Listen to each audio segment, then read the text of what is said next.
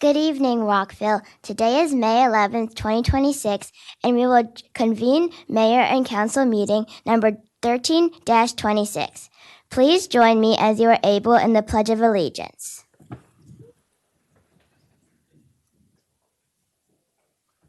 Pledge of allegiance to the flag of the United States of America and to the republic for which it stands, one nation, under God, indivisible, with liberty and justice for all.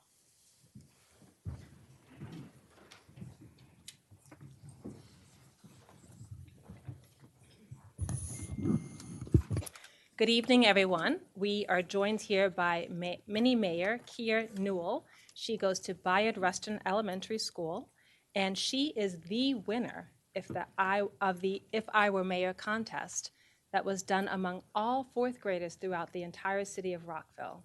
And we're so very proud of her. Can we give her a round of applause?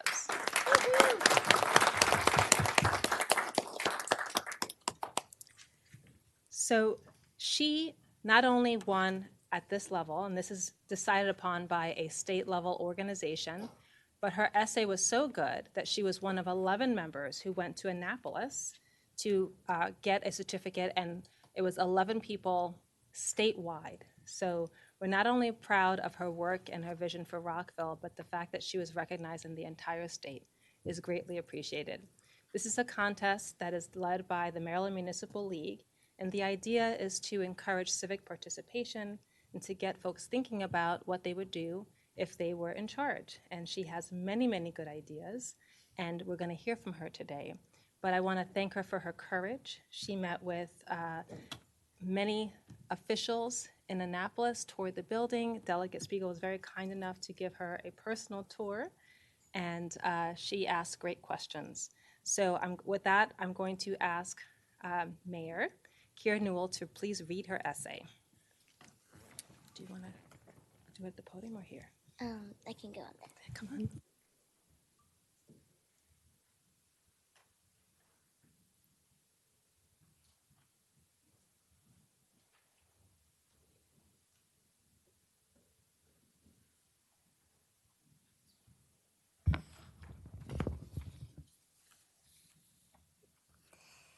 If I were mayor, I would make it my mission to ensure our community is a safe, healthy, and caring environment for all residents. First, I would focus on our schools. To ensure every student gets a world-class education, every school needs the right tools. This means modern science labs, libraries filled with updated books, high-speed Wi-Fi for research and homework, healthy meals, and fun after-school clubs. Second, I would transform our parks. Playgrounds should be fun, but they must also be safe. I will replace hard, ground, prickly surfaces with extra soft, bouncy rubber tiles. This ensures that every child, including those with mobility challenges, can play comfortably and safely without a fear of a hard fall. Third, I would launch a bi-weekly newsletter titled From the Desk of the Mayor of Rockville. It would share both the highlights and lowlights of our city. It is important to listen to residents, share honest updates, and address concerns so that everyone feels heard. Fourth, I would make it a priority to stop by community events to meet with residents face to face. Finally, I would bring us together through sports. Since pickleball is incredibly popular here, I would organize an annual-wide city tournament. We already have amazing courts. A giant yearly tournament would be the perfect way for the community to compete, show off their skills, and celebrate together. Rockville is already a great place to live, but with the right leadership, it can be extraordinary. If I were mayor, I would empower every resident to help me build the best community in Maryland. Thank you.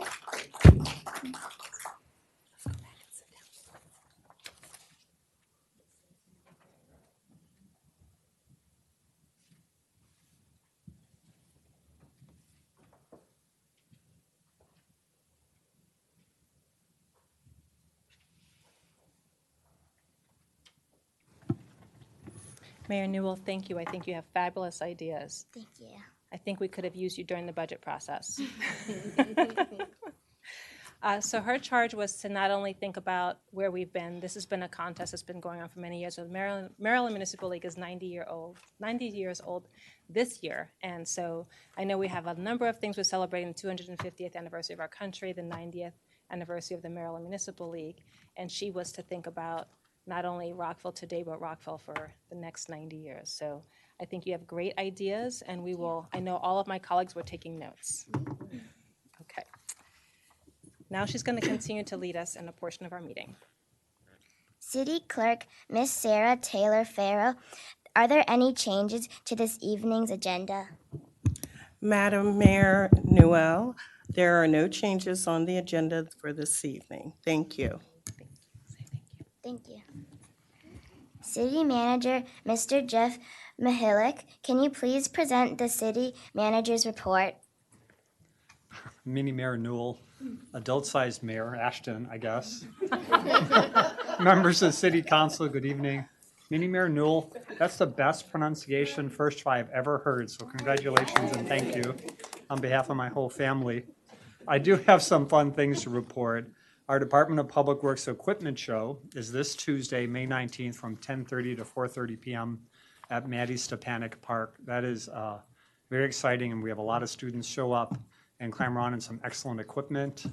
Hopefully we can get a lot of participation. We also have a brand new playground equipment at Falls Grove Park, bright and shiny, so if anybody wants to check that out, it's outstanding.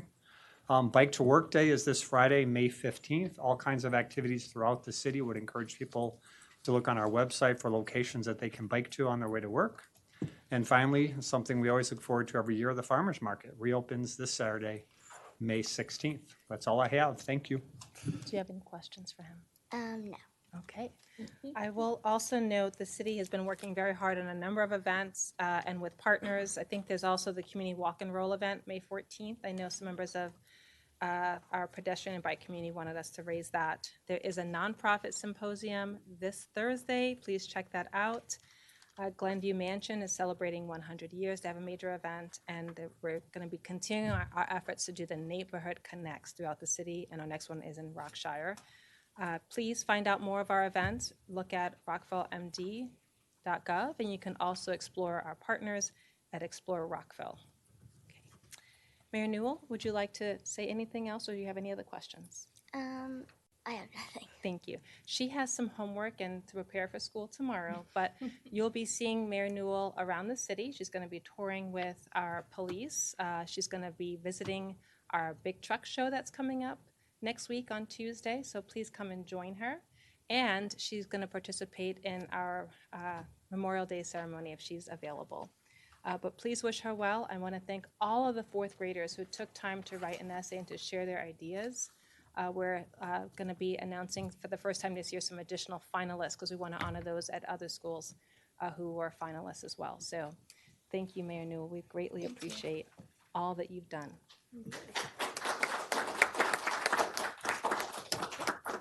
Thank you. You're welcome. I'll see you soon.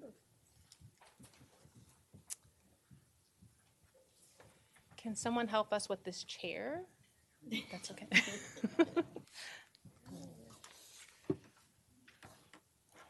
Thank you.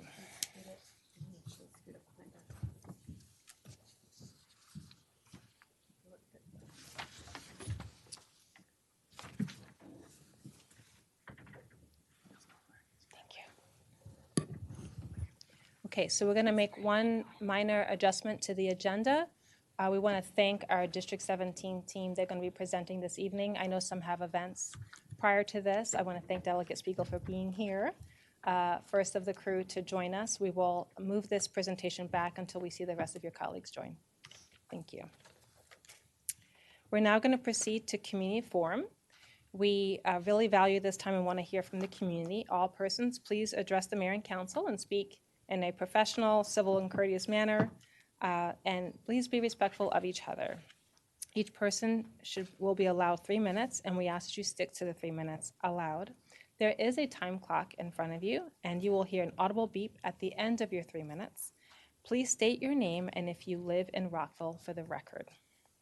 We'll take those who have signed up in advance. I also wanted to note that we have some public hearings this evening. We will have a separate call for those opportunities to speak as well. If you inadvertently signed up for community forum and you mean to sign up for public hearing, just raise your hand and I will know to move on. Okay.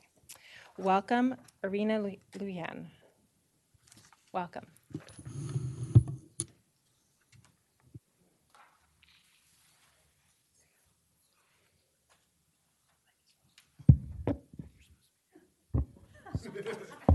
That's my first time, I'm sorry.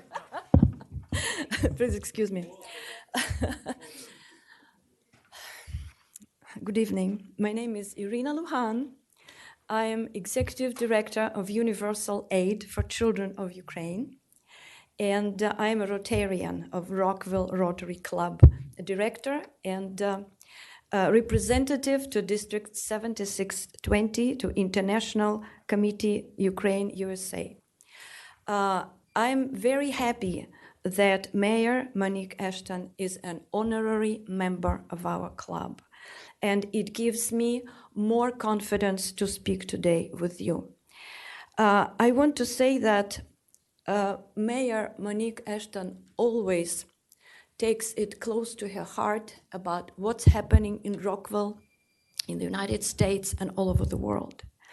Rockville Rotary has wonderful tradition to display flags in the Memorial Day, about 400 flags. Each one represents a hero. Some are fallen heroes. Some are family members who are alive by people who want to honor them. And the memory about fallen heroes lives as long as we live and take with us this memory. Several years ago, in this field, there were very special alley of flags which were erected to honor members of Universal Aid for Children of Ukraine, the organization which I have the honor to represent. These are people who are alive, thank God, they're all alive now, all the volunteers working without rest in Ukraine, in Odessa, providing help to orphans, children, emergency doctor, coordinators, everybody. It warmed my heart to see little Kira today. She's a wonderful, wonderful young girl. And when I looked at her, I was proud to see her as a mini mayor. And also, I feel that hundreds of children in Odessa, Ukraine, the same age, she was probably 9, 10, 11, something like that. So the children who lost their parents, who escaped through the minefields and found refuge in Ukraine, in Odessa, and they depend on the help from Universal Aid for Children. And I'm here today Rockville is a city known for compassion, diversity, global awareness. We are seeking now to connect with leaders who care about children, justice, and community, and help ensure that vulnerable Ukrainian children are not forgotten. Thank you so much. We appreciate your testimony. Welcome, Lakissa Carter. Lakissa. I actually meant to sign up for the public hearing. Perfect. Thank you. Kathleen Kleinman. We are working to get ADA accessible community forum, and we will be better. I'm really excited about that. Okay, my name is Kathleen Kleinman, and I am a city resident here in Rockville.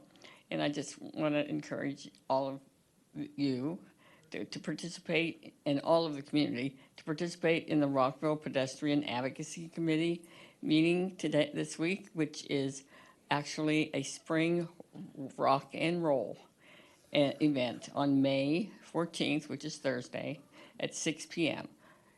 The walk and roll will begin at Burgundy Shopping Center and at the intersection of First Street and Baltimore Road. And we walk through the neighborhood, we walk along the sidewalks, we identify issues, and we get to know our neighbors, and we get to have a nice conversation with not only the mayor and council, but many of the members of the Public Works Department. Everyone who is interested is welcome. And we would especially like to invite our city manager, Jeff Mahalik, personally.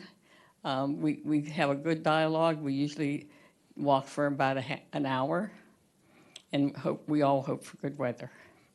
If you need more information, the committee contact information is on the Rockville website, and Brian Barnett Woods is the staff person who facilitates our activities, and he has the most information. So we invite you to come. Thank you. Thank you. Welcome, Lily Borkel.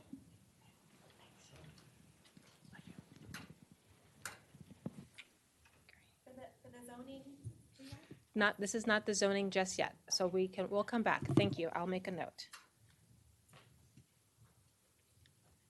Okay. I see a couple others that say zoning. So Adrian Gardner, is that you want to wait for the public hearing? We will do that. Yes, Your Honor. Thank you for your patience. Welcome, former Councilor Mark Bashela.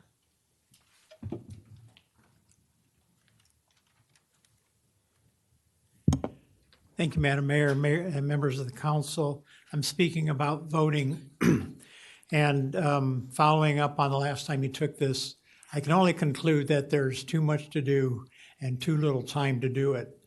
And a lot of work needs to be done. So I would encourage this body to do only what you really need to do for 2027, because the clock's already running, and defer the rest and leave that to the next mayor and council, who that can then do it, take care of it in their first year.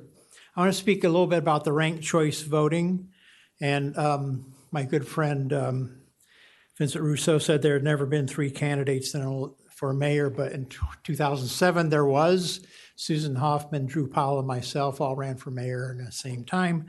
Susan won decisively. But in general, the ranked choice voting could really have an impact on the council races, especially for the last couple slots, which traditionally are separated sometimes by a handful of votes. And, so that can make a difference in those races. The fact that ranked choice voting may take several different forms, it's not a negative, it's a positive. It means you can choose the form that best fits the city. And finally, I want to agree with Councilmember Valeri on what she said about campaigning citywide. If you're a new candidate and you're not wealthy and you're not connected, it's very, very difficult in this city to run a citywide race. And it's more difficult than it was when I first ran in 2007. The city is actually far bigger, many more townhomes, for example, to knock on doors, that kind of thing. And mailing costs have just shot through the roof. So I just had to agree with that bit of it. And I am in favor of having a few of the seats be by district, maybe 3 district-related seats. Thank you. Thank you very much. Welcome, J.D. Kumar.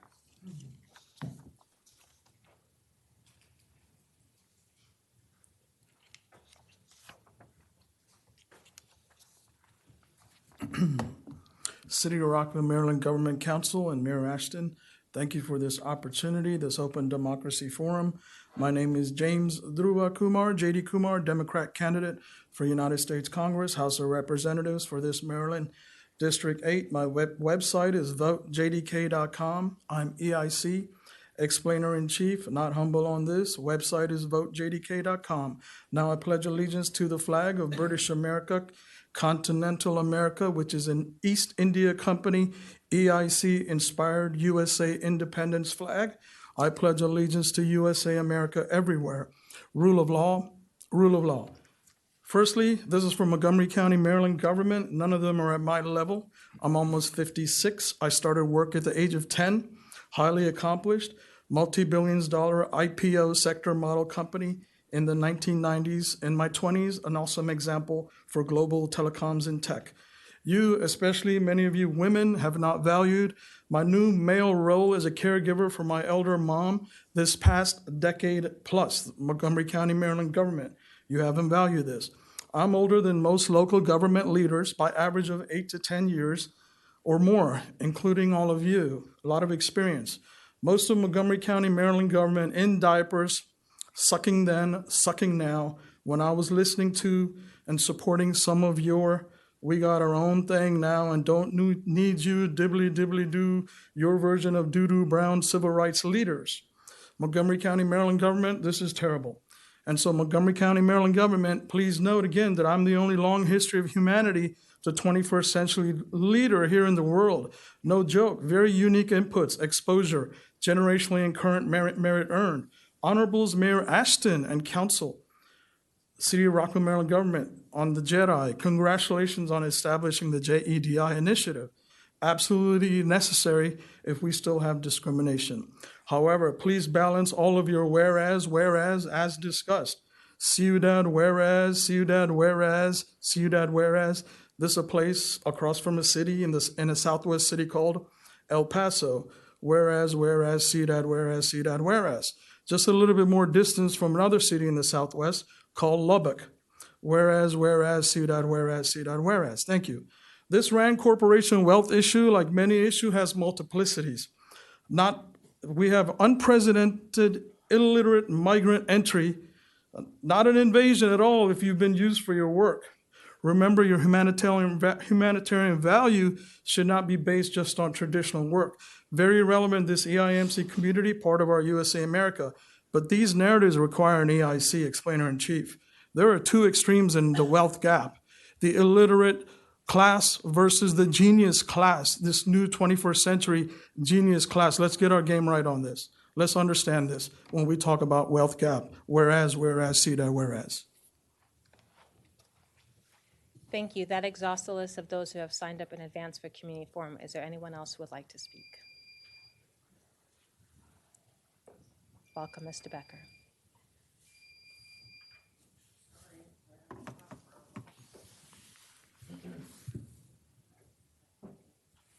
I have no problem with starting. Please proceed.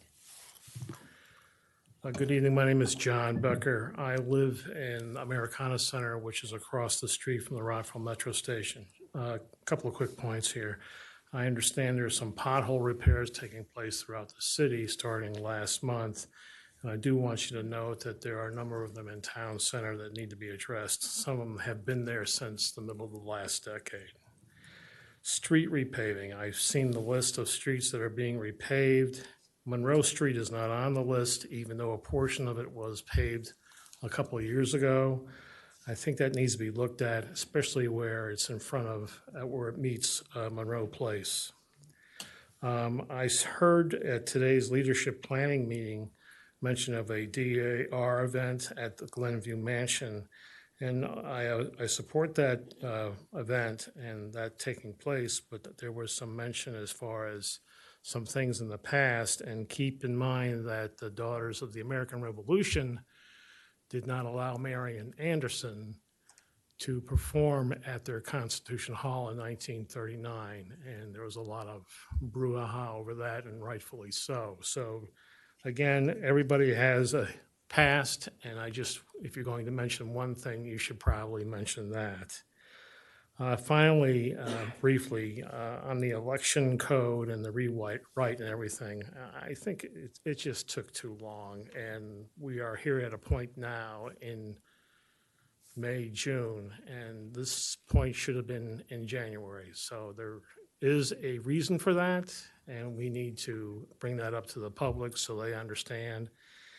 And following back on former council member Pashela's comments, we can only do so much. I'm looking forward to attending the BSC meeting later this week, and hopefully they can get some things through there. And I wish good luck to our city clerk and our city attorney, as well as the BSC, Board of Supervisors of Elections, on their efforts they're going to be doing. Thank you very much for your time. Thank you for your testimony. Is there anyone else who would like to speak? Okay. All right. I have noted the names who have signed up here for the public hearing. We'll call you when it's that time. We'll now proceed to our agenda item 9, which is the consent agenda. We have a number of items on this list. 9A is the authorization for the city manager to execute the Mallory Price Dwelling Unit Homeownership Program agreements and approval of an authorization for the city manager to execute the declaration of restrictive covenants for Potomac Woods Phase 2 development between the Mayor and Council of Rockville and EYA Development, LLC, subject to approval as to the legal form by the city attorney. This project will bring new housing to the city of Rockville. B, to ratify the execution of that certain separation and release agreement dated April 28th, 2026, as well as the approval of minutes. Is there anyone who has questions about any of these consent items, or can we take them as a whole? If not, do we have a motion to approve? Councilmember Jackson. Thank you, Mayor. I move to approve items A, B, and C. Do we have a second? Councilmember Shaw seconds. All those in favor, please raise your hand and say aye. Aye. Excellent. Thank you very much.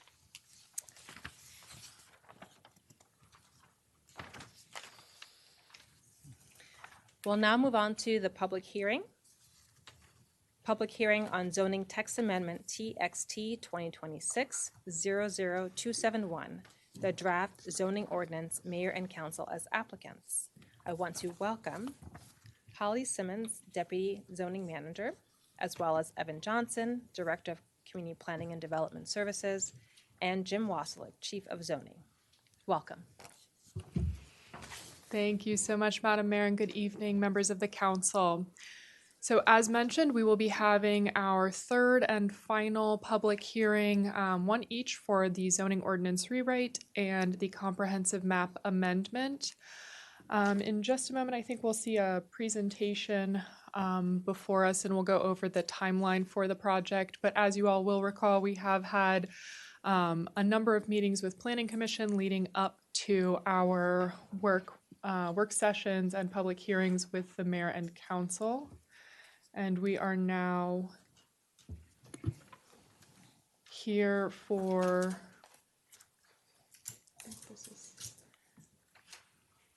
there we go. Thank you. And just to note, there are two public hearings, and we will explain the difference between the two. Yes, of course. So as you all are aware, we've had a number of meetings prior to this one, two with mayor and council, including public hearings and work sessions that was following Planning Commission's recommendation back on February 25th. So we have two more, or a work session this evening and another coming up next week. But the public hearing that we are approaching at this time is related to the zoning text amendment. And that, for that public hearing, anyone who would like to provide testimony on the text of the zoning ordinance, any of the regulations contained therein, now would be the time to do so. And it's back to you, Madam Mayor. Thank you. I want to thank everyone who has sent in written comments. There are many, and my colleagues and I have had a chance to review the ones that were sent in. There were several that also came in this afternoon. I know we have tracked them for the record, but I want to note that my colleagues and I will be able to look at those as well. I'm going to start with those who have signed up in advance, and then I'll take the folks from the room who have signed up after that. Welcome, Lily Burkle.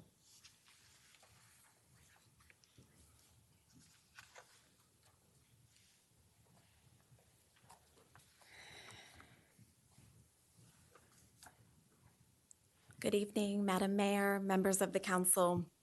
Thank you for the opportunity to speak tonight. My name is Lily Berkeley. I'm a local mortician and the co-founder of Willow Green Funerals, a local funeral startup working to bring more green funeral options to families in the area. We are on the hunt for property right now, and while we continue our property search in both Montgomery County and the city of Rockville for our future funeral home, our startup is currently using office space through our sustainable business incubator, Bethesda Green, which is in downtown Bethesda. My business partner who's here tonight, Adrian Gardner, we were part of the very small grassroots team that helped enact the Green Death Care Options Act almost exactly 2 years ago to this day.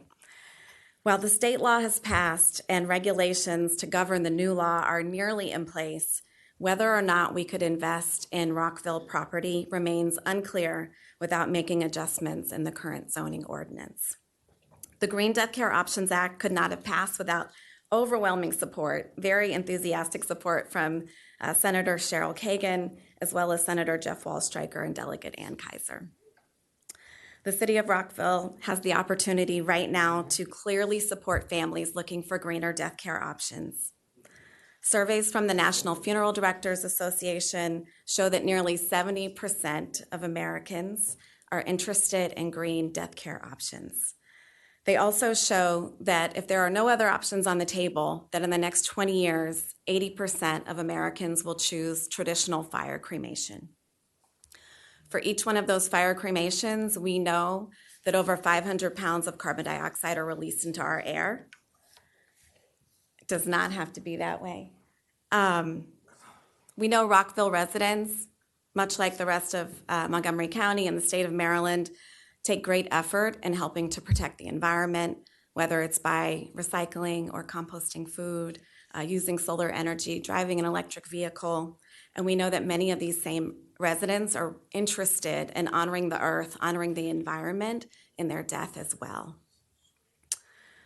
So I'd like to spend just a couple minutes introducing what the new options are. The first is called water cremation, also known as alkaline hydrolysis. It's often called aquamation. It's legal in 28 states. It's been around for 30 years. And this process gently breaks down the body using 95% water, heat, and an alkali. Water cremation returns your loved one's cremated remains, what people commonly call ashes, back to your family in an urn, but without any emissions. So there's no emissions at all, and it uses 90% less energy. This was the same death care option that Archbishop Desmond Tutu, he chose for himself when he died in 2021. It is gaining popularity, and our hope is that Rockville residents will also be able to access this. In addition to water cremation, the new state law legalized something called natural organic reduction. This is a soil transformation process. Sometimes it's called terramation or even human composting. This natural process takes advantage of our body's own gut microbes, and it kind of controls but speeds up the natural decomposition process. Terramation takes place inside a completely sealed vessel. It's inside a building. These vessels are monitored for oxygen and moisture levels. Your body is laid on a bed of plant material, placed inside that vessel, and then the natural decomposition process begins. At the end of the process, your family is given soil, which can be used in your own garden. The natural process, it heats up naturally, it kills pathogens, it breaks down pharmaceuticals that are in the body. It's really, it is really a beautiful process. Maryland was the 7th state to allow for natural organic reduction in 2024, and just 2 years later, there's already another 7 states. So we're at 14 states right now that have enacted this. Our hope is that local zoning can keep up with the demand for these greener death care options so that Rockville families will not have to go elsewhere to obtain them. And we believe that with just a few adjustments to the current zoning, that this can become a reality for Rockville. So my business partner, Adrian, is going to dive in specifically on the proposed amendments as well as the community impacts. And I'm very glad to answer questions, and I thank you. Thank you. Welcome, Adrian Gardner. So thank you, Madam Mayor and members of the council, and thanks to my business partner, Lily Berkeley. I have to confess, because this is actually my 4th zoning ordinance rewrite. I spent time for 20 years working with the Maryland National Capital Park and Planning Commission, and we worked through 2 iterations of the Prince George's ordinance, 1 with the Montgomery County ordinance. Anyway, I also want to thank your staff, because your staff has been phenomenal throughout all of this. As we've had an opportunity to talk about it. But we did hand out a deck, and if you look at page 8, kind of want to focus on community impact. And the good news is that there's really just a couple of tweaks that we think that would make this a reality, because the question for the city of Rockville is whether the zoning ordinance should reflect new opportunities or not. And so we've tried to come up with a way to make some minor adjustments to the rewrite that would simply make this a possibility. And in that regard, turning to page 9, we kind of wanted to focus on the community impact. And this is the 30,000-foot level. Because if you consider what the community impact is for a funeral home with alkaline hydrolysis, funeral home without it, funeral home with natural organic reduction, a funeral home without it, there really isn't any reason that it would have any different community impact. And so you already have in your zoning ordinance places where funeral homes are accepted. And we're not asking you to really change much of that, but the point is that it will not have impact. So turning to page 10, if you look at the definition of cremation or crematorium in your current zoning ordinance, the state law made it clear that cremation really is incineration. And so this is a very simple adjustment that will make it clear that water cremation is not included. And this is like the most straightforward, lowest hanging fruit, we think, to simply make it clear that water cremation, even though that's a colloquial term, it's not alkaline hydrolysis, is not included, so that it would not be prevented under the zoning ordinance. Turning to page 11, we think that you should allow those uses explicitly in the definition of a funeral home, so that it would allow alkaline hydrolysis and natural organic reduction, which are defined terms in the state law, and we think it should allow that. Turning to page 12, if you wanted to have conditional use standards before you would allow it, we think that it should be based on trips and truck traffic into the facility. And finally, on page 13. Thank you very much. Okay. We will look at this and appreciate your commentary. Okay. We'll also discuss with staff. Thank you very much, and we appreciate it. Thank you.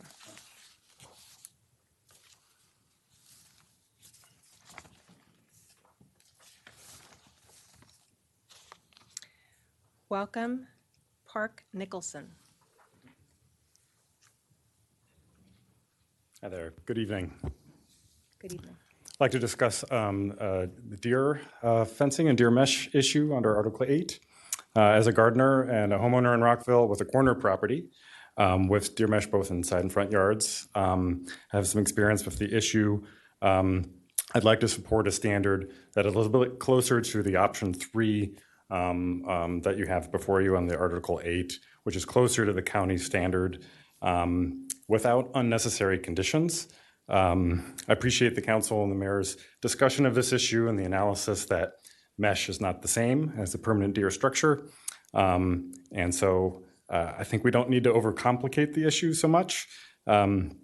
But using mesh, particularly in front and deer yards, Rockville can adopt the county standards, which really would allow for a height even up to extending 8 feet with the appropriate materials. Adding more conditions on to things like that, like a setback requirement, would really kind of make it more like a fence, like a permanent structure, and also adding a requirement for homeowners to install an expensive fence that's permanent in the front yard before installing mesh just seems unfair. And so under ideal circumstances, we wouldn't be talking about this at all. We'd have a deer management plan for the city. But for now, I hope you could support an amendment closer to option 3. That's the county standard without additional requirements on top of that. So thank you. Thank you. Welcome, Kate Berman. And for those who came in the room, we welcome you. We'll have a time clock in front of you. Do we have Kate Berman here? Okay, I will come back to that name. I know we're a little bit early. James Nation.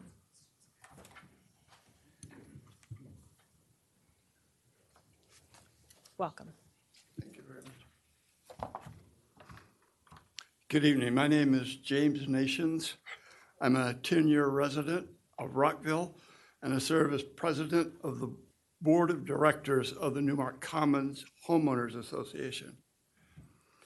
We know that you're facing a difficult, challenging task as you consider how to rezone the 9.75 acre Tower Dawson parcel that adjoins our neighborhood in Planning Area 12. How can you provide new homes, generate tax revenues to service those homes, and simultaneously protect Rockville citizens and environment? The best way we can help you in this decision is to be clear about what we are seeking and why. Our primary concerns focus on human safety, neighborhood compatibility, and the environment. Our communities have a half dozen school bus stops that drop off students who walk to their homes in Newmark Commons and beyond. We want to keep them safe, as well as the runners, the dog walkers, and the people on bicycles and electric scooters who move up and down our streets. We ask you to restrict access to and from any new housing built on the parcel to the streets to the south, and not through the residential streets of Newmark Commons and Markwood. We recognize the need for emergency access to the site, and we need to monitor the wetland mitigation areas that cover half of the parcel in question. Minimizing daily traffic in our neighborhood is an important safety issue for our families. We welcome the less dense zoning options that the mayor and council are considering instead of RMD 25. We're asking you to rezone the area as residential medium density 10 with a height limit of 40 feet. RMD 10 would provide scores of new homes, but still maintain a density compatible with our neighborhoods. A higher density, such as RMD 25, would threaten our neighborhood safety, its historical integrity, and our environment. And turning to the environment, the Tower Dawson parcel is key natural habitat for our city, and one of the reasons Rockville is nationally recognized as a city of trees and is one of the most livable mid-sized cities in the United States.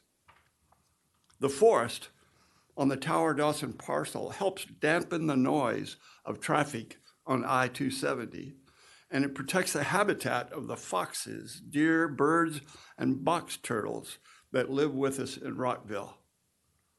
In a nutshell, and in conclusion, we welcome bicyclists and hikers to our neighborhoods, but we ask you to restrict vehicle access through our neighborhoods to keep our families safe.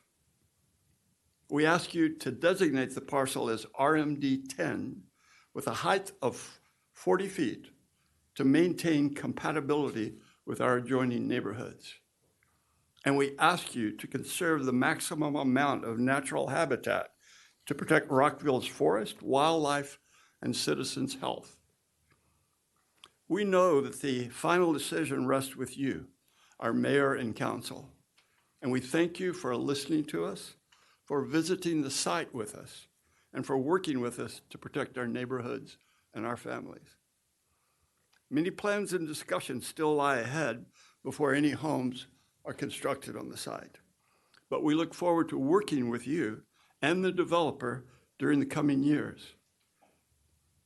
And we look forward to someday welcoming our new neighbors to Rockville, the finest city in Maryland. Thank you. Thank you very much. And now welcome Ana Astrid Molina.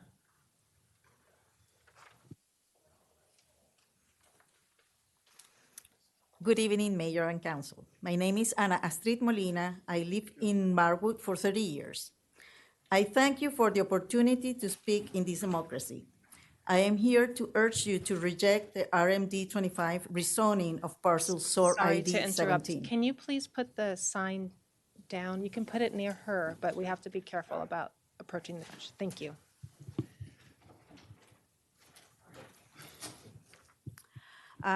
We appreciate this and support the suggestion made by the Mayor and Council for the lower density designation of RMD 10. Still, a 6 level up and 222% increase in density from our current R90 zoning. We especially support the split zoning approach that maintains lower heights as a buffer towards Markwood and Newmark Commons. Furthermore, we insist with your suggestion and confirm with Mr. Commoners that vehicular access must be through the contiguous Tower Oaks development, restricting Don Mills Court to emergency vehicles only. I want to thank the staff especially for meeting with Markwood residents last Friday. However, after reviewing the examples and knowing the slopes on the plot, we realized that any building higher than the nursing home will create a significant noise pollution. Because of the topography, there is no natural barrier to stop the sound. My home is only 20 feet tall. Even a 40-foot building will loom over this. Adding 100 units on RMD 10 will still create acoustic impact that will negatively affect our quality of life. There is also a profound moral reason to limit density here. Research published in 2025 by Julian Magnin confirms that this plot was part of the 1825 addition to the Poor Farm. While the almshouse was demolished in 1948, burials of the county's most vulnerable residents continue until 1983. Historical records are sparse, but the estimates are staggering. Funeral director George Snowden estimated 500 burials. But county planners recently estimated the number could exceed 1,000. After the county jail was built, these individuals, the poor, the elderly, and the mentally ill, were buried by prisoners in unmarked graves. They were treated as if their life has little value. I hope the city will commit to identify these remains and treat them with the dignity that they were denied in life. I respect that it was tragically missing when 100 remains were previously relocated. The reference used and some pictures are on the back of this testimony. I ask you to honor the dignity of those buried there and the safety of those living here today. Please prioritize our shared history and our quality of life. Thank you very much. Thank you very much. Welcome, Julia Binder.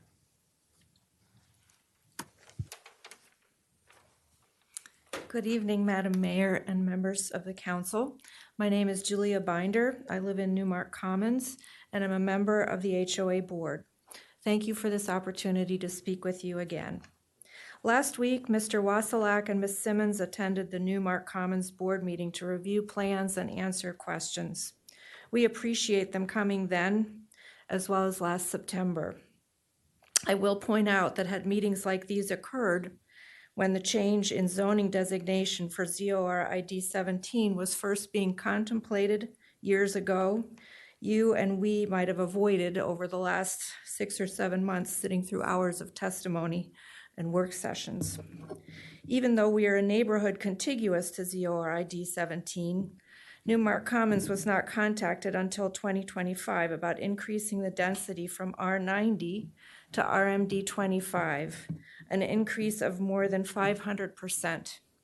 The proposed change sticks out like a sore thumb when you look at the interactive zoning map posted on Engage Rockville. Why put 10 acres of high-density zoning in an area surrounded by R90, R60, and planned development like Newmark Commons and villages at Tower Oaks? We've not been able to identify any other examples in Rockville of a proposed zoning change of this magnitude next to a residential area such as Newmark and Markwood. If the zoning designation needs to be changed at all, Newmark Commons is agreeable to RMD 10 with a height cap of 40 feet, in effect more than doubling the number of units that can currently be built on ZORID 17. This can be considered compatible with the surrounding neighborhoods of Newmark Commons and Markwood.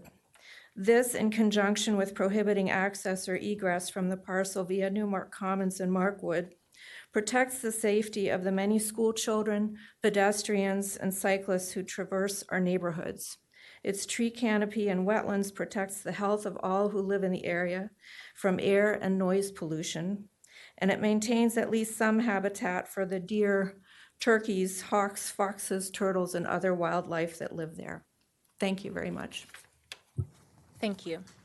Welcome, Kristen Rasmussen.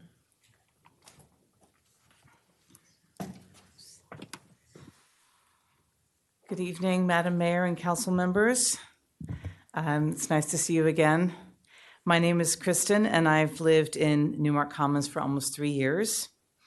I wish to express my concern, along with my neighbors, with the process followed as part of the comprehensive map amendment application being considered tonight. The lack of transparency and the surrounding the process, as well as the lack of time that the community has had to engage with the city, has been disheartening, to say the least.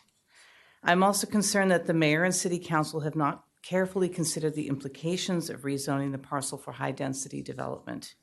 In recent years, Rockville has been increasingly affected by flooding. This is one reason why the city council developed its climate action plan in 2022. And as you know, the Rockville City Action Plan makes specific references to protecting its tree canopy, reducing greenhouse gas emissions, and taking steps to mitigate flooding. And these are ways to do that, to maintain these resources. To propose the high-density zoning, which would therefore open the door to high-density development potentially on land that contains an area that serves to mitigate flooding, is to go against the city's own environmental action plan. As my neighbors have considered, I'm also very concerned about the transportation that might move through if the road is allowed to cut through to the north into Newmark Commons. Would have a huge impact on the traffic going through the area, which is already quite extensive. And if the road were proposed, the result would be more cars on the safe streets, what are now the safe streets of Newmark Commons. These roads include children like my young son who travel on their bicycles, and as well as children going from the high school and the middle school to other neighbors. So it's not just within Newmark Commons area. My neighbors and I have outlined many reasons to remove the rezoning from the parcel from consideration, the high density rezoning, and consider a lower density. In the case of this parcel, high density development would have overwhelmingly negative consequences for surrounding residents and even the wider city of Rockville. Thank you very much for your time. Thank you. Do we have Margaret Chow? Welcome.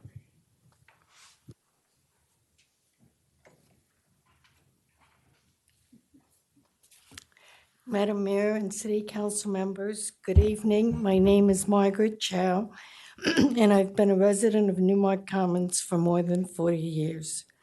I've also served on the Newmark Commons HOA board as a board member and as the president for more than 10 years.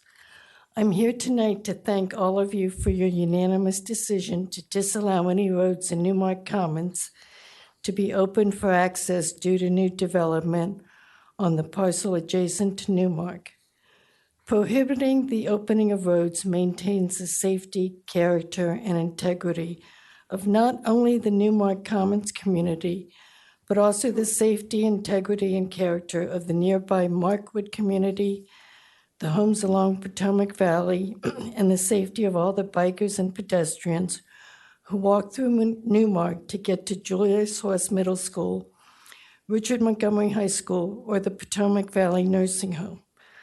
Opening any roads in Newmark would give all drivers in the area, not just those in the new development, the ability to cut through Newmark to get to I-270. This would seriously erode Newmark's roads and create a heavy flow of traffic throughout the day.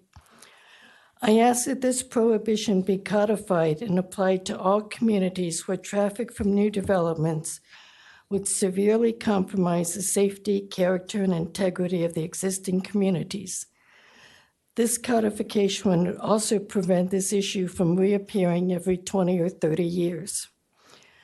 I'm also concerned, though, as to how emergency vehicles would access the new development. I don't know if that's been thought through. Finally, I am here to urge you to approve the RMD 10 zoning for this parcel. While development of this land next to Newmark seems inevitable, the RMD 10 designation with a cap on a height not to exceed 40 feet seems to be the most compatible with the existing neighborhoods. RMD's lower density as compared to RMD 15 should result in fewer cars on the newly developed property, thus minimizing any chance of, quote, overflow parking in Newmark Commons parking lots.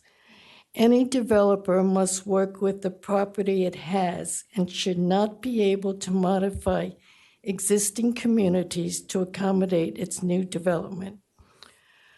While keeping the existing zone RMD 90 would be ideal, the only other viable option is RMD 20, which would be more in keeping with the nature and compatibility of the surrounding communities than the RMD 15 designation. I urge you to adopt RMD 10 for this parcel unanimously. Thank you. Thank you very much. Right on time. Welcome, Pat Reber.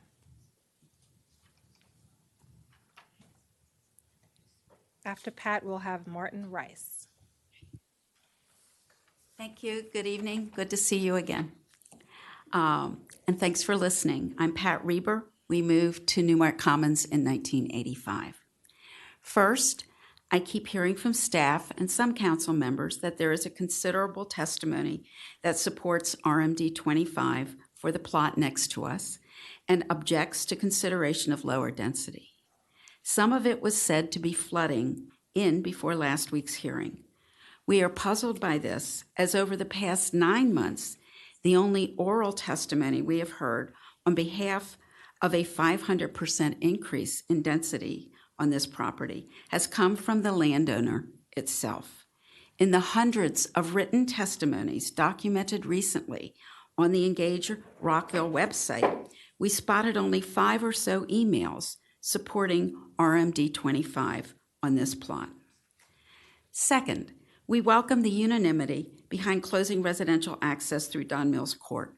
We do not, however, regard this as a get that requires us to accept RMD 15 as a give.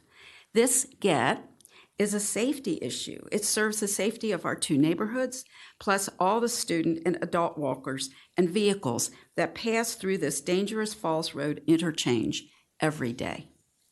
Third, this map shows the 9.75 acre plot in question, plus another 5 acres of woodland to the north, and please use your imagination with the plain brown paper, the 20 acres of woodland to the south. We understand the owner's need for economic feasibility, but please consider this. About half of the plot in question appears to be unbuildable due to wetlands mitigation, a stream, and the stormwater filtration plant. Until a natural resources survey is done, it's not clear if any of it is floodplain, which could be subtracted from the buildable acreage. An RMD 10 zone would effectively double the number of homes on buildable area. That is instead of 10 homes per acre over the entire 9.75 acres, there would be 20 homes per acre on the buildable 5 or so acres, just short of the original 25 units per acre envisioned in 2021. In fact, RMD 10 offers more than twice the current zoned density. According to the topographical map, the highest point of the buildable acreage is right behind the Potomac Valley Nursing Home. For noise abatement reasons, that's why we were asking for the height limit of 40 feet. And again, thank you for listening to us over and over and over again. And this is the area, right here, that is the highest.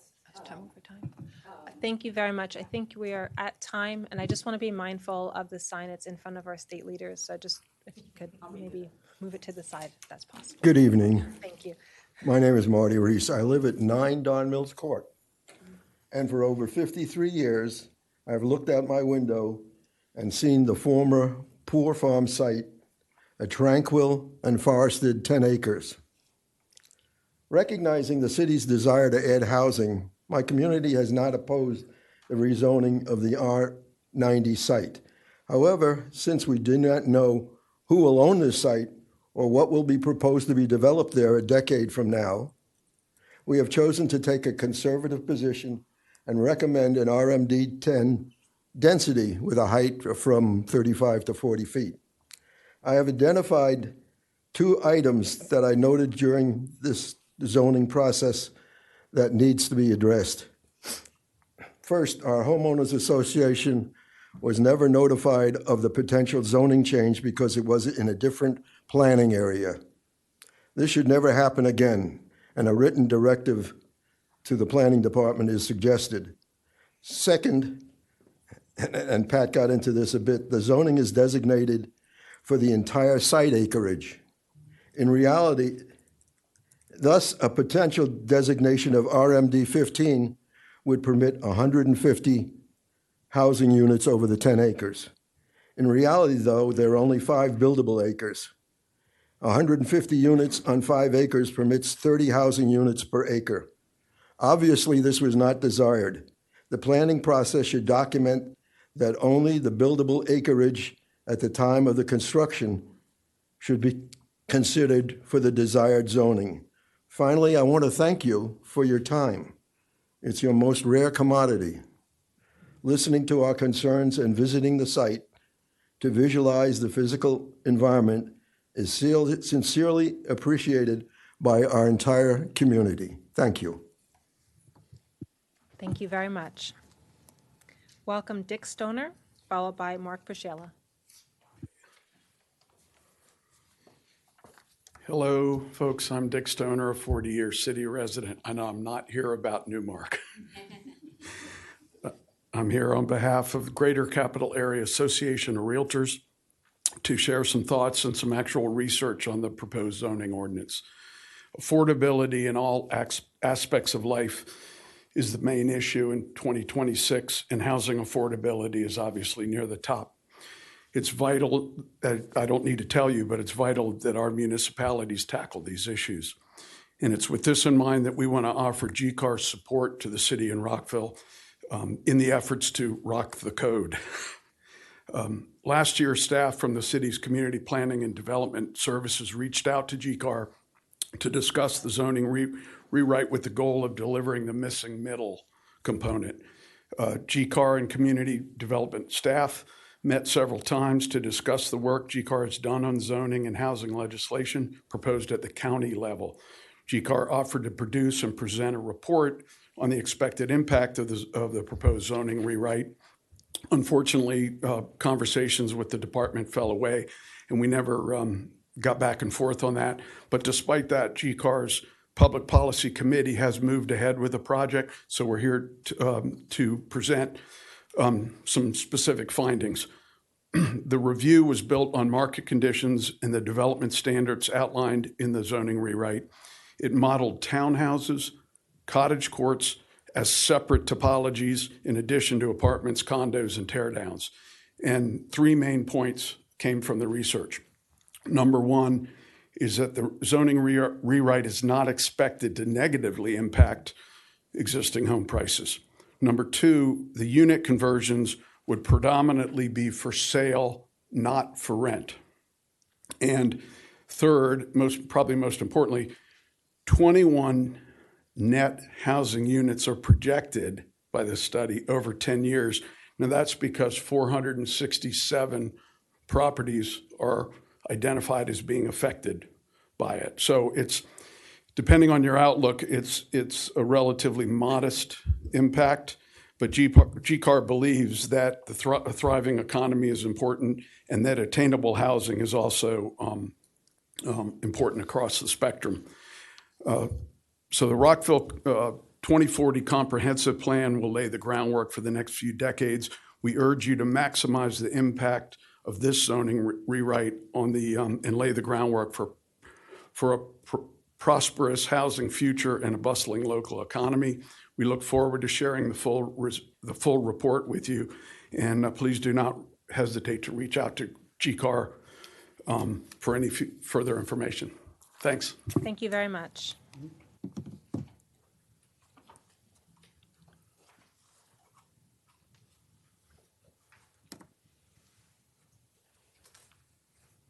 Good evening again, Madam Mayor, Council. I'm speaking on my own behalf this time. But first, I do have a few things from the College Garden Civic Association. Thank you, Madam Mayor, for having the CGCA handout copied and distributed to all the council the last meeting. I noticed, and we appreciate being heard. For College Gardens specifically, we asked for two changes, one on a purpose statement and one on prohibiting access from MXCD to small streets as per the current zoning ordinance. On tonight's agenda, the staff write-up on the uses section of the zoning rewrite is not sufficient. I gave a model, and you saw it last week, and I'll show it again. This was not followed. There are potentially large changes for the single-family zones, and none of the staff materials address these. Further, there's nothing in the staff materials that enables any neighborhood association to really know the difference between the old and the new zoning. Now, speaking solely for myself, it's time for the Adequate Public Facilities Ordinance, APFO, to go. It does not ensure adequate public facilities. In effect, it is anti-housing, anti-prosperity, anti-child, and anti-young adult. I will review the 4 items. First, water and sewer. Other statutes ensure adequate water and sewer. Here, the APFO is redundant. Traffic. This city fought a more than 3-year battle to stop the widening of I-270. If you really want to screw up traffic in Rockville, continue to inhibit development here, send it to the north, then watch the pressure build up to widen I-270. A widened I-270 will impact city streets up to Highway 355 and Wooten Parkway. And then fourth, schools. Here, the APFO puts key development decisions in the hands of the Board of Education and the County Council. Consider the tragic decision to relocate the Wooten cluster to Crown High. If this goes through, this decision could impact housing development in the Richard Montgomery cluster, including Town Center. It all depends on where boundary lines are drawn. The only reason we can have development now in the RM cluster is that the Crown High was supposed to relieve the RM overcrowding. Now, related to the APFO, there are the standards. It takes now a supermajority to change any of the adequate public facility standards. I don't know when this change went into effect, but in 2011, the approval of the Silverwood annexation next to Shavy Road Metro, you know this better as the Bainbridge and now the Reed, was approved on several 3-2 votes, including a 3-2 vote to change part of the APFS. Had there been a supermajority rule at that time, the Reed would still be a parking lot today. It houses 417 families, including some 3-bedroom apartments, only an 8-minute walk to the Metro platform deck. Please eliminate the supermajority requirement. Thank you. Welcome, Lakeisha Carter.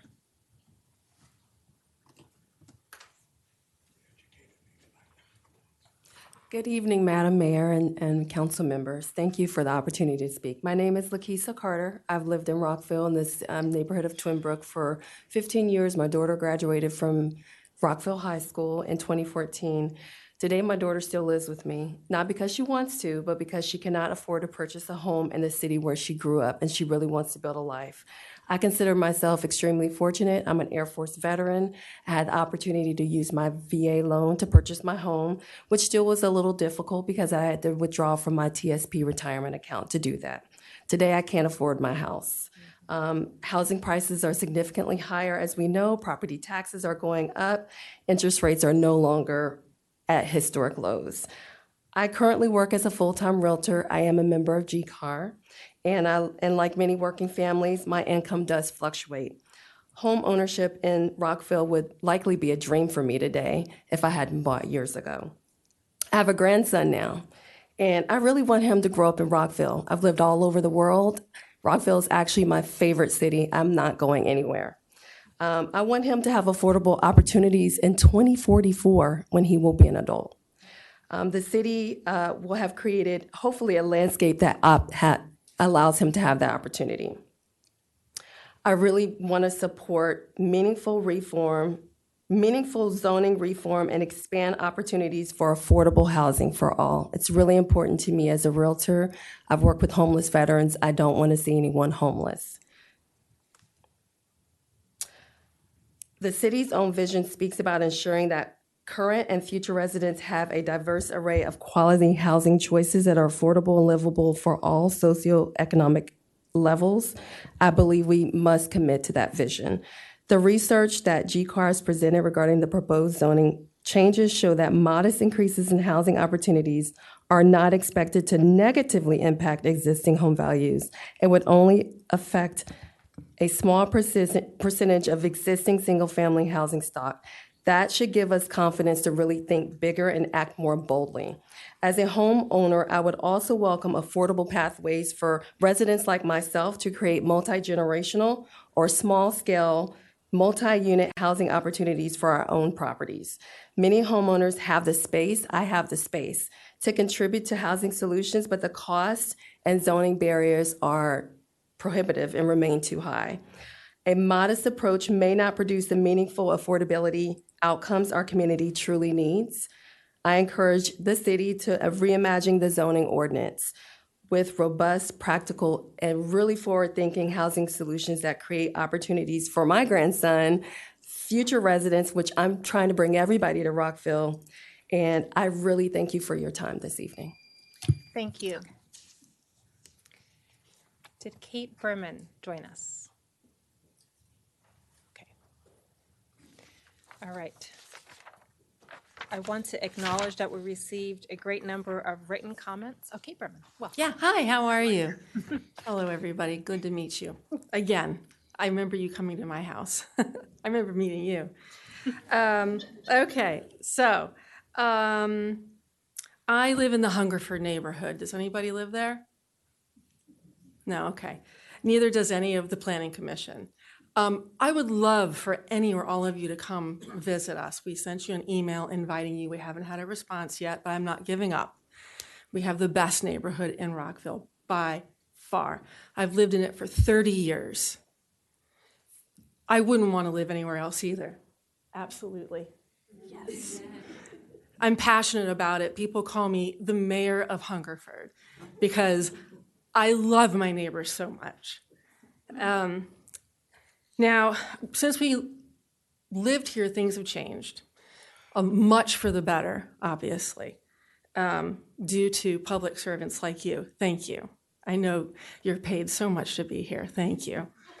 When we moved here, there were no deer in the neighborhood at all. Zero. I had a professional come in and plan my yard, planted a lot of hosta and all kinds of wonderful things. And then Tower Oaks was developed. And then all the deer just crossed over Wooten Parkway and got stuck right in our neighborhood, Hungerford and Newmark Commons. So we have 270 here, we have 355 here, Falls Road, and Woodmont. So they just got crunched. There was no plan for what to do with them or where they would go. I mean, we didn't think about it. And in that time, I tried to adjust. I planted different plants, I sprayed different things, I did all the things that everyone does. Anyway, point being, then I caught Lyme disease from my own front yard. Lyme is just not a disease, of course, that can be killed with antibiotics. Sometimes you have co-infections, it's very complicated. Anyway, $10,000 out of my pocket. Later, I'm cured. I built deer mesh. Deer mesh, if anybody knows what residential deer mesh looks like, I just want you all to see my house with deer mesh around the entire property, 8 feet. You can't see it.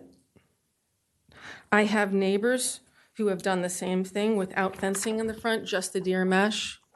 It's not attached to a fence. This is what it looks like. You can't see it. Again, this is not a corner property. This is right in the middle. You can't even see the flowers here. People stop and take pictures and pose in front of this house, only because she's got this. Thank you very much. Option 3 is what we want. Thank you very much. Thank you to all who have testified. We have several written comments. We also have an additional public hearing that will be coming up. I'm going to pause momentarily because we have our D17 state leaders here today who are going to be sharing a very special presentation for us. Just want to make sure we're having the staff change out and the presentation to move forward. And we welcome you. So welcome Senator Kagan, Delegate Ryan Spiegel, Delegate Julie Polakovich-Carr, and I know Delegate Vogel would like to be here but has a family commitment. Right. You're going first. Delegate Spiegel is going to kick us off, and unfortunately, Delegate Vogel sends his very much love and best regards. He is out of town and then out of the country, but we'll talk a little bit about some of what he did. Delegate Spiegel, kick us off. Thank you, Senator. Thank you all, Mayor and Council. Again, for the record, Delegate Ryan Spiegel. It's always a pleasure to be before you, especially as a former municipal official. Although I must say that while we deal with so many difficult and complicated issues at the state level, I don't miss zoning text amendments. But I must say I am so impressed by the engagement and the comments and the civility of the members of the public who have come here to share their thoughts with you at tonight's hearings. And so that's been really nice to see. And I'm also particularly happy to be here on a night when we were able to see our mini mayor earlier. As Mayor Ashton mentioned, the mini mayor, when she was visiting Annapolis with her family some weeks ago, and Mayor Ashton was there as well, as part of the Maryland Municipal League event to recognize all of the winners of the fourth grader If I Were Mayor essay contest. It was a great opportunity for me to meet the mini mayor and show her around Annapolis a little bit, and that was a really special treat. And she did a great job earlier this evening running the beginning of the meeting. I want to start by just mentioning that all of the members of our fantastic and unified District 17 state legislative team put out an annual end of session letter. I have brought several hard copies of my letter tonight. I know Senator Kagan has as well. I don't know. Well, you can always get Delegate Polakovich-Carr and Delegate Vogel's letters as well. And these are filled to the brim with information and analysis about the details of the policies and legislation that we undertook in Annapolis this year. And so I would encourage you and members of the public to reach out to us or to find a copy here at City Hall, because we have left a number of those. As the mayor and council know, and as some members of the public know, in December, we swore in a brand new Speaker of the House of Delegates in Maryland, Jocelyn Pena-Melnick. And she has been a dynamic leader since day one.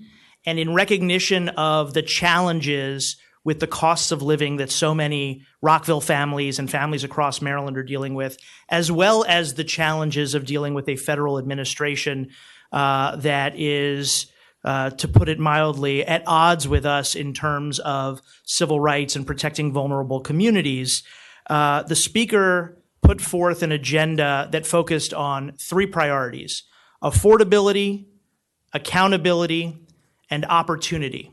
And everything we did on the House side, and I believe pretty much everything that was done on the Senate side as well, was keyed towards these priorities to try and make life better for working Marylanders dealing with all of these challenges. And my colleagues are going to talk about some of our significant accomplishments as a legislative body on other issues like energy and childcare and elections and other priorities. But I am the member of our district delegation who serves on a budget committee. So I just want to talk a little bit about the state budget.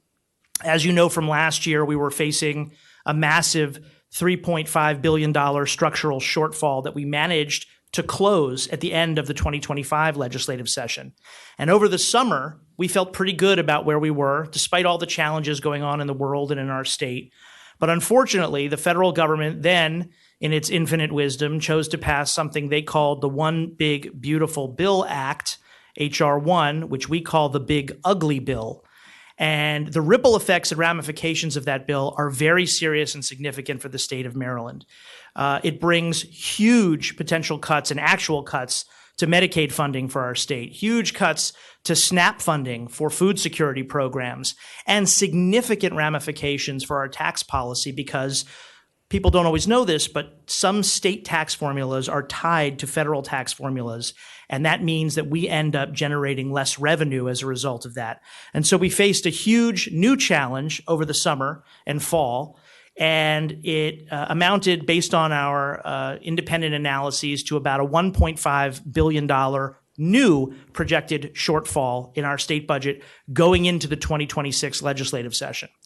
And we worked together as an appropriations committee where I serve, and in the Senate side, the Senate Budget and Taxation Committee, and really as an entire legislative body to address this challenge. And I will say, because we do see in the news media sometimes coverage of this idea that Maryland has deficits, which I will put in air quotes, we never actually have real deficits on a year-to-year basis. We always balance our budget in Maryland because under our state constitution, we are required to do so, and we do.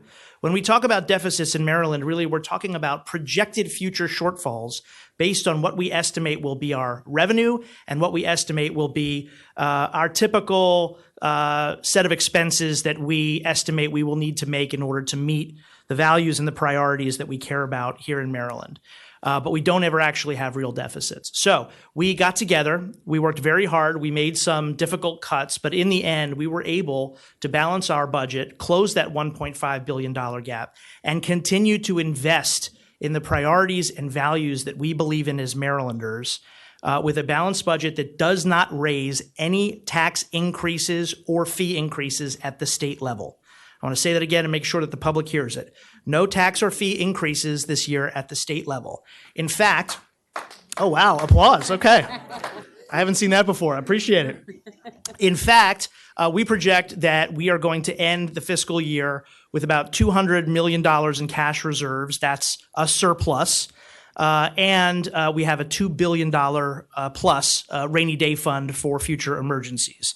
So we're very, very proud of that. And we were still able to invest a record $10 billion in K through 12 public education, $2 billion in public higher education, over $400 million in rental aid relief and homeless services programs, $1.5 billion for food security programs, $14 billion for Medicaid and children's health insurance programs. And so we have really, really tried to make sure that we are reflecting our values of helping those in need, affordability, accountability, and opportunity.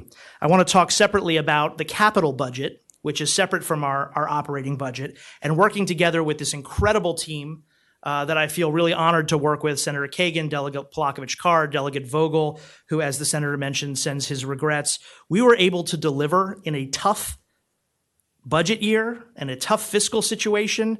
Really what I feel very good about saying is an impressive list of capital investments for local projects to benefit the residents and businesses here in Rockville. And that includes $9.7 million to complete the new library at the Rockville campus of Montgomery College and to renovate the theater building in Montgomery College at the Rockville campus. $7.7 million for critical water and sewer projects here in Rockville. And then $325,000 for much needed improvements to the old aging pedestrian bridges at Twin Brook Park and Dogwood Park. Another $950,000 in renovations for the Ring House Senior Living Center. Something we're particularly proud of, $1.5 million for a new youth performing arts rehearsal facility in Rockville for an amazing nonprofit called Young Artists of America that really gives wonderful opportunities for our regional and local youth to experience the performing arts. Another $100,000 to develop a plan for the economic revitalization of Rockville's North Stone Street corridor. $150,000 for playground upgrades at Bell Elementary School. $350,000 for the Montgomery History Center building in downtown Rockville. $200,000 to restore and preserve the historic Lincoln High School building in Lincoln Park, which I know we've all been working on together. And an additional $350,000 that was actually a resurrected amount of money from an expired fund for the Twin Brook Recreation Center. So this is really an incredible laundry list of investments that we are going to be making as a state in the city of Rockville and its partners. And this does not even include police aid, highway user revenues, which is, of course, the state formula for transportation assistance to the city of Rockville, and many other buckets of money that are generated by funding formulas elsewhere in the budget, including $54 million in capital investments for construction projects at public schools throughout Montgomery County. So we're very, very proud of those accomplishments. And we couldn't have done it without your help, without the incredible partnership that we have, not only with the mayor and council, but with your staff, with the volunteers and advocates in the city of Rockville, and all of our stakeholders and partners who showed up and advocated for these important projects and allowed us to deliver these funds.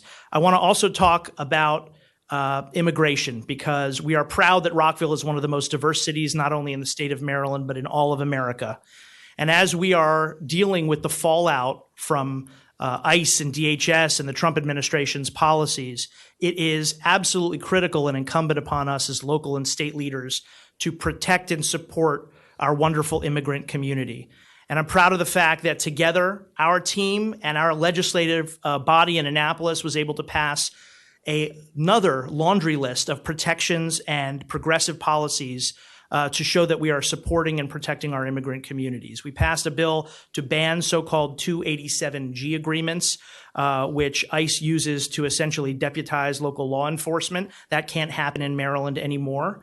We passed an anti-masking law. We passed an expansion of the Maryland Values Act, which expands the type of places that are considered sensitive, protected places that it's more difficult for ICE to just kind of barge into. We passed protections on personal data that is collected and maintained by state and local government so that it can't be shared with the federal government under inappropriate circumstances. And we passed, actually at the last moment, at the end of our 90-day legislative session, we passed the Community Trust Act, which also makes sure that we cannot misuse our corrections system and our corrections officers in a way that would violate civil rights. So we really tried to do a lot in terms of making sure that we are sending a signal to the public and to the immigrant community that we are protecting them. I just want to mention, I know I'm getting the elbow from Senator Kagan because you guys didn't give me the 3-minute clock, which is why I was surprised when you came up here with me and had to stand next to me as I spoke. But I just want to mention a couple of bills that I was a lead or co-lead sponsor on. We passed the Vulnerable Adult Banking Protection Act because of the incredible increase in consumer financial fraud that is happening, particularly targeting seniors. Delegate Pam Queen from Montgomery County and I teamed up on that. The governor is signing that bill into law tomorrow. So we're very proud of that, and residents of Rockville will be able to benefit from that as well. With that, I'm going to turn it over to my wonderful colleague, Delegate Polakovich-Carr, to talk about other priorities. Thank you. Thank you very much. Good evening, Madam Mayor, council members. It's great to see you all. And we'll just start with a thank you. Thank you all so much for the great advocacy and partnership throughout the session and really throughout the year, and the same to city staff as well. We really love working with the city of Rockville and the city of Gaithersburg too. It really is a great partnership with our whole delegation. So as my district mate mentioned, affordability really was a big major issue for this session, and there's a lot we could highlight on that front, but I do want to just take the bulk of my time to walk through a few areas where we really were mindful and passed meaningful legislation this session, because we know many families are struggling right now, whether they are displaced former federal workers or contractors, or simply just struggling with skyrocketing energy bills and many other day-to-day costs. So starting with energy, and I apologize, Senator Kagan, if this was going to be something in your presentation. Okay. We passed a very comprehensive piece of legislation to deal with rising electricity rates. We know families across the state, across Rockville, really are feeling that impact. This legislation does a whole lot of things, but the bottom line is that households are going to see at least $150 a year savings. Many households will see higher savings than that. I think the bottom line on the energy front for folks to realize is that as more data centers are being built, not just here in Maryland, but especially in Virginia and other states in our region, it really is having a large impact on our electricity grid, and that is a big reason for the escalating energy costs. But we took a number of actions on that front, which I won't take the time to unpack. What was probably one of the longest bills that we passed this session.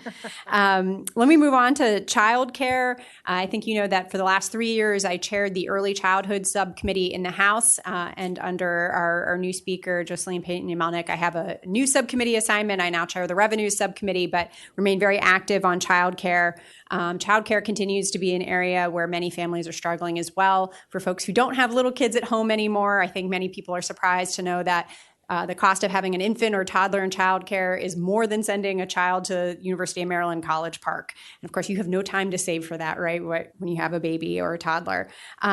We have a great program in Maryland, the Child Care Scholarship Program, that helps working middle-income and low-income families to get their children and infants into high-quality childcare. That program has received a record amount of funding last year, and thanks again this year to the work of the legislature and Governor Moore, that is true. But unfortunately, there doesn't quite meet the demand, or the demand exceeds the funding in the program. And so we've had a partial freeze in enrollment in that program since last summer. And there are more than 5,000 children who are otherwise eligible to receive a child care scholarship, but who are waiting on this wait list, sometimes for months at a time. So we took pretty substantive action this session on that front. In spite of it being a very difficult budget year, we did identify and allocate an additional $20 million for this program to bring about 1,000 children off of the wait list. And then we also passed a pair of bills, one of which I was the sponsor of, to make some structural changes to that program to really ensure its longer-term financial viability. So the net result of that is about 3,700 kids are going to be able to come off the wait list in the coming months, and really is going to be very meaningful for those families. Let me also touch on another point on affordability in the education space, but at the higher ed side of things, many Maryland borrowers who have student loans from college are struggling in the midst of some changes at the federal level. And without going into kind of the technical details on all of that, I'll just say we have a great tax credit here in Maryland, the Student Loan Debt Relief Tax Credit. That's an existing program. It's out there right now. If you have unpaid college loans that you need some help with, you may be eligible for this tax credit. We made some meaningful changes to that program this session so that borrowers who are caught up in kind of the federal mess can continue to take advantage of that tax credit and have a little more flexibility. Moving on to the housing front, I want to very much thank the mayor and council, thank the city for your continued partnership on the legislation I've sponsored now for 2 years, along with Delegate Vaughn Stewart from our neighboring district, to prohibit landlords from using very sophisticated software to basically illegally collude to set occupancy rates, to set rents. Unfortunately, that bill did not move again this session. Some of the changes that happened with new leadership in the House is that legislation now is in a different committee. I think we had a very good educational hearing on that front this year, and we have a commitment from House leadership to continue to work on that issue over the interim. So I'm hoping to see some progress so that next session we really are in a good position to move forward. I'll also give a shout out for a piece of legislation that Delegate Vogel sponsored this session to protect renters from junk fees. His legislation did pass the House and really would have meant, some meaningful transparency for renters before they're signing their leases and then not caught off guard with fees for trash or pets or for whatever else. That legislation didn't make it through the Senate this year, but we were pleased to pass that out of the House, and I think he'll be coming back with that, hopefully. And then the last piece of legislation I'll just end with, again, always appreciate the partnership from the city on roadway safety. Very pleased that our local legislation to allow Rockville and Gaithersburg to potentially use stop sign cameras is going to be signed into law tomorrow by the governor. So appreciate your advocacy on that front for the public. This is just the beginning of the process. This is just an authorization that would allow the municipality to put automated cameras in school zones for safety reasons at intersections that have a stop sign. Hopeful that you all will, as you go through the public process on that'll come to a favorable outcome, but always, of course, happy to work with you on that. And now we'll turn it over to Senator Kagan. Thank you. Thank you. Good evening. Cheryl Kagan, very proud to be the senator for Rockville and Gaithersburg, and great to see all of you here in person. Before I start, I just want to thank my staff. My chief of staff, Abril Hunter, is here, and Amy Garmer, who was, unfortunately for her, but luckily for us, laid off by the Elon Musk craziness. And so she worked on my team this session, and we got a lot done, and they're both here tonight. And Amy is a Rockville resident. So grateful to them both. I also want to give a shout out, in case she's watching, to former council member Beryl Feinberg, because we know that she's facing some health challenges, and I'm going to miss her thoughtful questions after our presentation. I also want to thank Christine Crone is here, Jeff Mihalik, Linda, Sarah, and everyone else who partners with us in addition to you all. And just to make sure I don't forget stuff, and because it's a little fun, quick PowerPoint running through some of what we did. You all have seen in the press a lot about redistricting. We did not choose to do it in the Senate. Is someone else doing this? Because I'm doing this. Okay. Okay, this is very sensitive. I'm on it. Okay, the House chose to do redistricting. The Senate did not. It continues to be a point of contention. We'll see what happens. Both my colleagues have referenced a new speaker. She's fantastic, and it's a whole new energy and partnership now. My committee, I'm vice chair. There are only 4 committees in the Senate. That's 4 chairs and 4 vice chairs. I'm very lucky to work with Brian Feldman as my chair, and we have more bills in our committee than any others in the entire General Assembly. So we are always very busy, and you'll see EEE up there. That's my committee. Energy, Education, Energy, and the Environment, and I always say, and elections. Sarah always appreciates that. Working across the aisle isn't always possible in a Trump administration, but when possible, and this is a wonderful Republican colleague that I will miss a lot, who's retiring.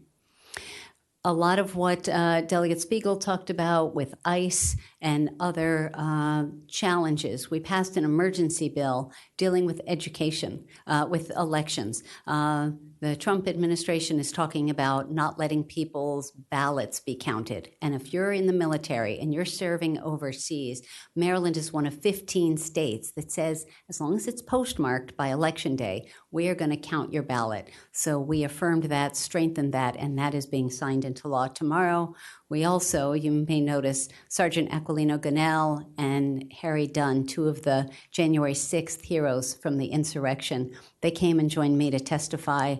I believe, and every Democratic senator co-sponsored, I believe that anyone who was convicted of a crime related to the January 6, 2021 election should not get the privilege of serving on a gubernatorial appointed state commission, board, work group, task force, anything. And yes, I know most folks were pardoned. They were still convicted. And so we'll see if that happens down the road. But it was a great educational opportunity for people. Public safety is always a big thing. And I will give a shout out to Delegate Joe Vogel, who worked with me on my 911 bill. You all know that I've been working on 911 for 12 years now, working in Carl Henn's memory. Rockville's a wonderful leader and former council candidate, and we have passed a lot of legislation, and this year we are looking to increase the retirement benefits for our 911 specialists, the dedicated, courageous women and men under the headset.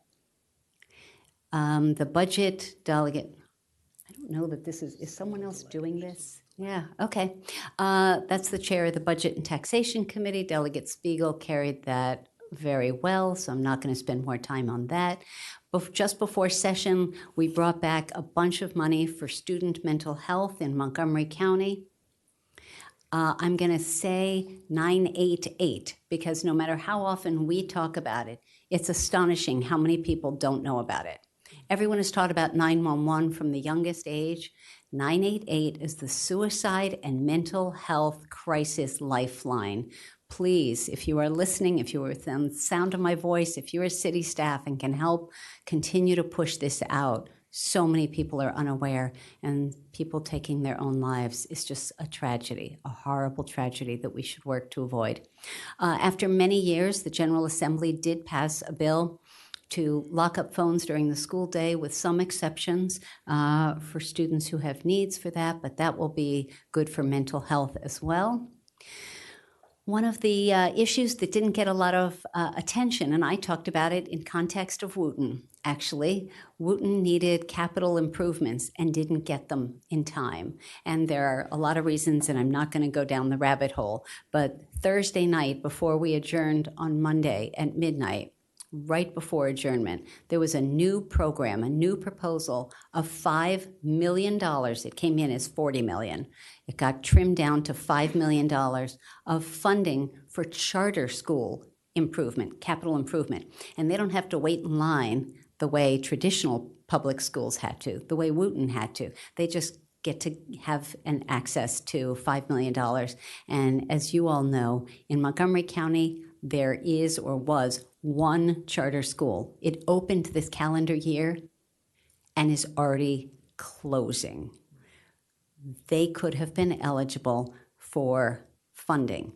So I was able to amend the bill to make sure that there are some guardrails, some oversight, some accountability before they get the money. And I think it's just the beginning. But it was kind of a one-person crusade, and we got it passed, which is great.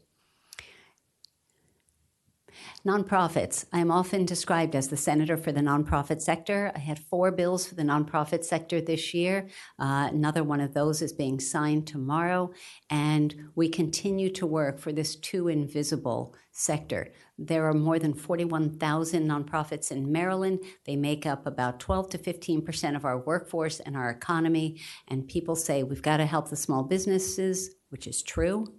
And I always say, and nonprofits. One of the bills that we finally got through after passing this in the Senate 5 times, we passed my green bill. And Delegate Polakovich-Carr is dressed appropriately. There we go, and Delegate Spiegel. Green is the green and renewable energy and efficiency for nonprofit organization. I've talked about it here for too many years. It's a revolving loan fund for nonprofits to be able to show up with just 10% of the cost of solar panels or insulation improvement or something, and there will be interest-free, creating those opportunities. It's about time, and it is in the utility bill that Delegate Spiegel already talked about. That Delegate Polakovich-Carr talked about. They both said so many important things. I had to put a picture up of our own beloved Delegate Kumar Barve, who is now, has been elevated by the governor to not just be on the Public Service Commission, but chair the Public Service Commission. He still lives in Rockville Town Center, and he is immersed in all of these policies. Public safety has been discussed a little. That's my former Senate colleague, who's now the chief of the Maryland State Police. 911 specialist, I already referenced, and I'm looking forward to continuing to work on those. My top priority bill, and I'm really excited, is also being signed into law tomorrow. One of my 6 bills that's being signed tomorrow is creating a statewide 311 system using artificial intelligence to lighten the load on our 911 centers. The Baltimore Sun discovered that more than 80% of the calls into Baltimore City's 911 centers were not for emergencies. And people learned that they should call 911 if they have a problem, and they don't know where else to go. So literally, when it's, what time's the library close, or where can I get a flu shot, or there's a loud party next door, they don't know where to call. So Montgomery County is one of only 6 jurisdictions that has 311. We're going to go statewide, and Maryland will be the very first state in the country with a statewide 311. So we're blazing a path, and I'm really proud of that. We're starting big. Local leaders are key. That's our county and municipal partners. You guys probably know Craig Maloney, a Rockville resident who came to me years ago with a complaint about architects. And this year, we finally came up with the right solution, and that consumer protection bill is being signed into law. Has already been signed into law. Was signed in, and I couldn't be there. Affordable housing has already been discussed, always something that we think about, part of economic development. Sarah, elections. We got a couple of election bills passed, including how often are you voting down the ticket and you get to the ballot measures and you have no idea what it's asking you to figure out. So we are requiring plain English, no jargon, no legalese, no double negatives, no passive voice. And we've been working on it for years. That is being signed into law tomorrow. Faithless electors. So for members of the Electoral College who are intimidated or changed their mind or whatever, they will be fired and replaced.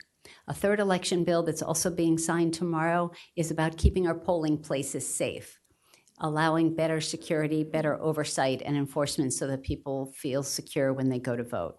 There's more too. Ranked choice voting, I will tell you, is being added tomorrow in a bill, being added to our law books finally for the first time. So we are making progress as Rockville, Gaithersburg, Greenbelt, Annapolis, Frederick, and many others are considering implementing ranked choice voting. The state will be ready for you. Transparency, I've been working for so many years with Delegate Mark Corman. Each year we make good progress. Sadly, at midnight, the bill that I had in my hand died, but we'll bring it back. We'll pass it early next year. So we think government that operates in sunlight is the best kind of government. Healthcare, among the healthcare bills was over-the-counter contraception for our college kids to make sure that we know what they need and how they're using it to make sure we're providing good choices and good healthcare. Nancy Pelosi spent the day in Annapolis, and the women legislators just celebrated her, so I had to put her in this. And with the president of the Senate, during Women's History Month, he really showcased all the amazing work that my colleagues and I are doing. I was proud to be the Senate sponsor of a bill strengthening our conversion therapy law in Maryland. We passed it in 2018, but in light of the Supreme Court decision, we came back with something really strong. We're going to keep working on it. The Speaker and the President are supportive, so hopefully next year, when we have more time and it's not an election year, we think we can move that next year. Just a couple more things. Anti-Semitism is something that keeps showing up in Rockville and around the state. We've got to fight it. No kind of hate. Islamophobia, homophobia, we just have to do better. People with disabilities always are on our minds.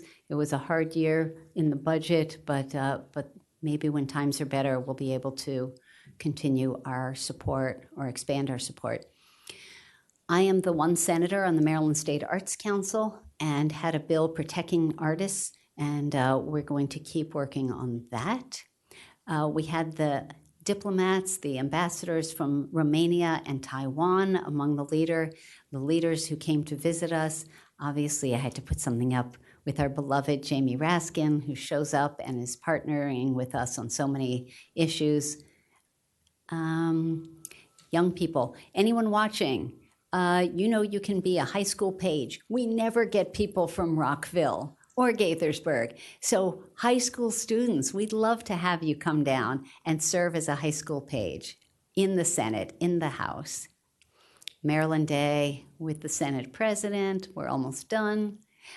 Shadows, I've had some wonderful constituents and friends come down and follow me around, learn about what it's like. Councilmember Jackson came down and spent the day with me last year. That was way fun. And again, had to put a picture with Joe Vogel, even though Delegate Vogel isn't here. The four of us are so lucky to be able to work together. And this is, Ryan already talked about Young Artists of America. Very excited. This opportunity is on the rear side of Congressional Plaza. Great opportunity for high school students. The bridges that we got funding for, thank you for taking us on a site visit. We think those are meritorious. And there's so many things. Delegate Spiegel read a bunch of things on the list, and it's a long list, as you can see. Look who's there. My podcast, Kibitzing with Kagan.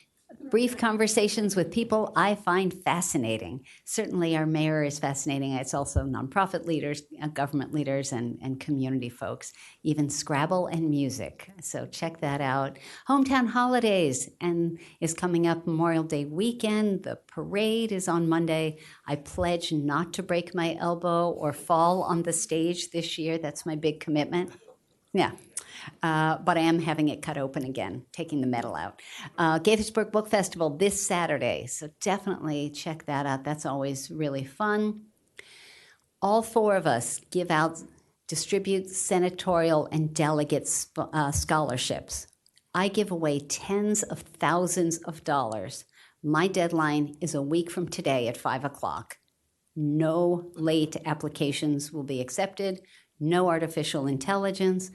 Go online, CherylKagan.org. Please spread the word. I want great applications. I have a volunteer senatorial scholarship selection committee who helps guide the selections. They help us score and rank anonymously, so there's no bias in any of it. And then we give out a lot of money. And my colleagues also have.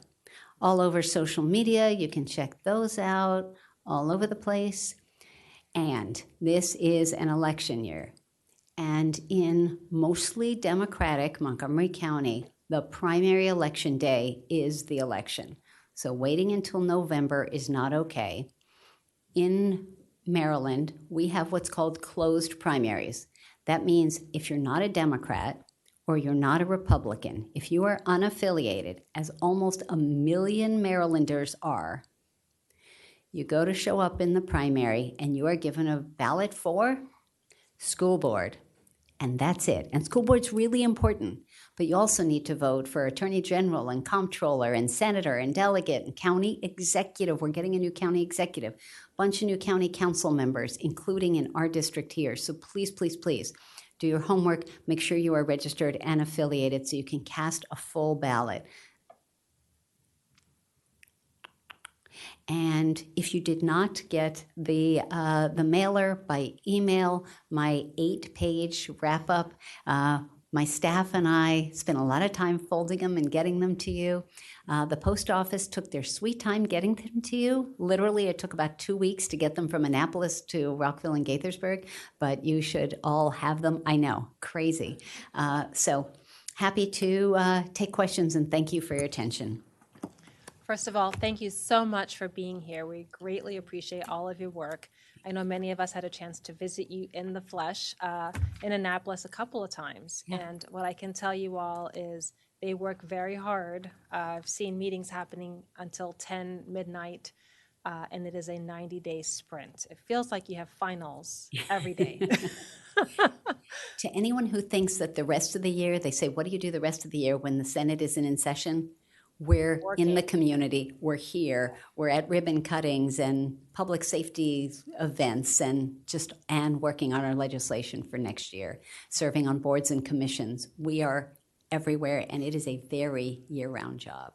So Thank you. Questions? I will just also note that we have a very good working relationship with our state delegation. I know many of us contact you all and are able to get support and stay in communication. I think it has been growing stronger and stronger, and greatly appreciate all that you do on behalf of Rockville and Gaithersburg. We'll give them a shout out too. I have a couple quick comments. You noted the rent algorithms as well as the junk fees. We are going to be taking that on in Rockville. So wanted to flag that to your attention. We meet on the landlord-tenant code next week. So stay tuned, and thank you for your state work on that.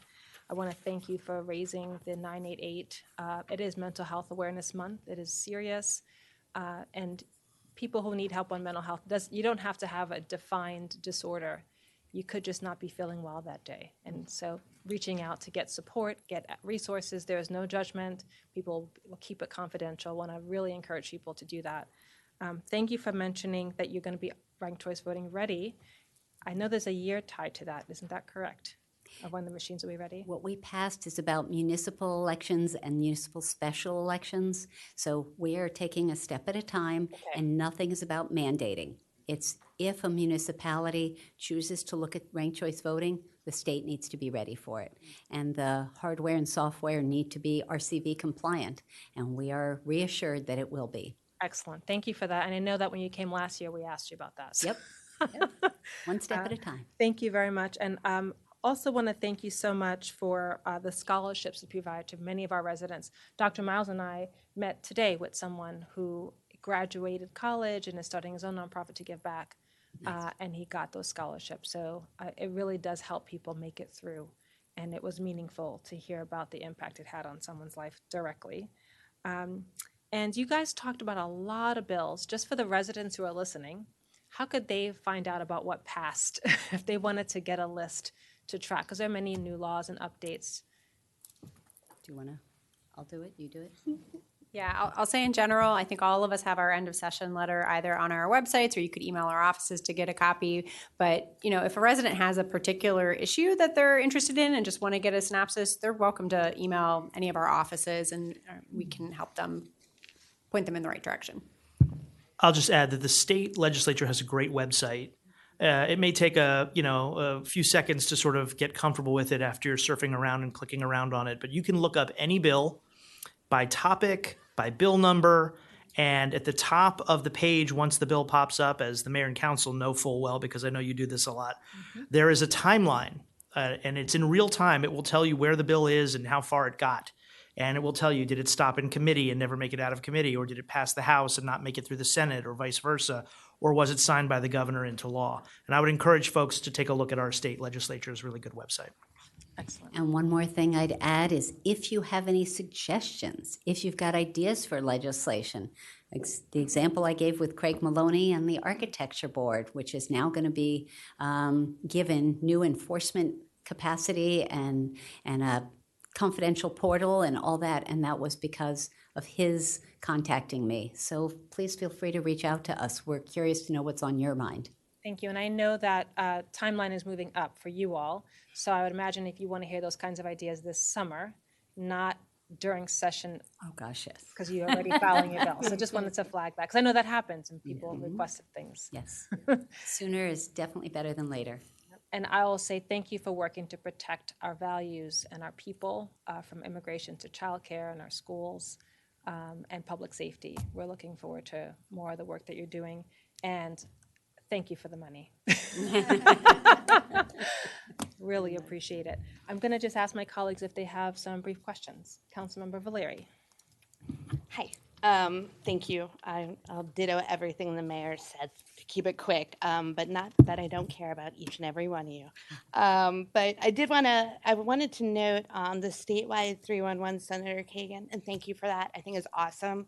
I just want to flag, and I think I mentioned this in a previous briefing that you gave us, that sometimes when Rockville residents call Montgomery County 311, they're told just to call City Hall, and they're not actually given any information. So just wanted to flag that is maybe if there's guardrails there as well. I don't know if that's a training thing or something, but my chief of staff is already taking notes, okay. as am I. We're on it. It's very frustrating, and I've experienced it as well myself, where actually then I called. This was before I got elected, before any of us were here. I was then told, "Oh, you live in Twin Brook? You are in the county." I was like, "Well, actually, I'm in the city of Rockville, but thank you." I also wanted to note, and thank you for mentioning 988, and thank you to the mayor. You can text 988 as well, and so if you don't feel like talking to humans on the phone, and not everybody does, and especially when you are in need of assistance, you can text and also get that help. So thank you for mentioning it, and thank you as always for all the support for the community. Thank All right, so on behalf of, Dr. Miles, please go ahead. Thank you, Madam Mayor. Just a quick follow-up question. The specifics of the scholarships, I think each one of your office offers, is there an age requirement, minimum, maximum? Just putting it out there for the listening public. Thank you for asking. All the information can be found on our websites, but we all do it a little differently. We also all have different deadlines. So I mentioned that mine is a week from today at 5 o'clock. 5 o'clock, not 5:15, 5 o'clock. And Amy's going to slam the door closed, and that'll be it. But others, I think Delegate Vogel's is another week or so later. And All yours of us are open still. Three of us are still open. So definitely do your homework. A senatorial scholarship, and not to brag, but just to be clear, repeat. And ours is not a one-time grant, but it's for your whole 4-year career. And it's undergraduate or graduate. And we each craft them our own ways. And we each have budgets, but it's a lot. People should really apply. Thank you for the question. And just to make clear for the public, if you're going to Montgomery College, that's eligible. Certain trade schools in Maryland, that is also eligible. Undergraduate, graduate, as was mentioned. Even if you're taking online courses at an out-of-state school, that might also be eligible. You have to fill out some additional paperwork, but there really is a lot of flexibility with them. So folks should look into it. Apply to the scholarships, everyone. I know it's graduation season, so. On behalf of my colleagues and I, we wanted to actually do a little special thank you today. I know we had initially, we don't do this every year, but we know that this is an important time. And we wanted to just read something to you all, if you don't mind. But we want to honor the work that you're doing and saying, whereas the Maryland State District 17 delegation is Senator Cheryl Kagan, Delegate Julie Polakovich-Carr, Delegate Ryan Spiegel, and Delegate Joe Vogel. And whereas the Mayor and Council of the City of Rockville do hereby extend the sincere appreciation and recognition of the D17 delegation for their steadfast advocacy and continued support of the City of Rockville and its residents. Whereas the City of Rockville is very fortunate to be able to be represented by such a dedicated delegation whose leadership and commitment have advanced the city's 2026 state legislative priorities. And whereas in particular we are grateful and acknowledge your successful efforts on securing $325,000 in LBI's legislative bond initiatives for the Twin Brook Park and Dogwood Park and many more through the years. And whereas these critical infrastructure projects directly support Mayor and Council's Vision Zero initiative and advance the shared city and state goals, the improvements will enhance safe access for pedestrians, cyclists, individuals of all abilities to key community destinations, including parks, schools, recreation facilities, and transit. And whereas the replacement of these bridges at Twin Brook Park and Dogwood Park will provide safer, more reliable connections. Whereas the multi-year effort to modernize communications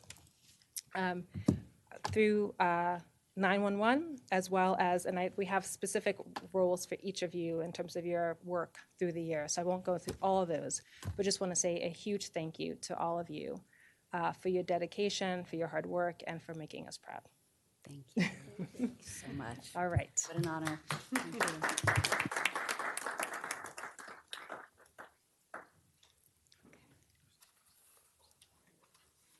Aren't you glad we only do this once a year so you don't go past midnight? Aw. Framed in.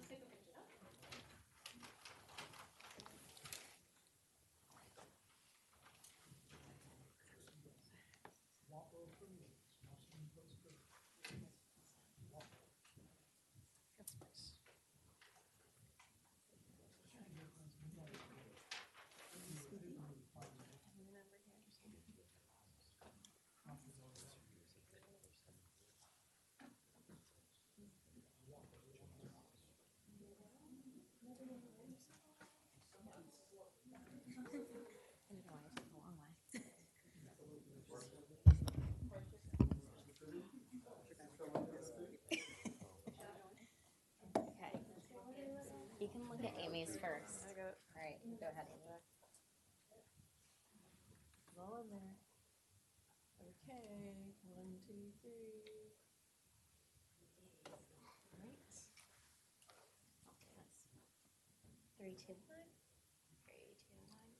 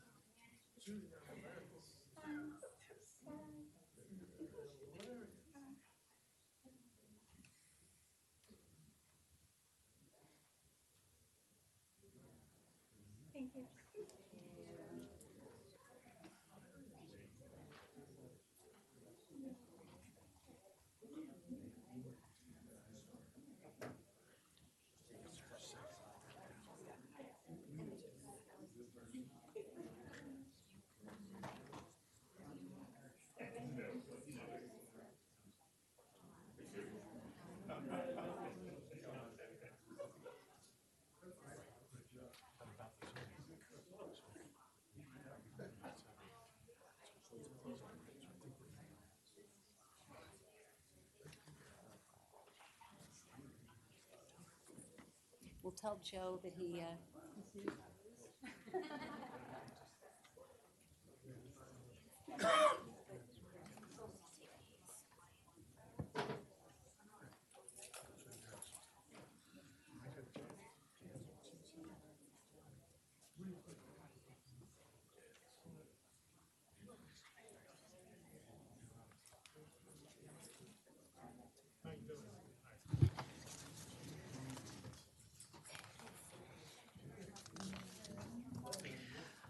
I want to thank the listening public and our state delegation for being with us today. We have another public hearing to proceed on.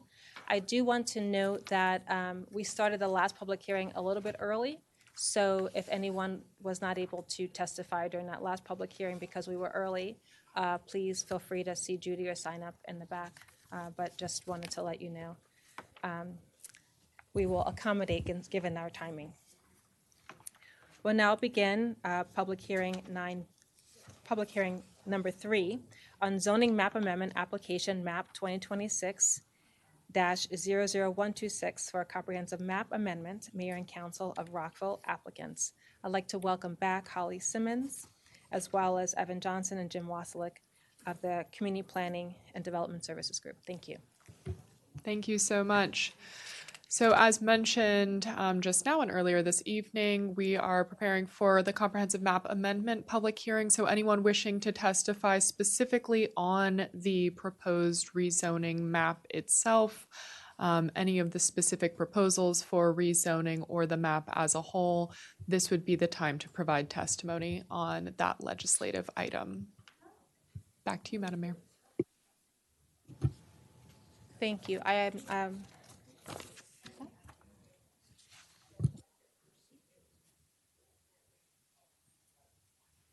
All right, I'm just looking to see if there's anyone else who has not had a chance to sign up yet or speak.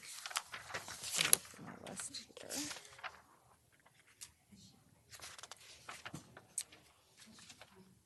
Ms. Sarah Taylor Farrell, do we have an updated list? Okay. I don't have anyone on this signed up, but I don't know if they're out in the hall and they can't hear us. Okay. So I'm going to call folks in the hallway. If you're planning to speak in this hearing, we welcome you. Please raise your hand. If you would like to speak, I will call. Please feel free to come. Good evening. My name is Ron Tipton. I've lived for 20 years in Newmark Commons. I'm here to comment on the discussion previously about the proposed zoning amendments. And I'm not going to go through the issues. What I want to say is really, I'm looking at it from your perspective, because I know some of you, Mayor Ashton and others, came out to our community. We really appreciated that. You know, we really care deeply about our community and about them. We're on the National Register of Historic Places, and yet, personally, I would hope nothing else would be built on the property we're talking about, but that's not going to happen.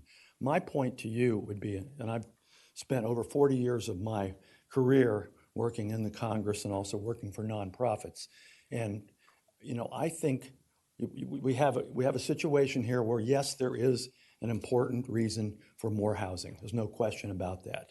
And yet we also have a community that's very special, and that high-rise development would have a really negative impact in so many ways. I think the RMD 10 is a reasonable compromise.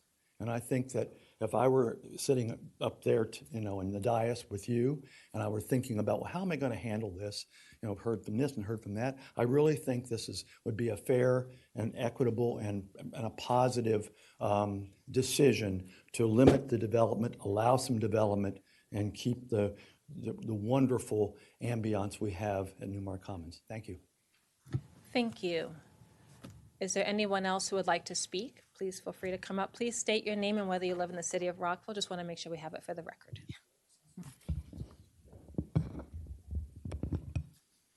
Good evening, Mayor and Council. My name is Sandra Crow, and I've lived in Newmark Commons for the past 10 years.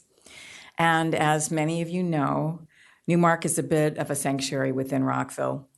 Cherry blossoms in the spring dance with color and aliveness. The longevity of trees signal continuity, and serenity of the community allow for drinking in the natural essence all around us. The current possible zoning for RMD 15 or above threatens this. The zoning would allow for 15 units, including possible apartments, and it has looser site standards, including a smaller minimum lot frontage and less required open area than what we are advocating for, which is RMD 10. In particular, RMD 15 is a greater threat to the wetlands that occupy the 9.75 Tower Oaks property.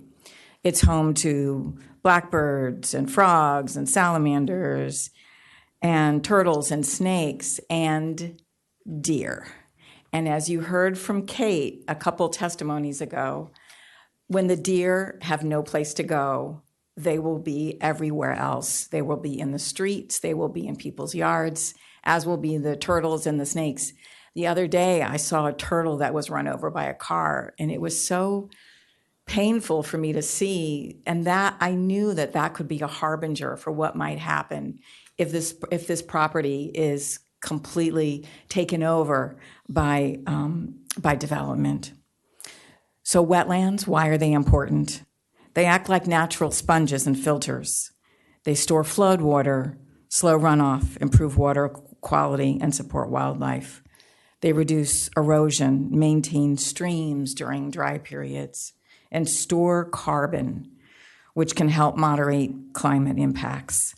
They provide habitat for birds and reptiles, making some of the most biologically productive ecosystems. We need the wetlands because they help filter pollutants, sediments, nutrients, and other contaminants before water reaches other sources. So have we asked questions such as, what are possible stormwater implications for this property? Is climate change mitigation a factor here? RMD 10 is less impactful on this precious space that houses so many of our animal neighbors.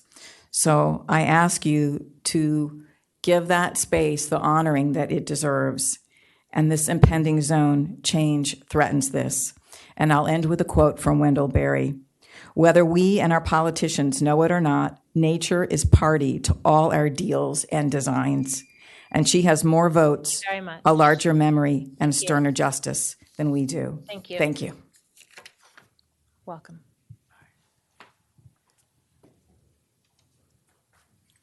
Good evening, Madam Mayor and Council members.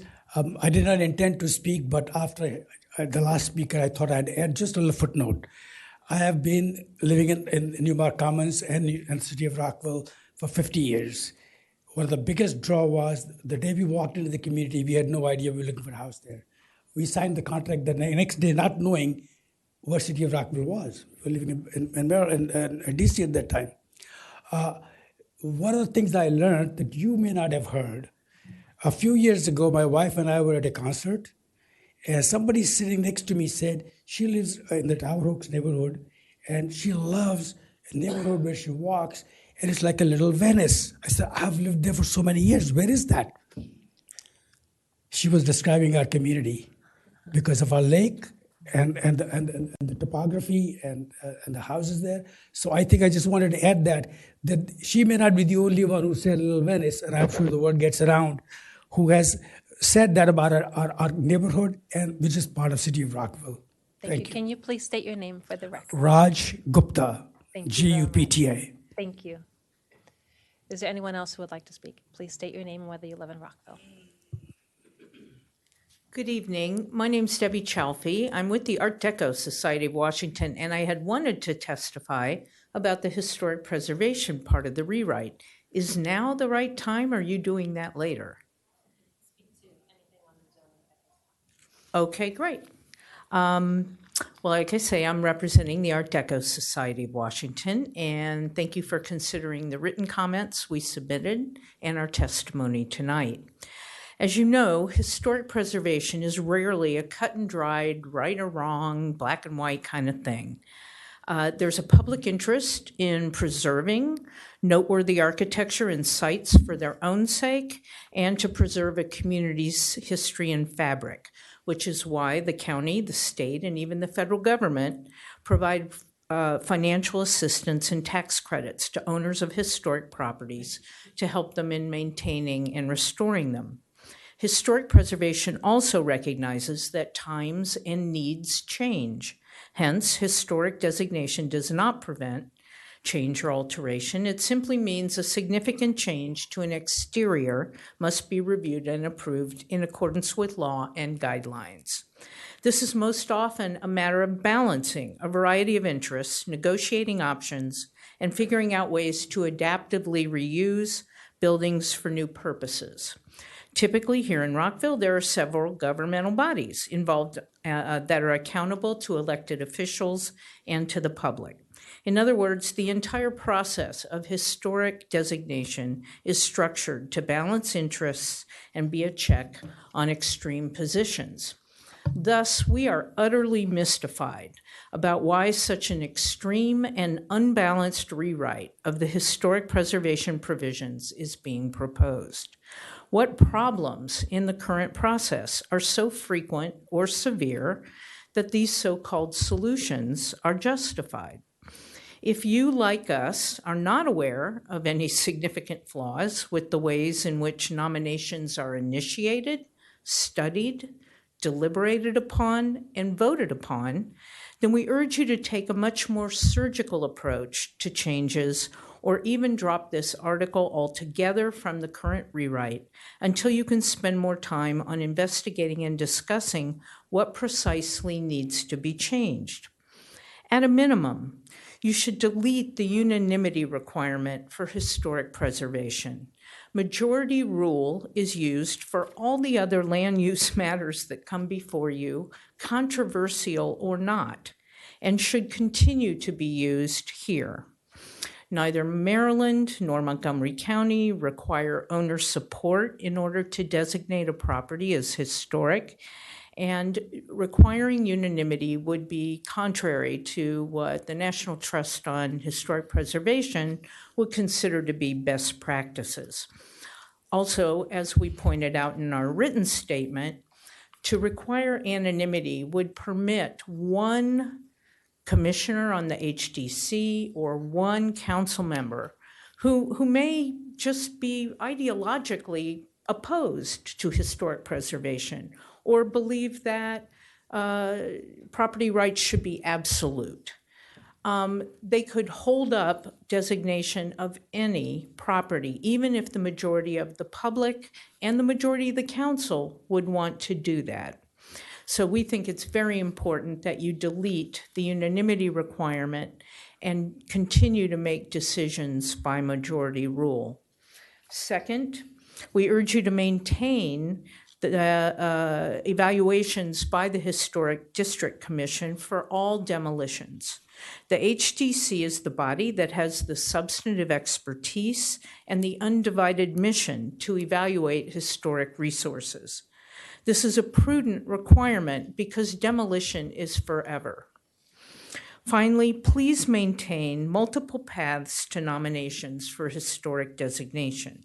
Rather than cutting the community out of the initiation process, community groups whose missions focus on history often have their fingers on the pulse of what is happening and are in the best position to alert the HDC to evaluate a property.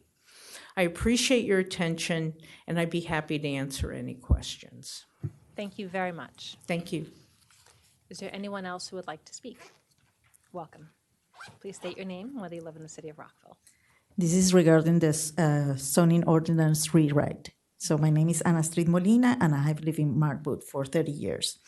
During last week's meeting with the staff, Markwood residents learned that because the comprehensive map amendment is city-initiated, the laws does not require written mailers or physical signage. Instead, the city relies almost exclusively on newspaper notices, as stated in Section 25.06.01.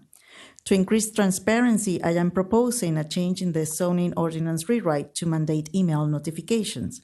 When our current ordinance was adopted in 2014, the Gazette was a free local paper delivered weekly to every home. The following years, it ceased the circulation. Relying on newspaper of general circulation is now an outdated strategy that leaves our residents in the dark. Email communications is not cumbersome, it is efficient. The city already manages several successful newsletters, from the Rockville reports to the senior center and arts updates.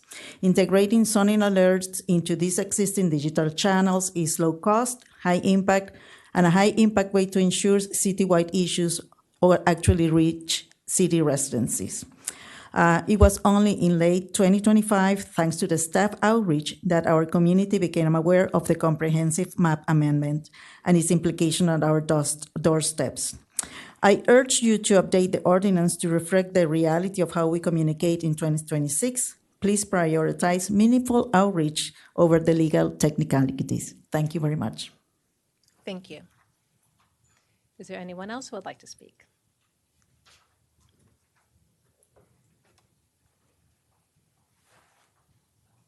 Welcome. Thank you. Good evening, Madam Mayor and members of council. My name is Nancy Picard. I'm speaking on behalf of Peerless Rockville's Board of Directors this evening.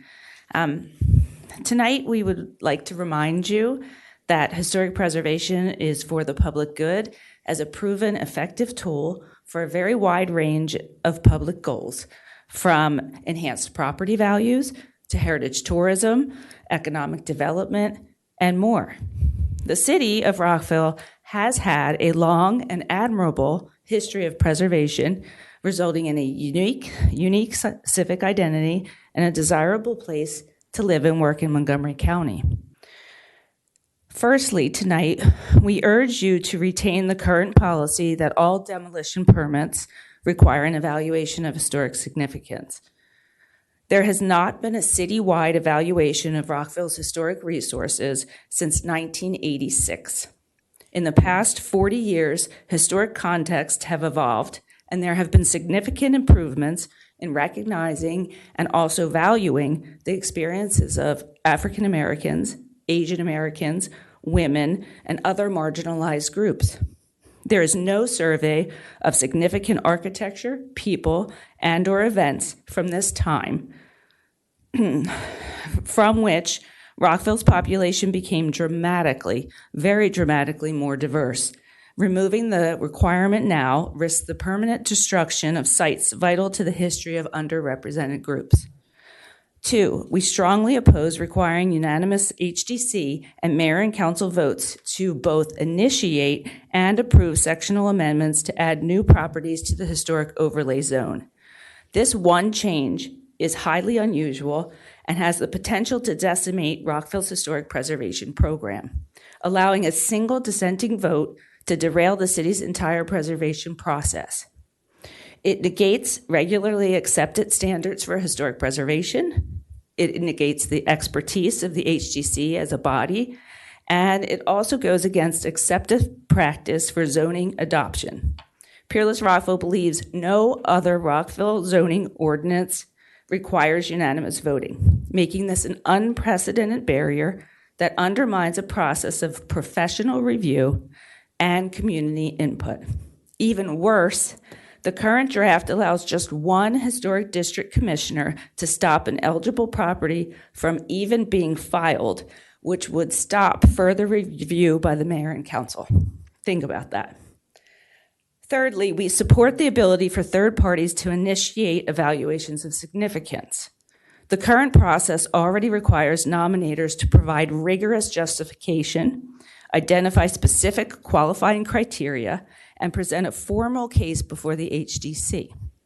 There is no evidence whatsoever of frivolous or retaliatory nominations. Rather, the current process has been consistently rare and invited only serious, well-considered entries. We urge you to keep Rockville's nomination process democratic and transparent. Fourth, we have strong concerns regarding the addition of a delisting process that, while itself may be appropriate, but currently is too vague to protect resources that have already been found to be significant to the city. Peerless Rockville supports a delisting process only when a site or structure has lost its physical integrity or the specific characteristics that originally qualified it for historic status. We firmly oppose moves to delist based on current whims or external pressures.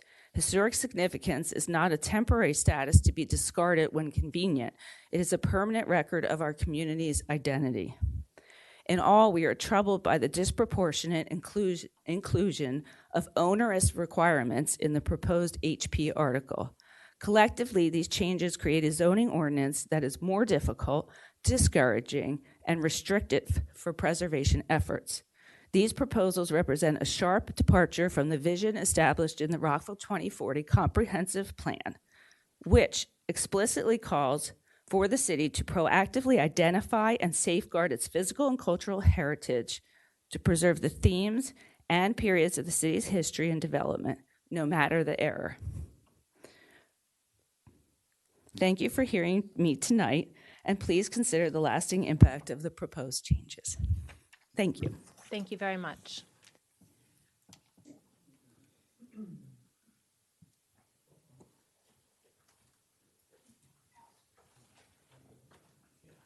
Yeah, this is about the zoning ordinance rewrite, correct? It's related.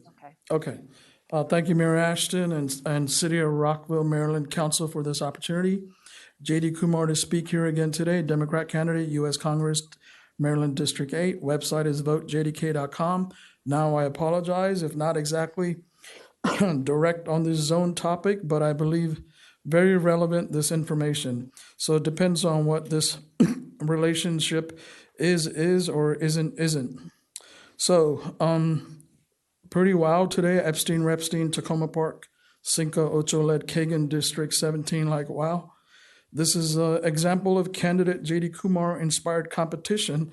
I think they got my info, and so they come up here and make these buku dinero proposals after decades. But I have a lot of respect for Mr. Ryan Spiegel. I do. Now, I know people who in school who needed cheat notes and crib notes, but it's all good. Again, they're not inclusive, but no worries. It's all good for the greater good, make greater good again.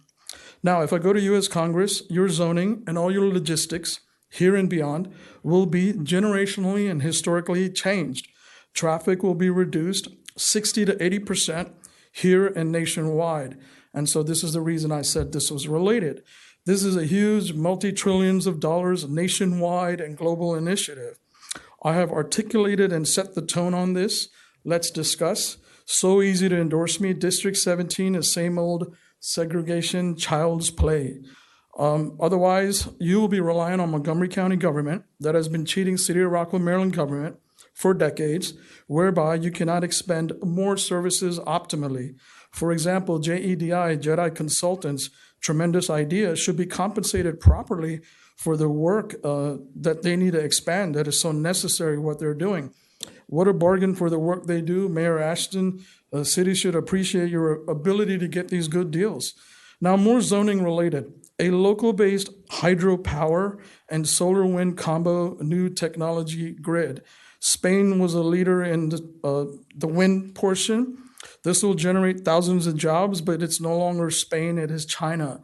So this portion I've been discussing, the $250 billion 5-year plan for this U.S. Congress District 8, which is $50 billion per year, is very easy to get this. Believe me, just a fraction successful, intelligent negotiation by me. Now this clown show County Elrich, this clown show Epstein, Repstein, Elrich thinks that Excuse my me, sir, if you could proposals. focus on the zoning pieces, that would be great, because we have to kind of stay within Sure. the public hearing. I mentioned my ideas to him and he thinks that I can't do it. And that's a manufactured blubber dub. I know how to do it. I know how to get it done. I don't think he has the history, geography, international trade, business, economics, many subjects deficient. So going back to this. Thank you. That's the end of the time. Thank you very much. Thanks. Welcome. Is there anyone else who would like to speak about zoning? Please state your name and whether you live in the city of Rockville. Thank you. Kenny Peskin, representing International Sign Association out of Alexandria, Virginia. I do not live in Rockville. But my association, ISA, welcomes the opportunity to provide comment on the zoning text amendment. We have spoken and met with planning staff and testified in February as part of the Planning Commission process. In general, we're supportive of the proposed signage provisions of the zoning ordinance.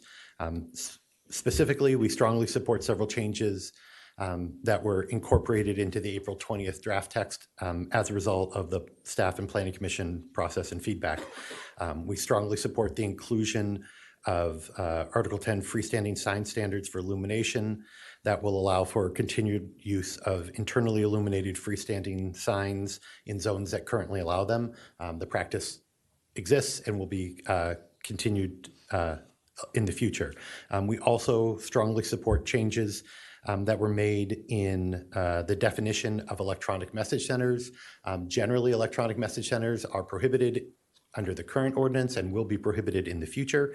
But for certain categories of signs that are really not visible to passing motorists, things like bank drive-through lane indicators, parking garage capacity indicators, quick service restaurant menu boards.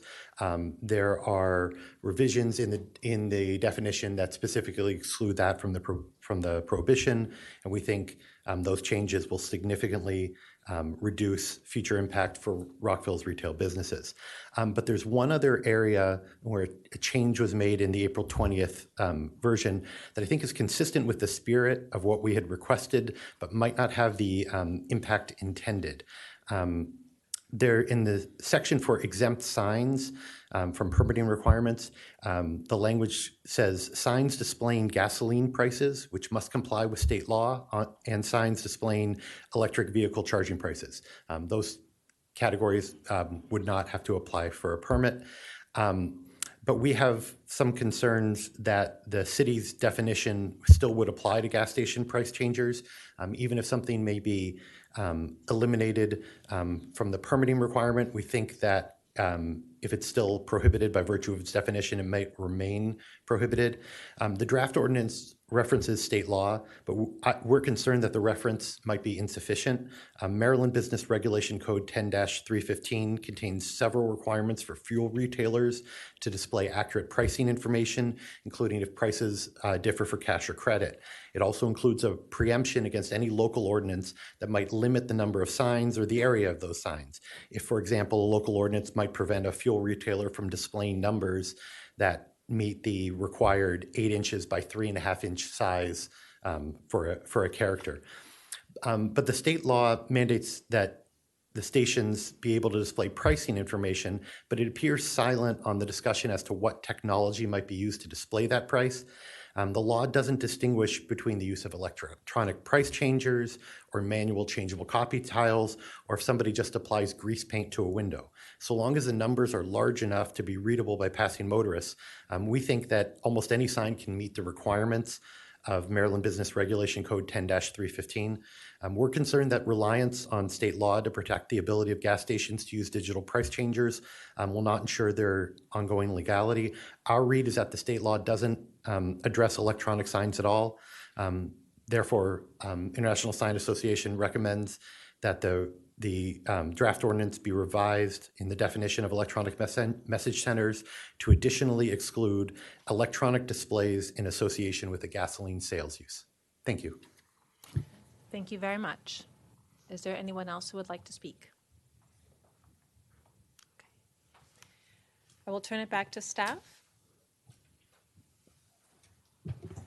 Thank you very much, Madam Mayor. I believe that is all we have for this agenda item. Thank you very much. We appreciate everyone who has come out to testify and provide feedback.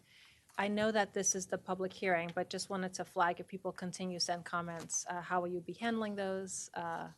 Because I know that we might continue to get comments throughout. Absolutely. So the record, to my knowledge, remains open until the ordinance and the comprehensive map amendment are adopted. So folks can certainly continue to provide comment both to Mayor Council at rockvillemd.gov, also to the Community Planning and Development Department as well. I will note that as we get closer to releasing a final draft on June 1st, our ability to fully respond to and integrate comments does become more challenging. And the Mayor and Council's final work session is planned for next Monday, May 18th. Thank you very much. Appreciate everyone who is listening and providing feedback. Engage Rockville is another place where you can continue to provide feedback and see where we are. Okay, so colleagues, we have 2 work sessions to come. I'm thinking we might want to take a brief break now. We are close to on time, just about 10 minutes behind. However, I think if we can do 5 minutes, or do you need longer? 7. I'm hearing 7. All right, we'll see you back here. Till May 11th, 2026, and we're reconvening meeting 13-26. We're now moving on to our work session, which is item 12A, work session number 3 on zoning text amendment application TXT 2026-00271 for the zoning ordinance rewrite and map amendment application map 2026-00126 for the comprehensive map amendment. Mayor and Council of Rockville applicants. We'll be focusing today on Articles 6 through 8, uses and use standards, zone and zone standards, and general development requirements. I'd like to welcome back Holly Simmons, who's the Deputy Zoning Manager, as well as Jim Wasilick, Chief of Zoning, and we also have their backup team who are helping them in the leadership. Evan Johnson, Director of Community Planning and Development Services, recognizing John Foreman, Development Services Manager, as well as from the City Attorney's Office, Nicholas Jumai. Welcome. Thank you so much. Good evening again, Madam Mayor, members of the Council. So this evening is our 3rd of 4 work sessions on the zoning ordinance rewrite and comprehensive map amendment. As mentioned earlier, our 4th one will be next Monday. Bear with me for a moment here.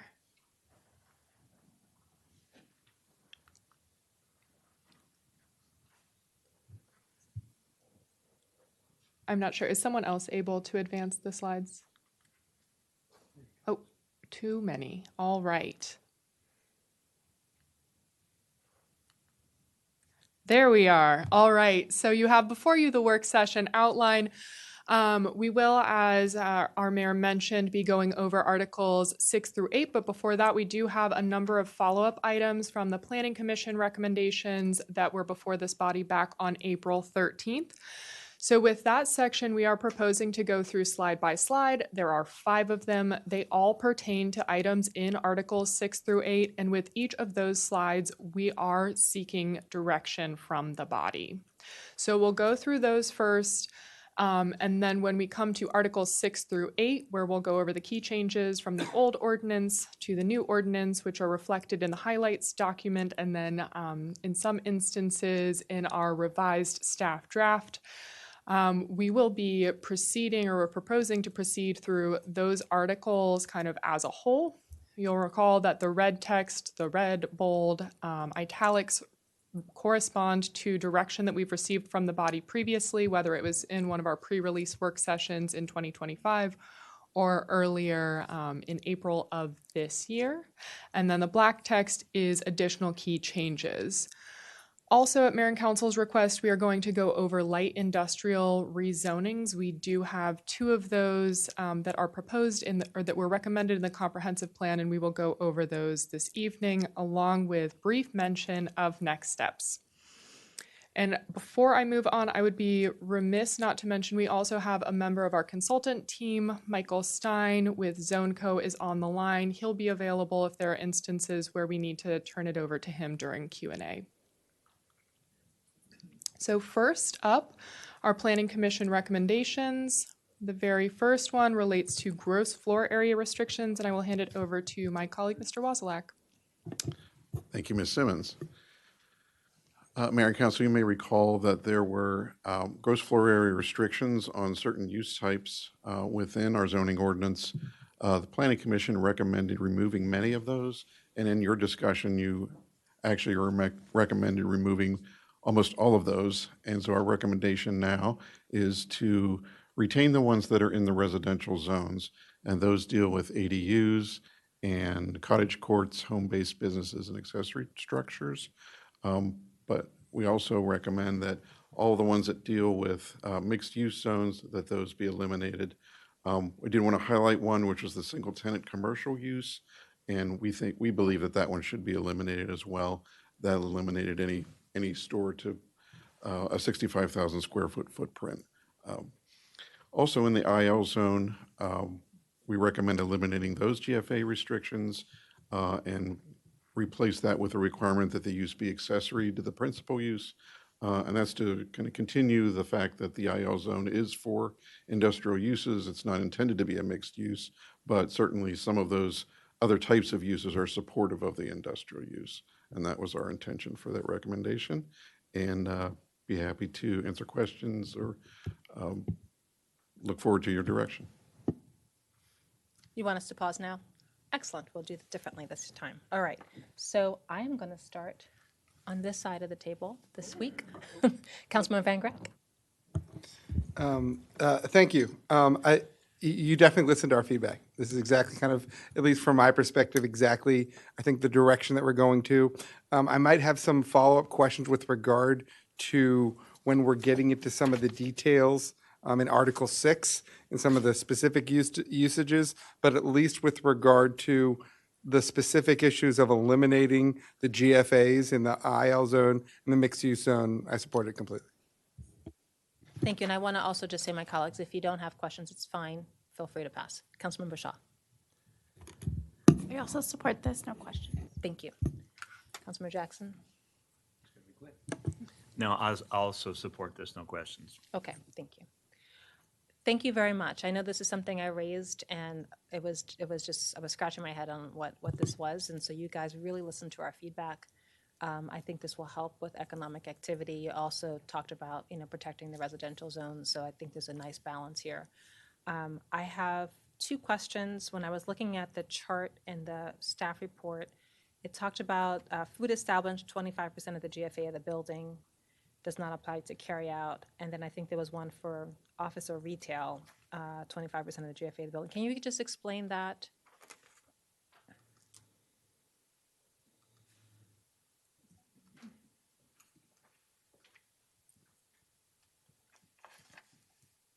I believe those are in the industrial zones that we're looking at. And yeah, the intention there was to limit how much of a particular space that those uses could take up, so that the use still maintains its industrial focus, but allows for office use in case that industrial use requires a certain amount of office, or could use some retail space to sell the product that they're manufacturing. I would add, though, everything that Mr. Wasilak said is correct, but we are proposing to eliminate those at this time. As seen on this chart, it might have been a little bit more confusing on the chart that's in the attachment to the staff report, but the current proposal is to eliminate those restrictions. Okay, thank you. On the chart, it has the current zone and then the revised draft, and then it didn't say like an explanation, eliminate. So I appreciate your clarification there. That's great. Councilman Valeri. Yes, thank you. I am in strong agreement with all the recommendations as noted. In particular, and I just want to raise this as something that we talked about previously, but this actually, this chart gives a good kind of context for it. and that is probably one of our most celebrated mixed-use success stories in recent history. Is 80,000 square feet, which is 15,000 above the cap, and that is Wegmans, the anchor of Twin Brook Quarter. So I'm extremely excited about eliminating this restriction because I think that that is a model. I do want to note that, the creation of a champion project status was part of how that was made possible. So I just want to flag, put a pin in it, that I think that that deserves kind of a broader conversation as well, whether or not we keep the kind of geographical location of champion projects, whether or not we just use what we have learned through that process and expand it throughout the city. I just want to note that, and I'm extremely excited that we're getting rid of that. I'm also in the industrial light zone, extremely excited that we're eliminating the GFA restrictions, especially because it does allow for that kind of flexibility to allow for, being a secondary to the actual industrial use, allowing for, grabbing a coffee at Mayorga, as some of us may do. It's not the principle, but it does allow for that kind of connectivity to the neighborhood and to the community. So I think this is very reasonable and I support it. Thank you. Thank you. Councilmember Fulton. No questions, fully support these recommendations. Thanks. Yeah, I have no questions either, Madam Mayor, and thanks to staff for answering my questions in advance. Thanks, Dr. Miles. And I want to say thank you for including the history and the staff report. I think I read about 10 times there wasn't a time in our history when people didn't want big box stores. I think given economic activity and some of the things that we want to attract, like a Wegmans and other kinds of places, I think we're kind of changing that history. So we want economic activity. We are open for business. And I do think that once this does go through, I want to make sure that we're collaborating with Rockville Economic Development, Inc., so that they are able to tell folks in the community and work with site selectors to know what's possible here. I did have one question about the ADU piece that my colleagues somehow reminded me of. You noted,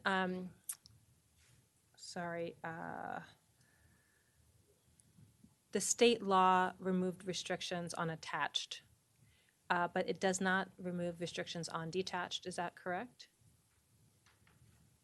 It's not. You don't have to answer that now, but I just want to make sure that we were fully aligned with state law. So what we have proposed for the restrictions on the accessory dwelling units is in alignment with state law. They did two primary things. I believe it was back in 2025. One is requiring that you cannot have a restriction on an accessory dwelling unit that is any lower than 75% of the principal dwelling's gross floor area. Our current ordinance restricts you to 50%, so we did raise that. The other thing is that accessory dwelling units are not allowed to count toward the lot coverage on a site, and so we revised the definition of lot coverage to specifically exclude accessory dwelling units. So if our city attorney wants to add anything to that, he is absolutely able to, but we do believe that we are in alignment with state law now. Thank you. And then did the state law, I remember this being a discussion at some of the state meetings I was at. They were also saying that ADUs can be in HOA communities. Can you confirm whether that happened? Can we just or double check on that? Yes, Madam Mayor, I'll have to double check on that. I don't recall. Okay, I know that was part of an early bill, and I want to just make sure that we're tracking so that we're fully in alignment. Okay, we're ready for the next section. All right, next up is established setbacks. So this is something that we also saw briefly on April 13th. As you'll recall, established setbacks are the average distance from the front lot line of all buildings on a block face. Currently in our R zones and our RMD zones, your setback is a numerical standard, for example, 25 feet from the front lot line, or in instances where that established setback is greater, That's what applies. So this always pushes homes away from the street, and in addition to doing that, it is quite complicated for individual homeowners to calculate. In many instances, it also only results in maybe a foot or two of additional distance from the street. But the calculation, you still need to go ahead and do the calculation, figuring out the distance of all of your neighbors' properties from that front lot line. So we recommended, and the Planning Commission supported, removing established setbacks from the ordinance entirely, and I believe it was this body members suggested, could we retain this but make it optional and bring houses toward the street in instances where the established setback is less than that numeric standard. So we actually did find precedents for this. This is what Prince George's County has done in their new ordinance. We do think that this would add flexibility, particularly for folks who want to just have kind of a hard and fast standard. They don't want to have to go to the bother of figuring out what all of their neighbors' distance from the property line is. They can default to the setback of the zone. But for folks who might like to do that calculation and think that it would make a difference for them, this would be an option. So this is our current recommendation, to retain established setbacks as optional, and where they are applicable, they would be less than the setback of the zone, having the impact of, in some instances, potentially bringing homes to the street. And with that, I will turn it back to you all. Thank you. Councilmember Shaw? I want to thank the staff for listening to us on this issue. I support the recommendation. I think this provides more clarity.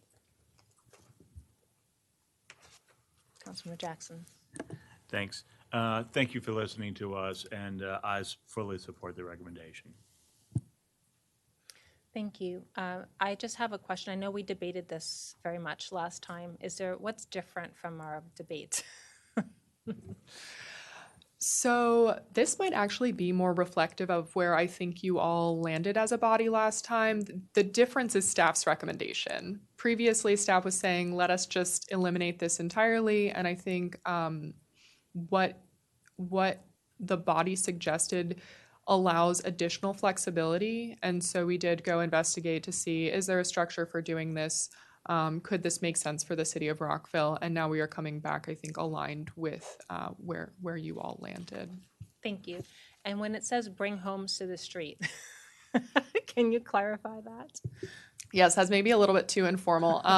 What it would do, instead of requiring a greater setback, it would require, or it would provide the option of having a lesser setback. And what's the least amount of setback that could happen? We are not proposing that there would be a least amount of setback. If there, I don't frankly know if it would be necessary. I believe I understand from Mr. Wozlak that we think that this would apply in very few instances throughout the city.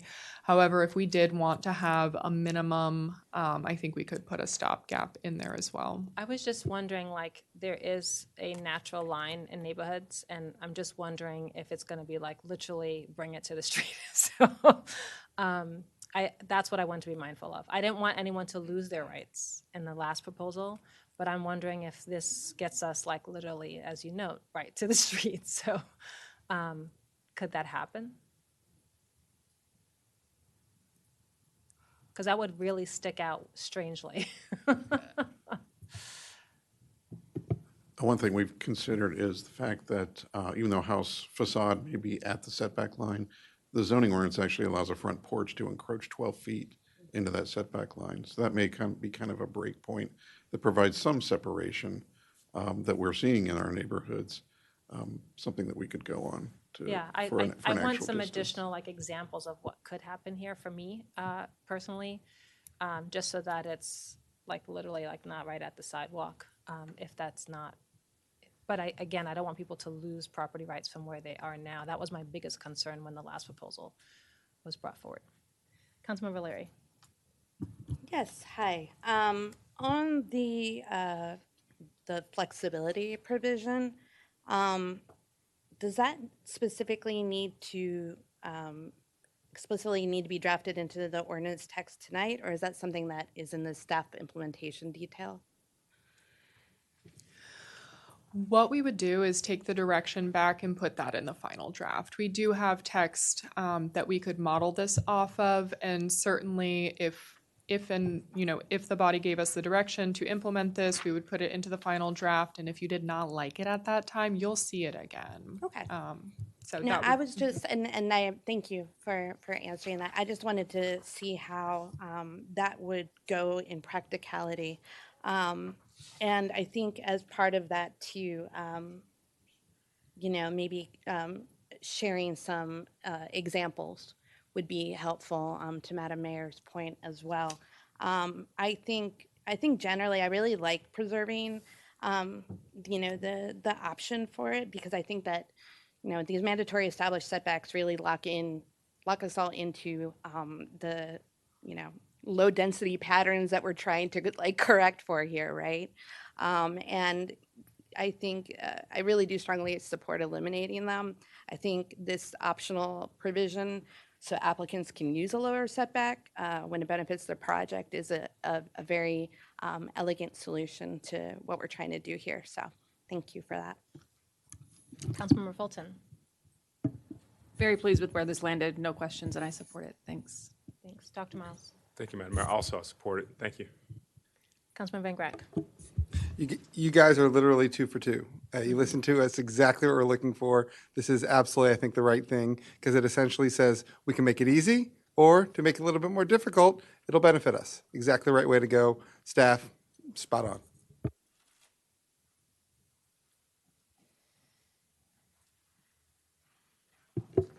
thank you all. So next up is front yard coverage.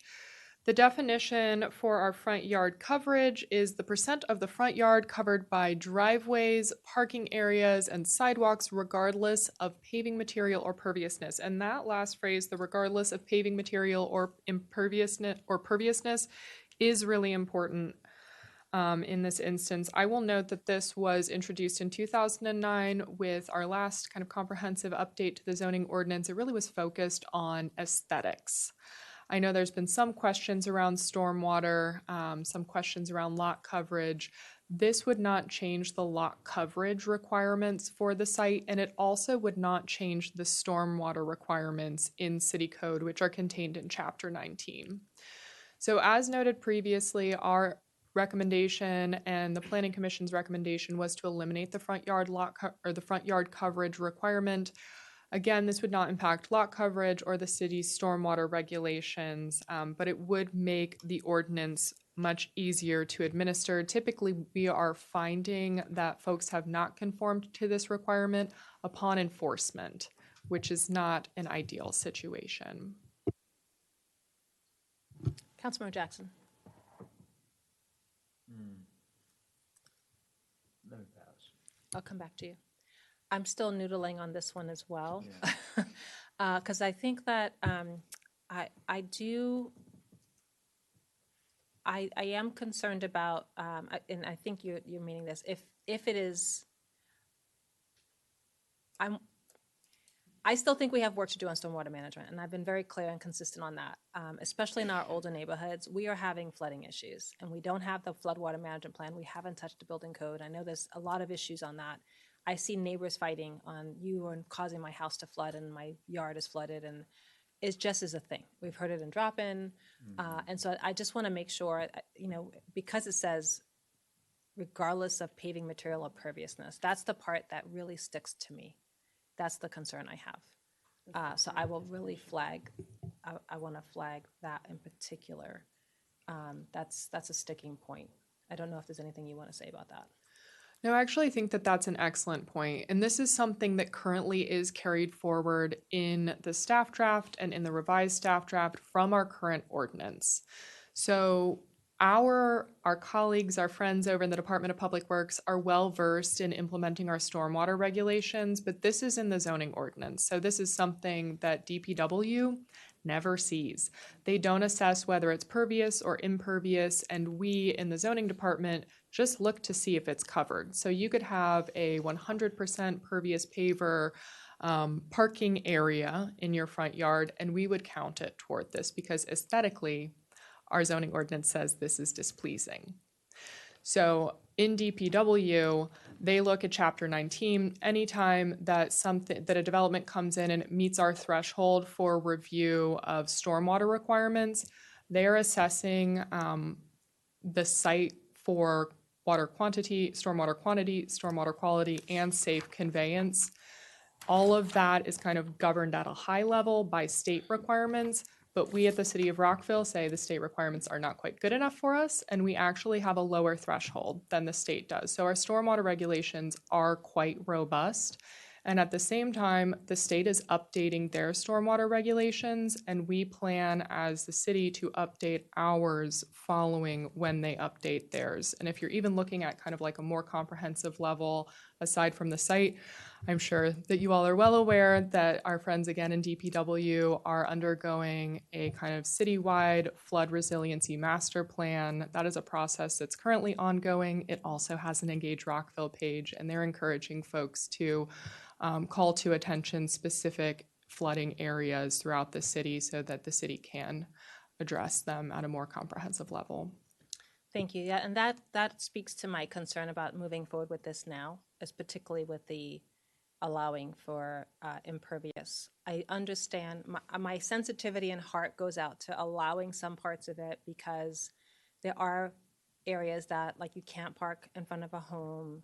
People want to have a loop in front, and I understand because they're, I'm thinking about some homes under the, last part of Manatee, some parts of Twin Brook, some parts of Hungerford, where there's just not a lot of parking, and so, and I know people also trying to see EVs, so I know sometimes people want to be able to create some little circle in front of the house. So I have some sensitivity and, what the new reality is for people. At the same time, we are dealing with climate change.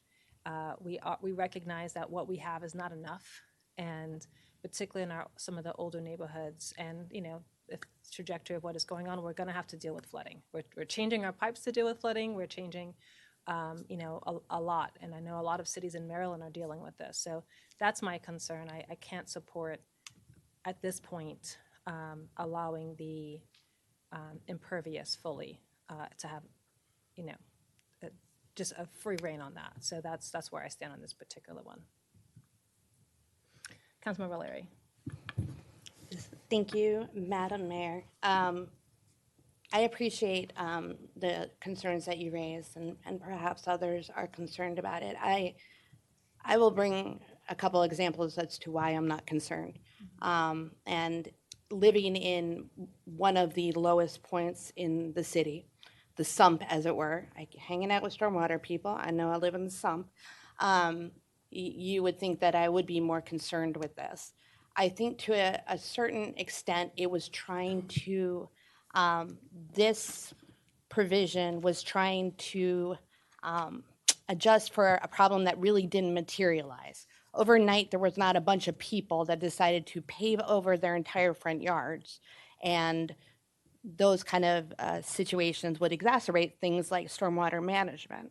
I will say that we can't regulate what is probably one of the most destructive in terms of stormwater management, and that is lawns. So for all the people that have a front yard, nothing but grass and nothing else, that is probably equally detrimental to stormwater management, and we don't regulate that. And personally, I think aesthetically, I think it could look better than all lawn. But zoning is zoning, not aesthetics, and I really want to stay in that lane of what we're looking at. I'm not trying to draft rules to determine what something's going to look like. My concern as well, if we do not eliminate this, then are we inadvertently creating greater challenges for people who do need to increase front yard coverage because they're trying to adapt a home, because they have a mobility impairment or any other sort of disability where they would need to adjust for a longer run up to a front door. Again, something I have personal experience with. We had to do this at the home that I grew up in so that my dad could actually have a ramp that eased up into the front door. So I'm very loath to not eliminate it for that reason. Again, it's an issue that the problem didn't materialize. We didn't have, people paving over everywhere. I want people to be able to adapt their home if they do have a mobility impairment, or they've moved into a home where they do need to add a ramp to the front yard. So I do have a quick question before moving on. As you noted here,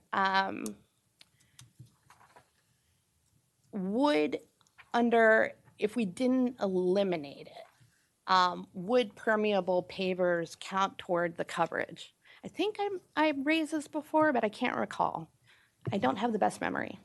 Yes, they do. They do. So right now, the existing issue, is treating pervious and impervious in the same sense, even though one is better for stormwater management. So I would much rather eliminate this front yard coverage. Again, it's not a problem that the city is actually facing. It was an aesthetic concern. We're here about zoning, and I don't think aesthetics should play a role in zoning. And I don't want to hinder the ability of people to adapt their homes if they have mobility impairments or other needs like that.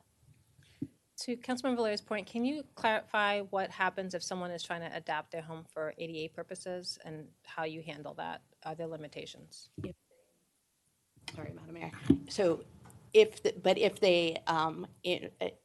percentage of the front yard coverage increases, and specifically, would it fall under the ADA? No. Can someone, do they allow more flexibility currently? Is what Just I'm asking. a carve out for? Yeah, that's what I was curious. Fair enough. The current code allows for, if the improvement does not meet the zoning requirement but is needed to accommodate the home, it does allow for that to be installed. So there is a carve out that already exists. So, and there is no requirement between pervious or impervious for that, is there? I'm sorry? Your mic. Oh my gosh, sorry. I was like, why is Kate trying to hit me? Like, that was like assist you. Assist me. Exactly. Her assisting hurts. No, I'm kidding. Like, there's no requirement if they are allowed that in that exception that that coverage will not have to be pervious. You know what I'm pervious materials as part of that coverage. No. Okay. No, So I just think we're all debating a problem that doesn't really exist in the city, and we're not. I just don't. Again, going back to the aesthetics thing, I don't think that we should be looking to our zoning code to enforce aesthetics. Councilmember Fulton.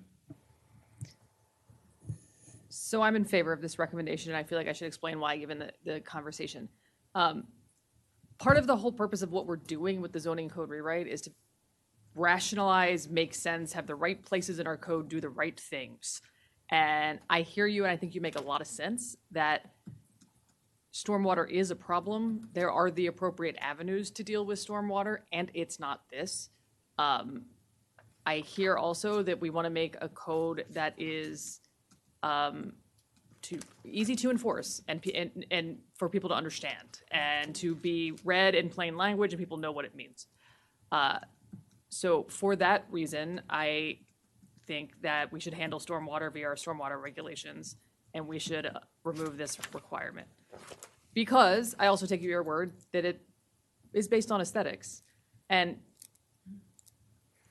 just so you know, through the rest of this conversation, anything that is based on anything being aesthetically displeasing will be something I'm not in favor of. Thanks. Dr. Miles.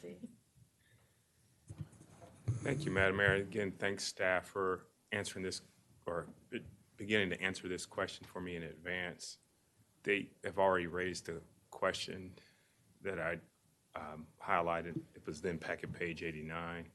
And both the response that you all gave me via email and the discussion tonight sounds that I gather that if there was going to be a significant increase in impervious, or more specifically, if there was going to be an impact on stormwater, DPW would be involved and there would be some sort of check and balance in that way. I'll just, so it is a concern as expressed previously. I trust that the city will do what's right. My concerns have been outlined and I guess, yeah, I'll just have to trust y'all, so I can vote in support of it. Councilman Van Grack. So I definitely acknowledge that this is tough. There are some competing interests here. But I think that there's a conflict here between kind of helping residents with kind of a fee simple use of their own property and what the city may or may not be able to address. And I think, in addition to which, it's challenging to enforce. So I think for all these reasons, I actually support it, mainly because we've got challenges with regard to what people want to do or what they're grandfathered into their property, and legislating into that with goals that we may or may not be sure what their direction is makes the most sense. So I thank staff for this proposal, and I do support it. Councilman Bashaw. Thank you. I want to also thank staff. I do support this recommendation. I think just because we may eliminate the requirement doesn't mean that people won't have front yard coverage. And I do think that there are other ways that we could address stormwater regulations. So overall, yes, I do support this. Councilman Jackson. Thank you, Mayor. So just because something is challenging to enforce doesn't mean that we should just remove it. And I'm with the mayor with the concerns about the stormwater regulations.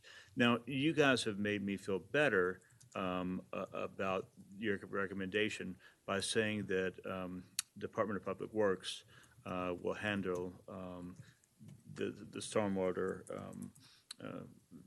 looking at the stormwater coming off the yard. But can you just describe that process for me?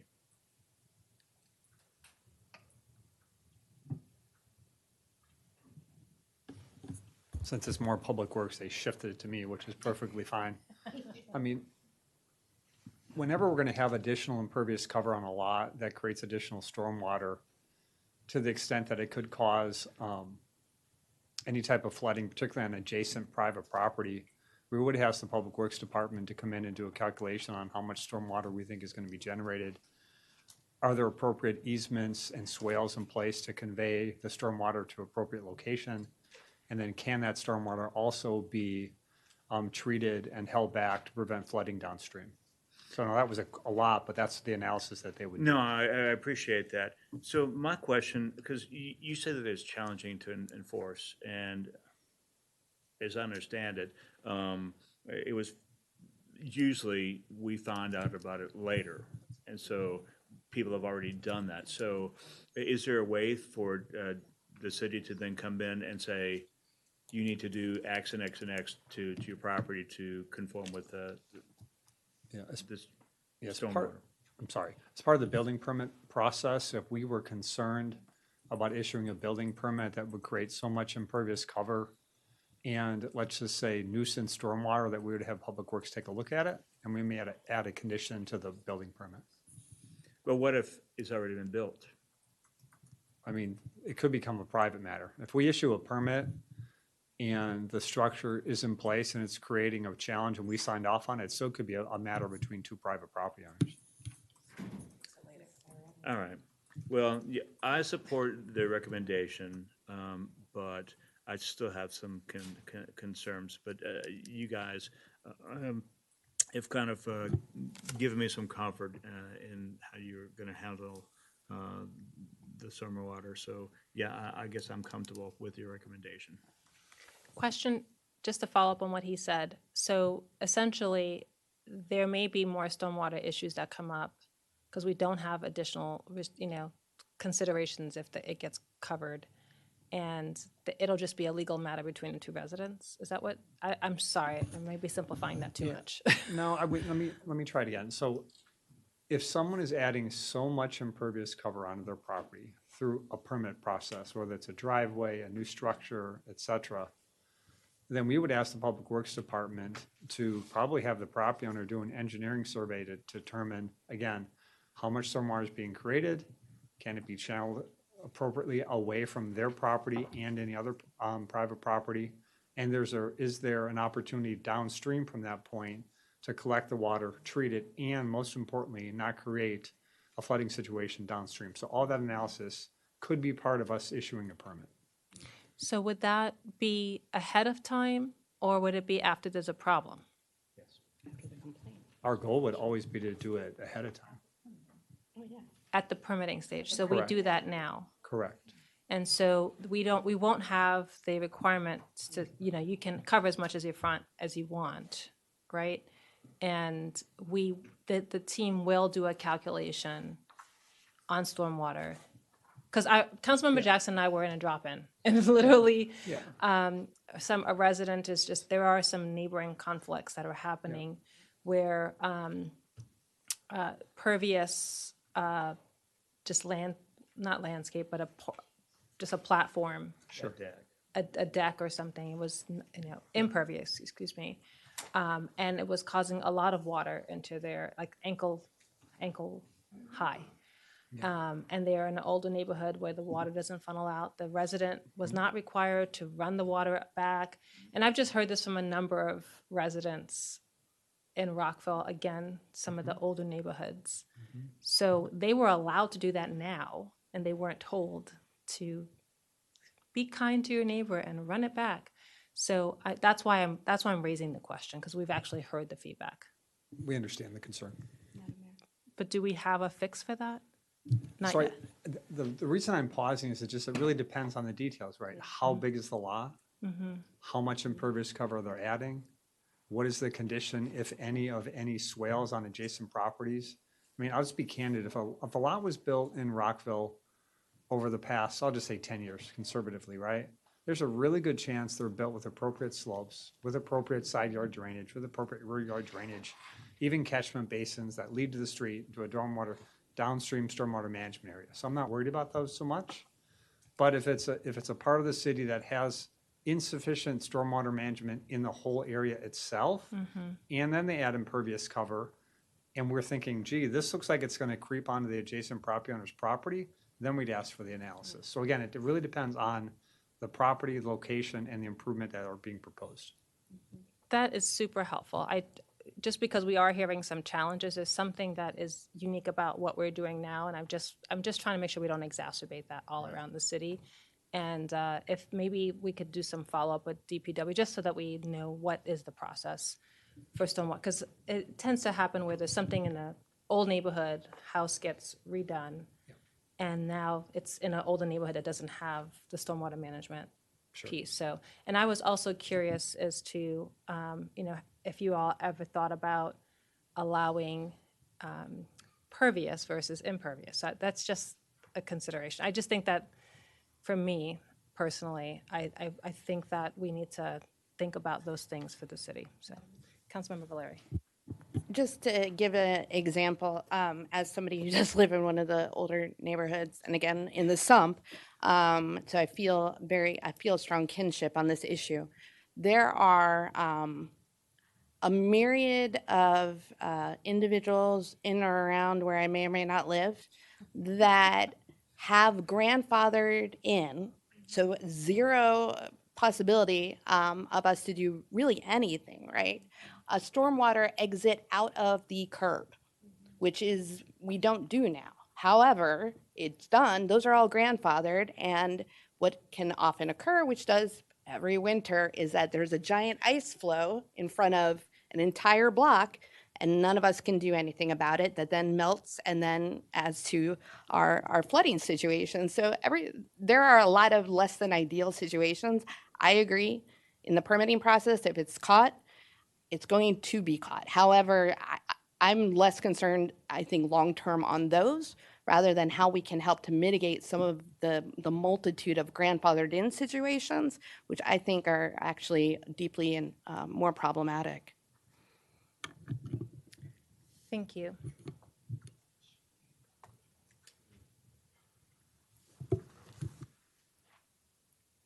Next up is Deer Mesh, and I will hand it over to Mr. Wasilak. So the staff draft of the ZOR will add a definition for deer mesh and also standards separate from our normal requirements for fencing, which relate to height. We talked about this with the Planning Commission, and the staff and the Commission's recommendation is option 2 which addresses kind of the corner lot issue where two front yards were not allowed to have the higher fence that would eliminate potential deer encroachment. So this option essentially puts corner lots on the similar plane as an interior lot. So the front yard would not have that protection, but the rear and side yards would. There are options if the mayor and council would consider, covering the front yard as well, that we think you should consider if you would like to. But our recommendation is still for the option 2. Thank you again for hearing us out on bringing this forward, because there is a very big difference between mesh and fence, and I think we've seen a lot of examples throughout the city.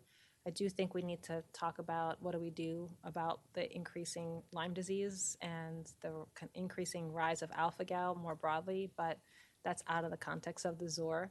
I stand where I was at the last session on this one. I think that there should be some allowances in the front. And I noted the options that you gave. So one is I'm okay with allowing around individual plants. I think that is a good option. There was also a discussion in the brief book that offered the opportunity for people to have deer mesh up front as well, with 10 feet from the right of way in the front of the house. So I still support the side of the house and, allowing people to have it on the side of the house and corner lots. So I just want to make sure that's clear. But specifically with not allowing in option 2, you can't do anything about the front. And most of the neighbors I've met with, they've actually gotten Lyme disease in the front of their house, working, right near their property front. So that's one of the things I think we could do, is if maybe it's not right up on the sidewalk, but if there's some level of setback, or people can also include it around individual plants, I think that gets to what I was hoping to accomplish. So that's my feedback. Councilmember Larry. This is truly one of my favorite topics. I went like this for a reason. But mostly because I've talked to a lot of the community members that we heard from tonight in the Hungerford community, heard about it in Twin Brook and East Rockville, and talked to the residents that are concerned about this. And I think that ultimately the challenge here is that we do not want to treat people's ability to protect themselves or the investment in their landscaping based on the shape of their plat. And I have a problem with that. So for instance, a family on an interior lot, they're trying to establish a front garden, right? And deer eat it every year. From the street side through the front yard, their corner lot neighbor on the same street, facing the same deer, suffering the same damage, can install deer mesh under option 2. They, however, cannot, because they wouldn't fall under those standards. So I want to be able to protect everybody's ability to keep themselves and or their landscaping investment safe. I've definitely leaned harder on the side of public health. I'm very grateful that we heard from a Lyme disease survivor here tonight. That's, there's a lot other reasons beyond that.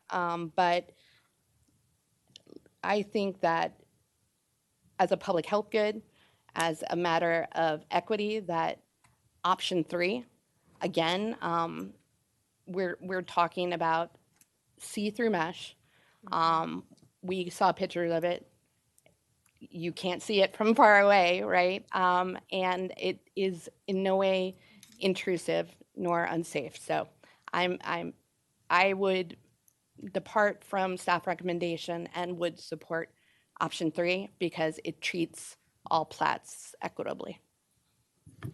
Councilmember Fulton. I support option 3, CEG, my reference to not being in favor of anything designed specifically on aesthetics being displeasing. Option 3 lets people protect their property. That's why I'm in favor of it. Thank you. Dr. Miles. I support staff's recommendation of option 2. Thank you. Councilmember Van Grack. So actually, similar to the mayor, I'm slightly torn here because on one hand, from a policy perspective, I understand option 2 and why staff recommended it. On the other hand, I have also heard from a lot of people that have the front yard issue. And I don't know where that middle ground can be. I know that there's a limited amount of restrictions that you can do with regard to fences close to the property because it's not really the setbacks that's often applied to properties, but I also know that people are having these issues with regard to their front yard as well. And there are people who have significant planning and are spending more time in their front yard than their backyard. I think at this point, I'd probably default to option 3 with no other middle ground. But I think to the extent we can have some ability to allow fencing in the front yard would be beneficial. Thank you. Councilmember Shaw. I agree with option 3 because of the public health issue. My concern is also just about cost. I'm not sure if this would require more burden on the property owner. But other than the cost issue, I support option 3. Councilmember Jackson. Thanks, Mayor. So thank you for all the work on laying out the options and the Planning Commission as well. I just want to say, I mean, it seems like we're doing this because people are getting Lyme disease and other investments in landscaping. But, the broader context is that we're still going to have a problem with deer. And I know that this isn't the time or place to discuss it, but it seems to me that there's nothing we can do without cooperation from the county and the state and even the federal authorities, because there's a lot of federal land around here. And even if we were successful in removing deer in the city of Rockville, deer don't know that there's a city boundary, so they just keep coming in. So, but that's another discussion for another time. Now, I think that when I look at it, I think that a lot of points have been made, and my colleagues made a lot of good points about the various options. I think at the end of the day, I'm for option 3. Thank you. Can you also clarify that there's not a requirement to use part of a gate and then part of a mesh? That was something that was concerning to me that we heard in testimony. They could just have full-on mesh for the whole thing, correct? Yes. Okay, all right. There was some comment about having to attach to a fence, so I don't think that is a thing. That was an option that we presented that you could consider requiring, but it doesn't have to be that way. Yeah, I think that would not be good. Okay, so I think Mr. Mihalik.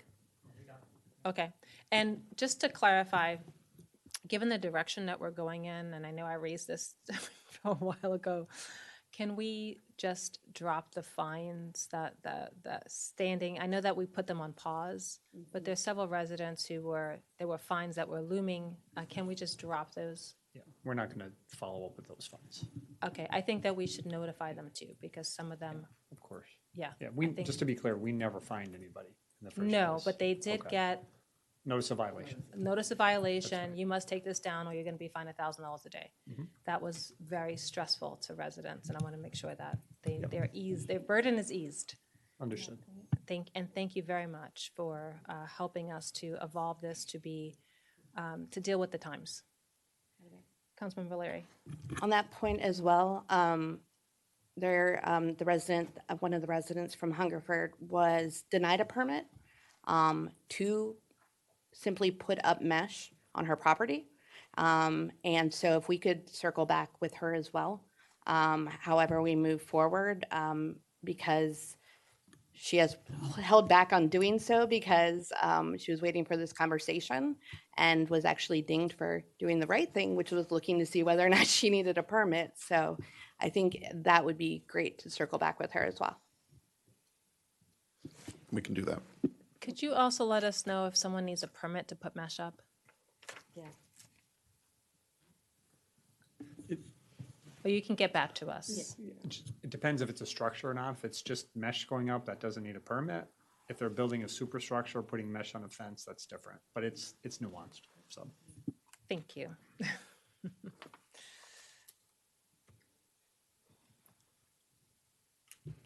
All right, and final slide in our Planning Commission's recommendation section of the presentation. We have come to our Planning Area 12 Tower Oaks proposed rezoning. So as the body is aware, our comprehensive plan recommends the residential medium density 25 dwelling units to the acre zone.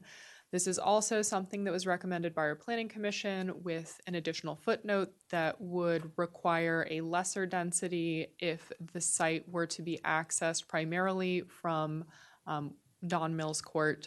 The language is a little bit more general, but that's the impact. Understanding that the mayor and council wanted some additional options, we did provide the body with a table back on April 13th that laid out some options with different topics and goals related to access to the site, density, and the form of development. And from that time and based on that chart, some feedback that we received from you all back on April 13th, along with consideration of the comprehensive plan's recommendation, the city's housing goals, and further conversations with the community, if the body does not move forward with the RMD 25, we are recommending the RMD 15 with an increased height from what is currently allowable in the RMD 15 of 40 feet up to 55, which would allow for 2/2 development. The transition height that this body has seen previously, although it has been a little while, but it would require a step back above the second story for any structures over 50 feet. That is what we have in the staff draft and the revised staff draft for our mixed-use zones when they abut or confront single unit or townhouse development. And then access from Don Mills Court would be restricted to emergency bicycle and pedestrian access only. I will say the language around that may shift based on which zone the body ends up with, just to ensure that it would apply only to this site and not to other existing residential medium density sites throughout the city.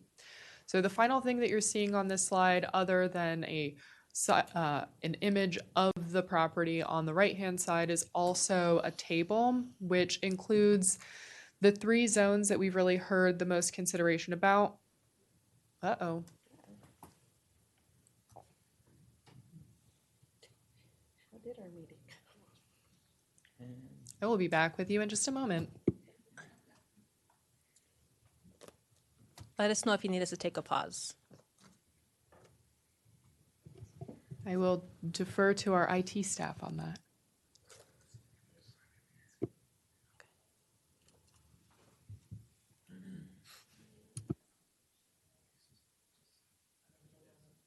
All right, we'll just take a quick bio break and come back.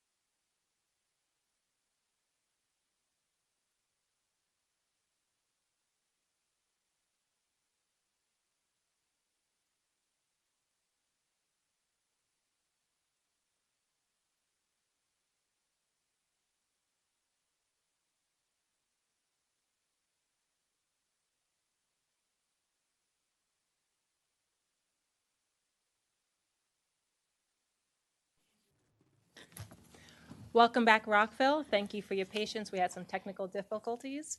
We are reconvening meeting 13-26. Welcome back to staff. Thank you so much. So picking up where we left off, the table at the bottom of the slide shows some information about the different zones under consideration. You can see the zones themselves on the left-hand side, the density that the zones afford, the anticipated total dwelling units based on the full area of the site, 9.75 acres that might be derived based on that density, and the number of moderately priced dwelling units based on our requirements for moderately priced dwelling units. So you can see that the RMD 25 at 25 dwelling units per acre is anticipated to generate 243 total dwelling units with 37 of them MPDUs, the RMD 15, 146 total dwelling units with 22 MPDUs, and the RMD 10, 98 total dwelling units with 15 MPDUs. This is for illustrative purposes, I think just really to tie this proposed rezoning with the city's housing goals as well. So with that, I will turn it back to the body for discussion and happy to answer any questions. Thank you very much. Councilmember Larry. Thank you, Madam Mayor. So I have two questions, and then I'll share my thoughts. The restrictions on access from Don Mills Court, do we have any similar examples of these kind of restrictions that we've baked into the zoning previously or in the current draft? Sorry. I'm looking at Mr. Wassela, like. We do have restrictions that limit access to certain zones from, or limit access to residential neighborhoods from certain zones. Okay, so but it's more of a two different zone, how they interact as far as, okay. So we're looking at residential to residential here though, okay. Because I do have concerns about that sort of, I support it, especially when it comes to things like pedestrian access for sure, and bicycle access, and obviously emergency, but I do have concerns if we are not looking equitably across the city in terms of two residential areas and how we are treating all areas fairly. My second question is the MPDU unit generation. This is under the current MPDU, it's getting late, generation regulations, which could change, correct? Okay. And of course, could change during any proposed development that comes forward. Okay, I just wanted to be clear on that because I think that one of the most compelling arguments for me at the end of the day where I'm leaning toward is in knowing that we have a housing crisis and that we've got to look at all areas. I'm still looking at a lot of those big lots west of 270 and what we can do to increase housing over there as well. I do agree to a certain extent what we heard from the realty community. I think that we do need to think big and try some new things. Having said that, I am landing on RMD 15. Infill wasn't an option to my understanding, and it will bring in more of the dwelling units that we need. There is this baked in exemption for access from Don Mills Court that is unique, that should hearten folks, but RMD 15 makes sense given what our goals are. Councilmember Fulton. I agree with staff's recommendation, and I'll explain why. I do agree that the original zone in the comprehensive plan was too high for that area at 25. I also think that restricting the access alleviates the largest, at least public safety concern, and I think that's a good thing. I also know that all of our other rules and policies apply, right? Our pedestrian safety master plan applies. Our climate action plan applies. All of our rules on development about preserving trees and planting trees applies. And any future proposed development under RMD 15 will go through a review and need to be approved and will be engaging with the community. The other thing that I will say that actually swayed me in doing this, I know we all spent a lot of time looking around the property in Newmark and Markwood. I went and looked at other properties that are RMD 15 in the city. And if I'm not wrong, there's two, one in College Gardens and one in Woodley Gardens, directly abutting tree-filled streets on a route to schools, and it works really well and it's really compatible. And when I saw areas where it does work and the community blends nicely, and even there's no restriction on access. So when I saw what it could look like and balanced all those concerns, I do think that the recommendation here is appropriate for that space. Dr. Miles. Thank you, Madam Mayor. A couple questions. There are some newer, relatively newer, it appears, attached units within Newmark. I don't know if it's Tinker Court, but what are those? Are there different zones within Newmark Commons? Is all one zone? It's all one planned development that was approved as what we called them planned residential units back then. Was approved for the single-family detached and attached. There is a group of townhomes that were built a little bit later than the others.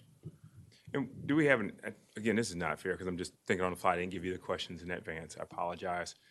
Those that are grouped together, so they're the townhomes, of which there are many. What would those be on average, do you guess, if you had put them in a zone? In terms of the height of the townhome? Both height and density. Density. I mean, townhomes of that style were roughly 10 units to the acre. That was the reason for when we rewrote the code the last time, we created the RMD 10 zone, because we had a special procedure that allowed just townhomes, and that was the density limitation then. And so they were similar in style and form and density to what is in Newmark right now. Got it. Again, apologies for thinking out loud, not thinking in advance. I mentioned before, and this is another curveball of a question. There's a couple of areas. There's a part that's kind of looking at it on a different map, but the point is the same. So there's a part that abuts 270, in our pictures to the left or to the west, and then the part that abuts Newmark Commons and to the east or to the right. As I mentioned before, I don't know if this is possible. I guess two questions. One of the questions is, if there were just development on the portion most closest to 270, the portion furthest west, furthest left in our picture, how would they get access? Like, how would they dump onto Wooten, or it had to be a new road that be built, or to where it maybe falls or something like that, or where do y'all envision? I think we anticipate, and the property owner of this property and the property to the south anticipates that access would come from the south through the Tower Oaks planned development. Got it. As I mentioned before, I think a couple of sessions ago, it'd be my preference, I don't know if this is even possible, for the portion that abuts Newmark to be undeveloped or very minimal development, and the portion closest to 270, could go RMD 15 or 25. But I'm trying to preserve the character of what's there and taking into consideration the relatively dense, at least, I mean, there, as you already mentioned, there's a single family as well as attached townhomes and attached sort of 1-2 levels. I'd like the RMD 10 in that area at the most, the portion that's to the right that abuts Newmark, and then something more dense for the left. I don't know if that's possible, but that's where I land.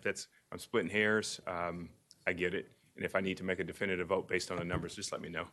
But that's what I would approve or be supportive of. That's all. Thank you, Councilmember. That was one of the options I raised last time too, so I appreciate what you're asking for. I don't know if that is technically possible. Do you want to answer his question on that, just so that the rest of the body knows? Certainly, a property can be split zoned, if you will. Ultimately, it will be subdivided when it's developed. It would just have to be definitively where that zoning boundary is on the property if it's not going to follow a property boundary that exists.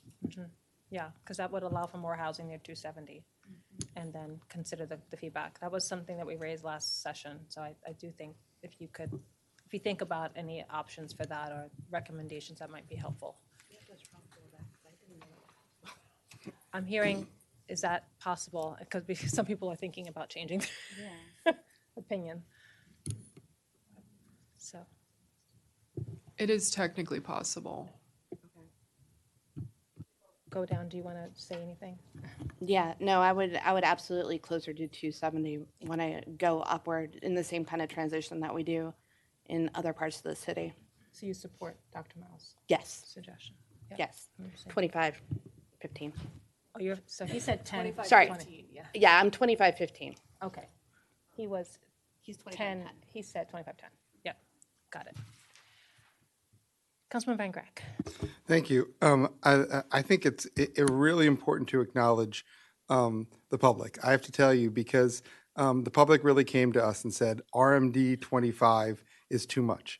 And notice that we have, still members of the public here, Pat Reber, who's been a true amazing advocate, and the community bringing together to realize, hey, what we had in the comp plan might not be accurate. And then also, more importantly, because I think more important than even the density, what we've heard is it's critical for us to protect that neighborhood of Newmark Commons with regard to traffic. And so staff's recommendation here to restrict the access related to emergency vehicles, bicycles, and pedestrian access is absolutely critical. I note that staff's recommendation here is 40% less dense than what we were talking about with the comprehensive plan.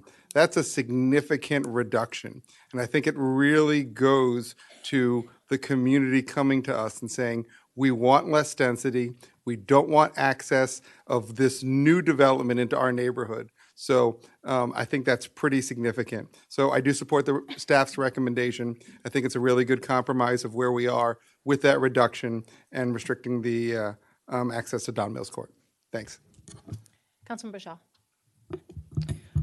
First off, I did want to thank staff. I know we've gone back and forth on this, and you brought back some really great recommendations. Staying with the consistency of the neighborhood, I do recommend the RMD 10.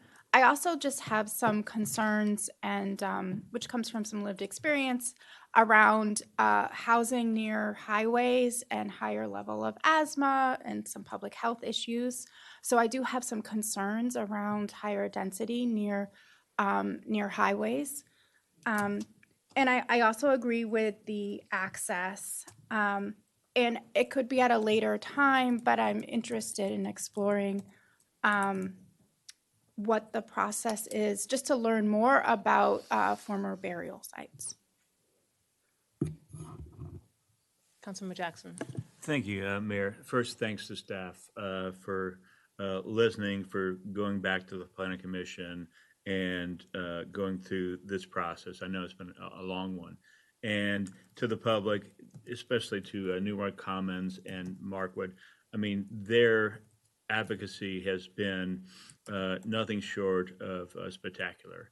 I know that I and other council members have met with them, have heard from them, whether it's in phone calls or emails, petition, or meeting with us one-on-one and before the council meetings, and then testifying. I mean, we have heard you. And I know that I and other people have gone out to the site. I've met with residents in their homes.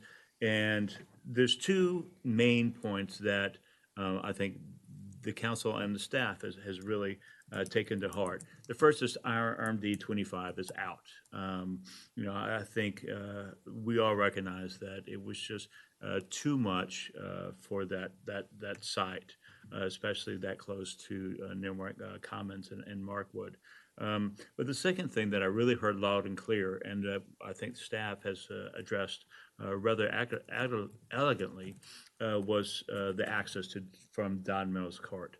to have it be emergency, bicycle, pedestrian access only, I think is crucial. And I think that is really what I heard loud and clear from the community was closing off that access. And thank you also to the developers representative. I know that we've had conversations and they were productive in terms of, at least giving me an idea of what was possible on that side. So all that to say, I do agree with staff's recommendation. I think that RMD 15 is a good compromise, and I look forward to seeing it in writing and looking at the final draft and making sure that it's what we said and what the community said that they can live with. Thank you. I counted 4 on that already. But I do want to ask some questions. I align with the comments that Dr. Miles shared in terms of lower density right next to the neighborhood and then increasing higher. But I do have questions about just thinking about our future residents. Would there be a noise buffer for them between 270 and the housing? And we just last budget season talked about 2 neighborhoods where we're doing noise studies because it's the quality of life and the noise is an issue, and that has even more. I can tell you I live blocks away from 270 and I hear it. So I just was curious, when for current residents we will see removing trees does have an impact on that. Will it be, when you talk about adding trees and thinking about this site, will that noise be considered so that we can protect residents' quality of life as well? Yeah, Mayor, I think that's absolutely something we would consider and talk to the developer and also the adjacent neighborhood as part of the development review process. We're focusing on zoning, but I think getting some feedback from council tonight, so if and when this property goes to development, will be good for the property owner to hear before they put together a site plan. Thank you. I know we've handled that through, for example, some parts of Newmark have sort of a barrier between themselves and Maryland to help with that. It's not perfect, but it helps a little bit. We've had berms in other areas, so I think that's something to consider for quality of life. I know that you have tree replacement rules, so the total number of trees will have to be replaced. Is that correct?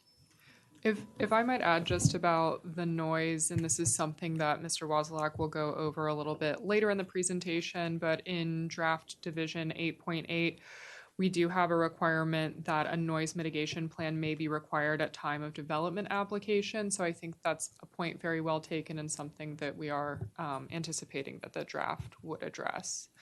When it comes to the trees, that is taken care of through our forest and tree preservation ordinance, which I'm sure you all are well familiar with at this point in time, but that would apply to this development. Thank you. And that was on the list for additional updates in the future, by the way. Okay. And then the other piece that I've heard concerns from residents about is just water management, and I believe that would also go through the review process. Absolutely. Okay. So although we're split on this one with RMD 15 winning out, I just want to make sure that there's some of the key critical factors that staff will be working to make sure that is protected.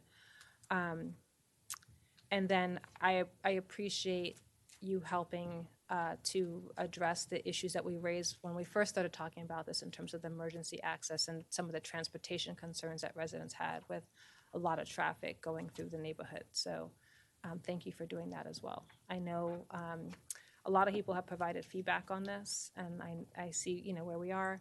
I just want to thank the entire community and all stakeholders, the people who own the land, the people who live near there, for sharing feedback. This is what the democratic process is designed to be, and appreciate all the feedback that we've given, and staff for listening and finding some compromises. And I know that given the feedback we've shared with you and some of our concerns, you'll also look at some additional ways to protect our residents. Did you have anything else? Councilmember Larry. Yes. So it does not sound like we're doing 25 closer to 270. I will note, and to anyone's concerns about being healthy and living closer to 270, that there is a nursing home right there. And there is also an incoming development on the other side of 270 around Fortune Terrace. So I think that while not, maybe not for everybody, there are some folks I think that would be more than happy to. Quick question on, in looking at the map as it's, and I was trying to look it up on mine real quick, the parcel right above to the left behind the nursing home, what zone is that again? That's R90. So that is R90 right behind the nursing home. Just to the northwest? Yeah. Yes. Okay.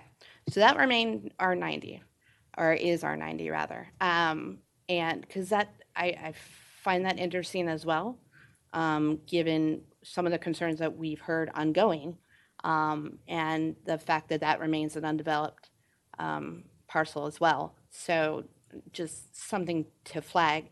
I do want to just note super quickly, we heard loud and clear, just for the, put a pin in it, maybe future discussion. We heard that not all the communities, especially those without an HOA, were not being connected. Sounds like we got that on a good plan now. We also heard not only about existing traffic concerns in and around the Newmark Commons community, but specifically along Potomac Valley Road and at the Potomac Valley Road intersection with Falls Road, and where there is a bit of a mixing bowl there. I just want to put a pin in it for staff for future consideration of looking at some sort of existing traffic study / mitigation, and any sort of mitigation for what appears to be tractor trailer traffic on that road, servicing the existing nursing facility. I think a lot of times when we hear concerns about traffic, there may be existing issues, and anything that we can do now in advance of any sort of future development would be great. On my final point, I just want to recognize that we heard a lot from the community on the archaeological remains and the Poor Farm Cemetery, that a portion of it is here, goes under 270 on the other side as well, around 7 Locks.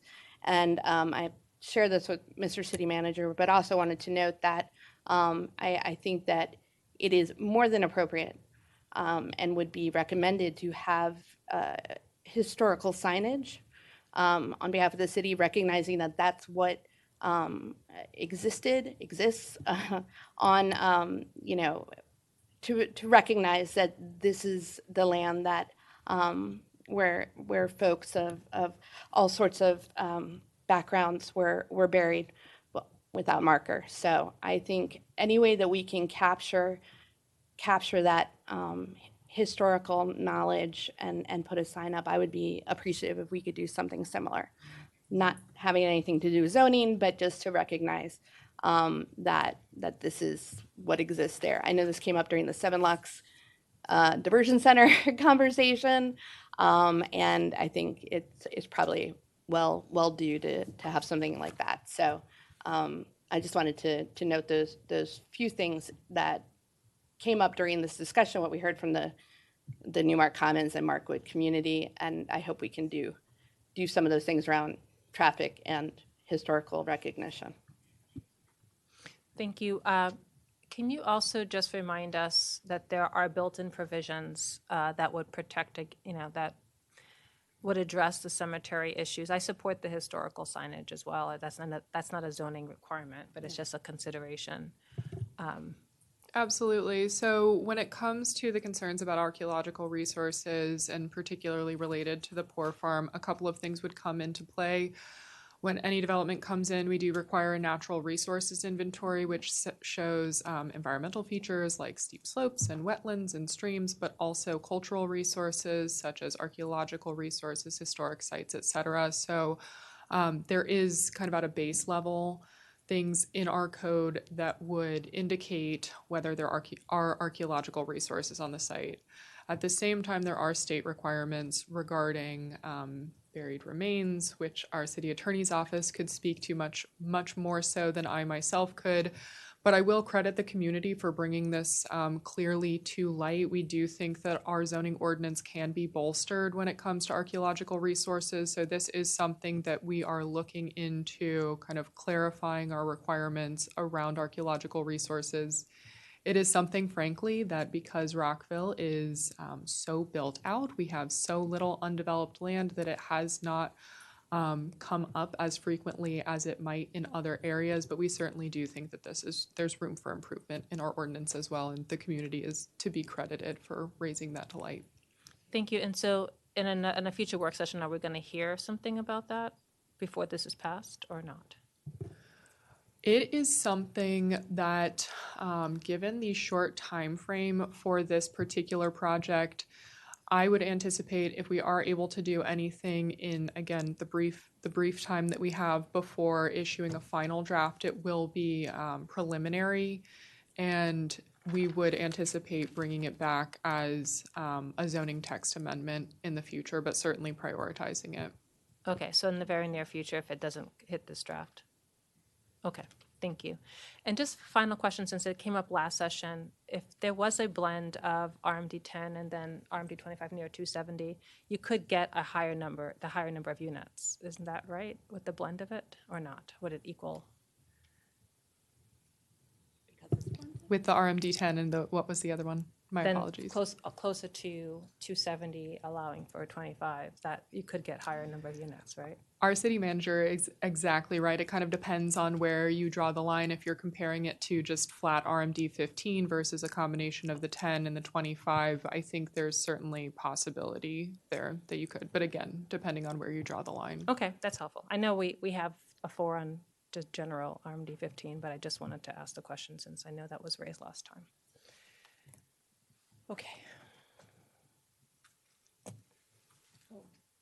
Councilmember Fulton.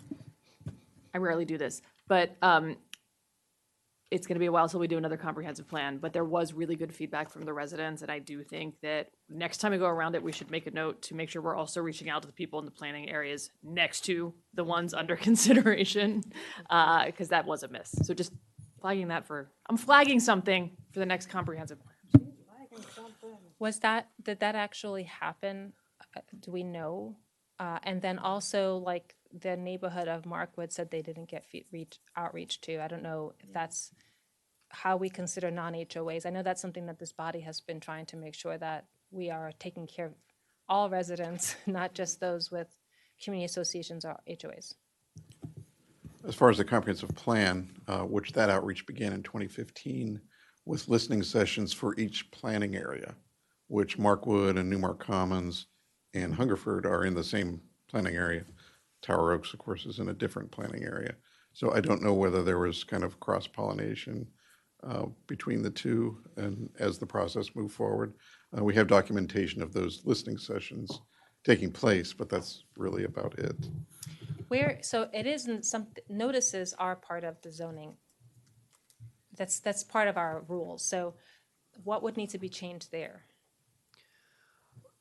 If I could add to some of what Mr. Wozniak said about this process particularly, I think the idea of more robust engagement is something that we really have been prioritizing. So looking forward, that is certainly something that we continue to intend to do, as we did with the Town Center Master Plan and as we did with the zoning ordinance rewrite, specifically engaging civic associations and neighborhood associations that are not only having parcels that are proposed for rezoning within them, but also specifically engaging the ones that are adjacent to them. When it comes to folks who do not have an HOA, a civic association, a neighborhood association serving them, we use a variety of means, including regular updates in both the print and online versions of Rockville reports, coordinating closely with CCE to post social media updates, building out Engage Rockville, which I think is something we've used much more consistently and heavily since the time of the comprehensive plan. Although if I'm not mistaken, I think that was maybe one of the very first projects that it was used for. So we can thank the comp plan for Engage Rockville. And also providing direct mailed notices to property owners that were proposed to have their property rezoned and those who are in a reasonable distance of them. Our zoning ordinance requires only mailed notice right now, but we do use electronic means to keep folks updated. Again, whether it's through Rockville Report, social media, Engage Rockville, our Development Watch newsletter, which if anyone is interested in the room, I certainly encourage you to sign up for. We do push out regular updates through that as well. So I think, community engagement is something that we take very seriously at a staff level. So I am hopeful that we are doing the job there that we aim to do. Thank you. I think it's helpful just to flag that we want to make sure that we're building systems in place that outlive us, all of us. So we know staff changes, council changes, and so to the extent that there can be protocols or things in writing on what should happen, so that adjacency is something that we look at more deeply, as well as the focus on everyone and finding ways to reach people who may not be represented by HOAs and community organizations. I think it's just important to memorialize that in writing in some process. I think that that's something that we've heard loud and clear over a number of topics that we've talked about as a body. So I just wanted to flag that as well. And I will note that I did hear some comments about sending an email to every resident. We don't have the email addresses of every resident. Rockville reports theoretically should go out to every resident, so maybe there are creative ways to put more detail on Rockville reports, because the print copy, because that does go to every single household, or it should if all's going well with the post office. So I just wanted to flag that as a tool. Now, sometimes things are so broad.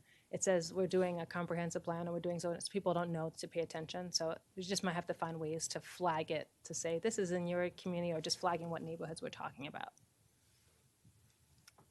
And I just want to note this will be staff's recommendation on the max height, right? I know that you mentioned that is needed for the two Correct. of the twos. Okay, thank you. Colleagues, any other comments on this one? Okay. All right, so we are now into the portion of the presentation where we will go through Articles 6, 7, and 8, starting with uses and use standards. So again, we'll be focusing on the key changes from the old ordinance to the new ordinance. Anything in bold, red, italics is something that the body has already provided us direction on, and it is reflected in the revised staff draft. The black is also reflected in the revised staff draft. It is just something that we have not received specific direction on. So in this article, the revised staff draft grandfathers uses which were conforming prior to the effective date of the ordinance. This is something that we did hear interest from, and we are proposing that this be effective through 10 years from the adoption date of the ordinance. The uses and use standards article also ensures that terms and definitions are clear and current. It updates the list of uses contained in the zoning ordinance. Currently, our ordinance has things like archival record storage or taxi cab service, which we don't necessarily think are going to be proposed in the future. We also organized the use permissions into one comprehensive use table, which allows for comparison across zones. Currently, I think we have 5 different use tables scattered throughout the ordinance, which use sometimes different use terminology to refer to the same uses. They don't always represent all of the uses in our ordinance, so we put all of that in one location. It also transitions many of our special exception uses to permitted or conditional uses. This is something that you all have discussed before, as with the other red items, and it's related directly to the FAST 2 work program. This is anticipated to cut down on time and process, no longer requiring an approval from the Board of Appeals. And it eliminates the gross floor area restrictions for many uses as discussed this evening. Further on uses and use standards, we've comprehensively updated the list of uses, use permissions, and use standards to accomplish a number of goals that you see on the slide before you, accomplishing the goals of the Rockville 2040 Comprehensive Plan, implementing best planning practices, making regulations more modern and user-friendly, increasing equity, addressing identified issues, reflecting state and federal law, just a whole slew of goals. We really did take a comprehensive look at this article and update throughout.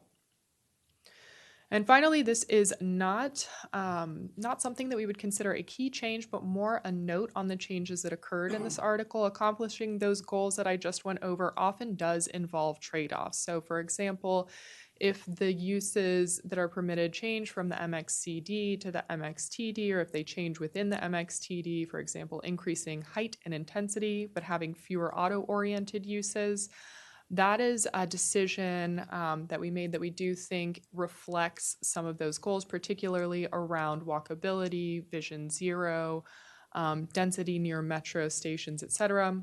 Or when we're thinking about converting special exception uses to permitted or conditional uses, in that instance, we're reducing and streamlining processes, but in certain instances, we do have additional use standards that are intended to continue to ensure that the impact on surrounding uses is lesser.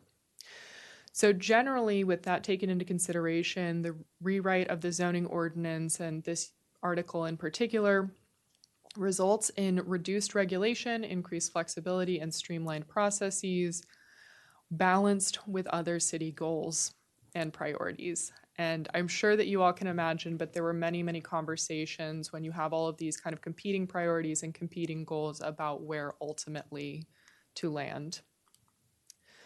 So with that, that is it for uses and use standards, and I will turn it over to Mr. Wozlak to go over our zone standards, Article 7. So much like that there are use requirements and standards, there are standards that apply to zones and all the uses within that zone. Some of the key changes in the zoning ordinance include having new development standards for the new zones that are being created, such as the residential high density or RHD zone. We've modified development standards in a number of other zones, including increasing the height in both the MXNC and the IL zones to 65 and 60 respectively.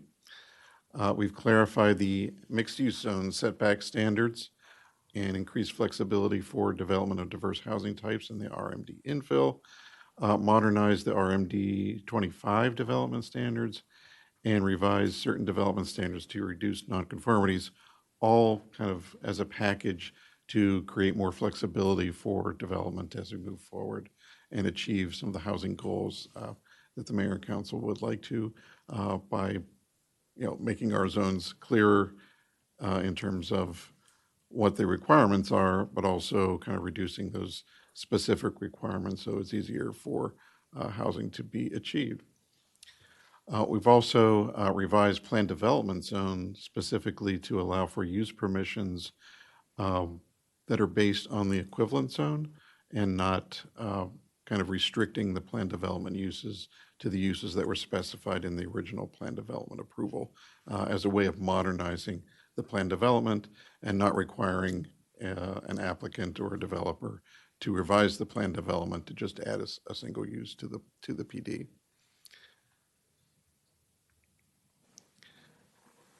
Other things that these zones and zone standards incorporate include the bonus heights that are included in the state's Housing Expansion Affordability Act, as well as the Town Center Master Plan that was adopted last year. It introduces modern height transition provisions between lower and higher density, intensity zones, different than what we had previously in the code. We think they will be more effective and easier to implement. We have significantly revised the design standards for the MX zones and also provided more flexibility through the alternative compliance procedure so that if there's something that a designer or a developer comes up with that may not meet the exact letter of the code, that we can consider that as something that meets the intent. We've eliminated the creation of new neighborhood conservation district plans through the zoning ordinance. That one will not impact the existing neighborhood conservation district plan, which is Lincoln Park, and also allows for potentially, if a neighborhood, through its neighborhood planning process, wants to actually create another neighborhood conservation district, they can do it in that way.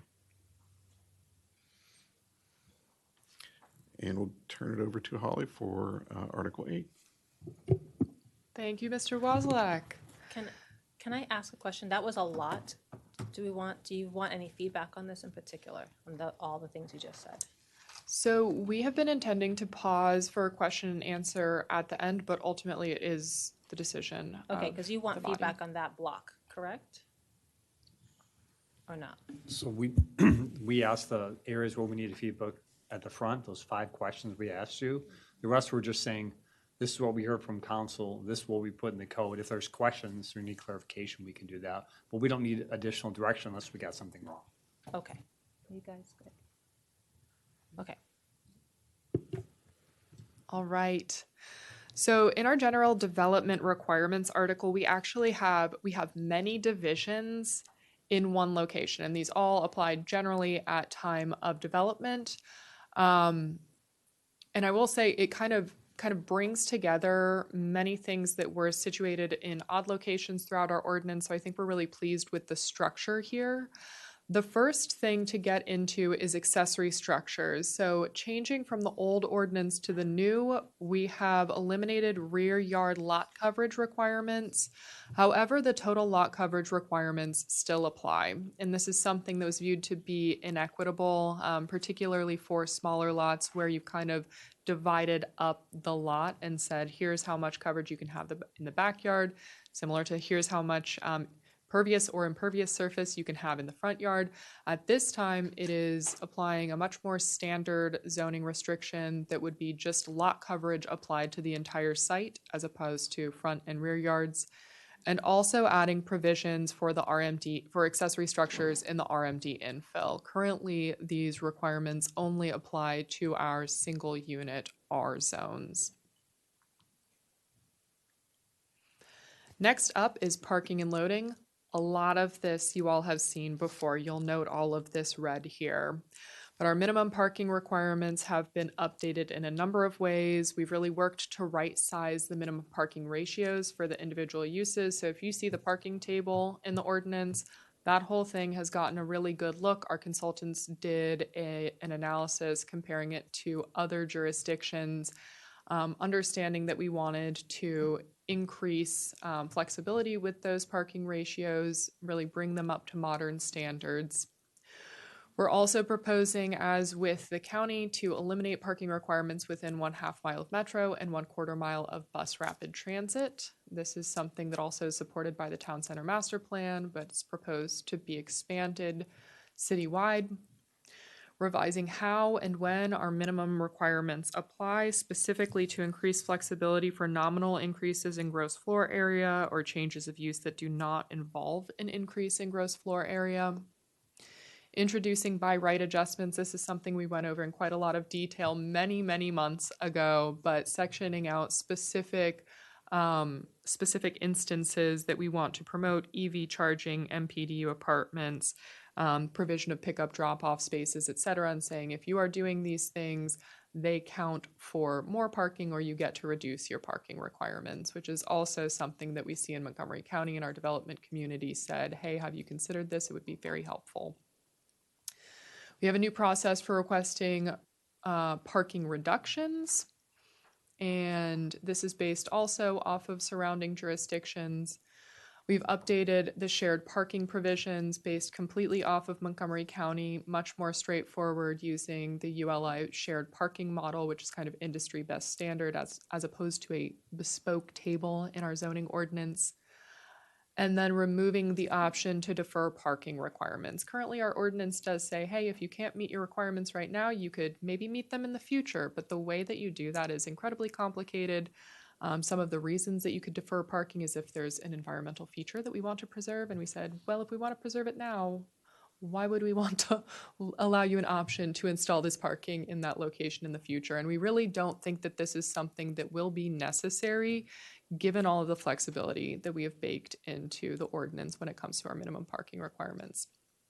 Finally, on this slide, we are loosening the maximum parking requirements while expanding the zones that are subject to parking maximums. Currently, if you look at our ordinance, we have parking maximums that apply to our mixed-use transit district and our mixed-use corridor district.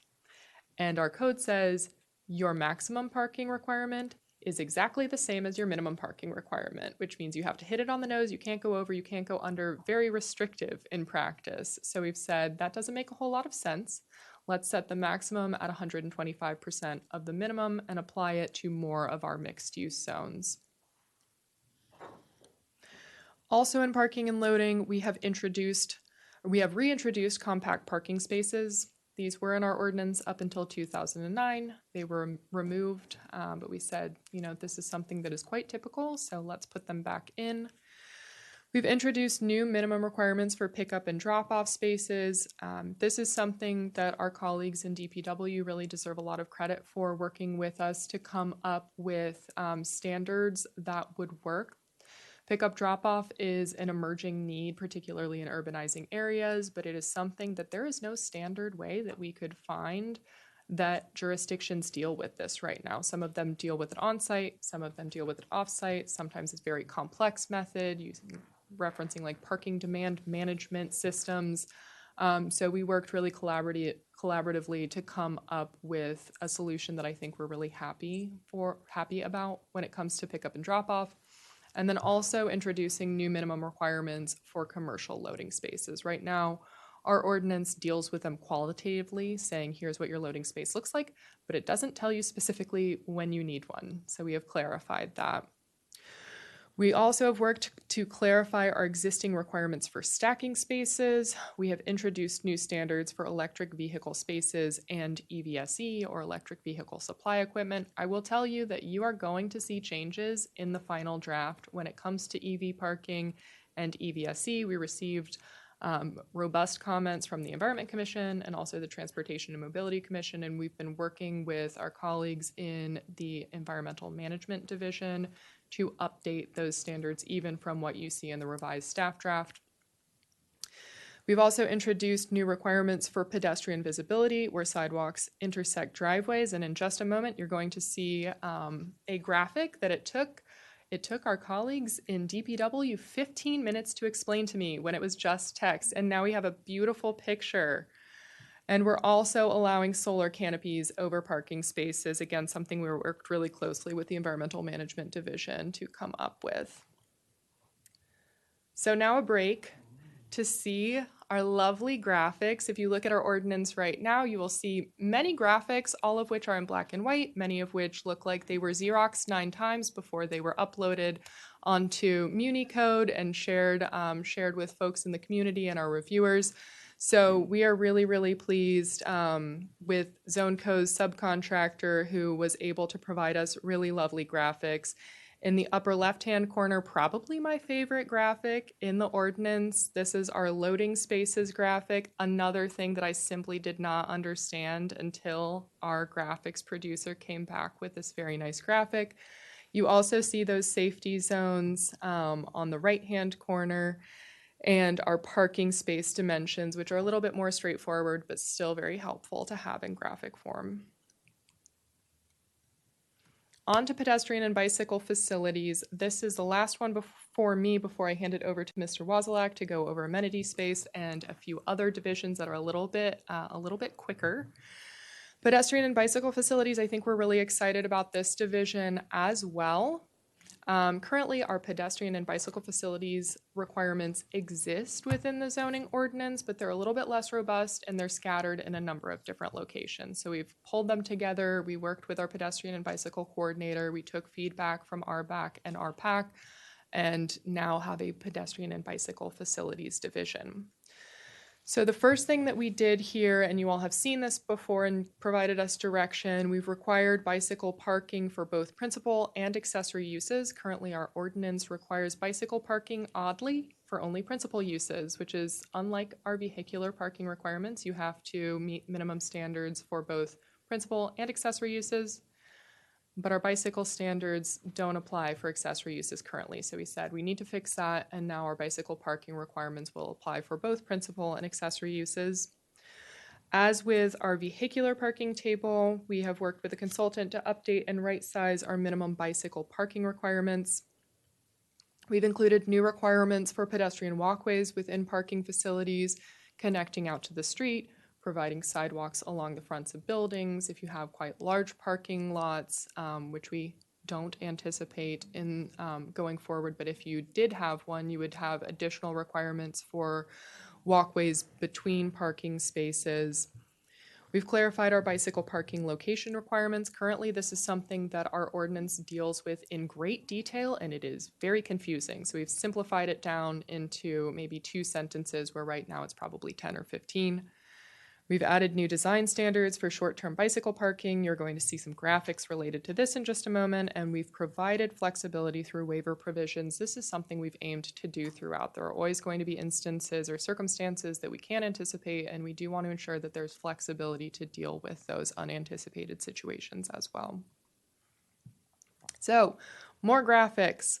Upper left-hand corner, you see our short-term bicycle location requirements, the little orange lines between the entrance of the building and the racks themselves is intended to depict 50 feet. That's how far your short-term parking can be from the main entrance.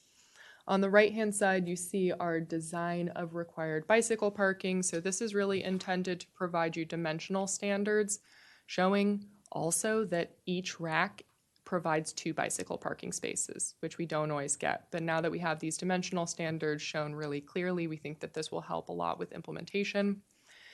And lower left-hand corner, you see our bicycle rack design requiring 2 points of contact, requiring they be securely locked or securely bolted to the ground or a wall, and also ensuring that it's a style of rack that will allow for a U-lock to connect to the bicycle through 2 points.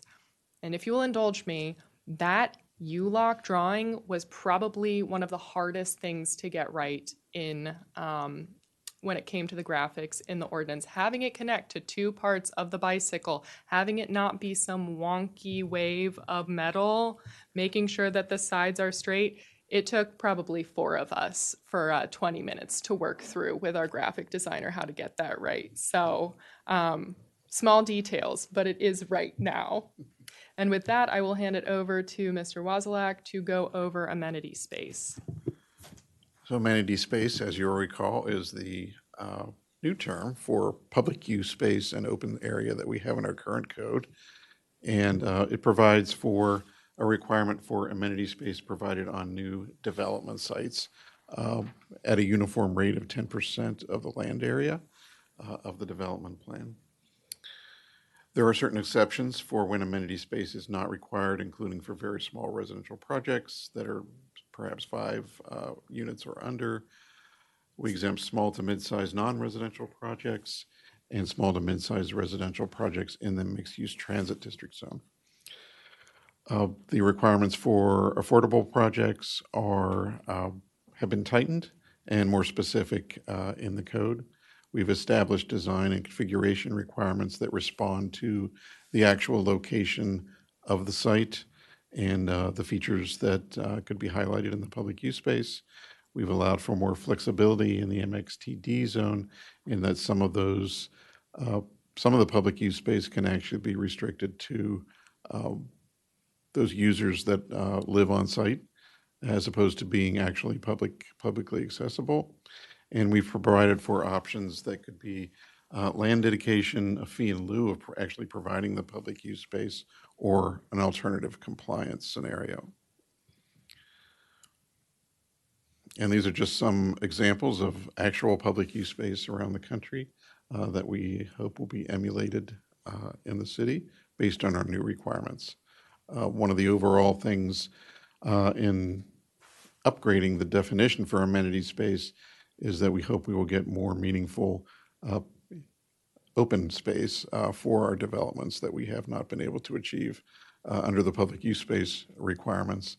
So we're definitely hopeful that we will achieve better amenity spaces moving forward. We've introduced some other requirements, including for land that abuts park. You cannot excavate or grade within 25 feet of any forest that's located on a city-owned park. Our environmental guidelines likely will be updated here in the near future. We haven't made any changes with regard to how they are referenced in the code. The code does include new landscaping and screening requirements that were brought in part from our landscaping and lighting manual that currently exists, but we're now incorporating those into the code, so it's very clear that what is required. We've also made some adjustments to those requirements, including having new specifications for certain plant materials. We've updated our parking lot perimeter planting strip requirements, which also have a landscaping requirement within them. And we've clarified which industrial or semi-industrial uses require transition buffer yards from residential uses.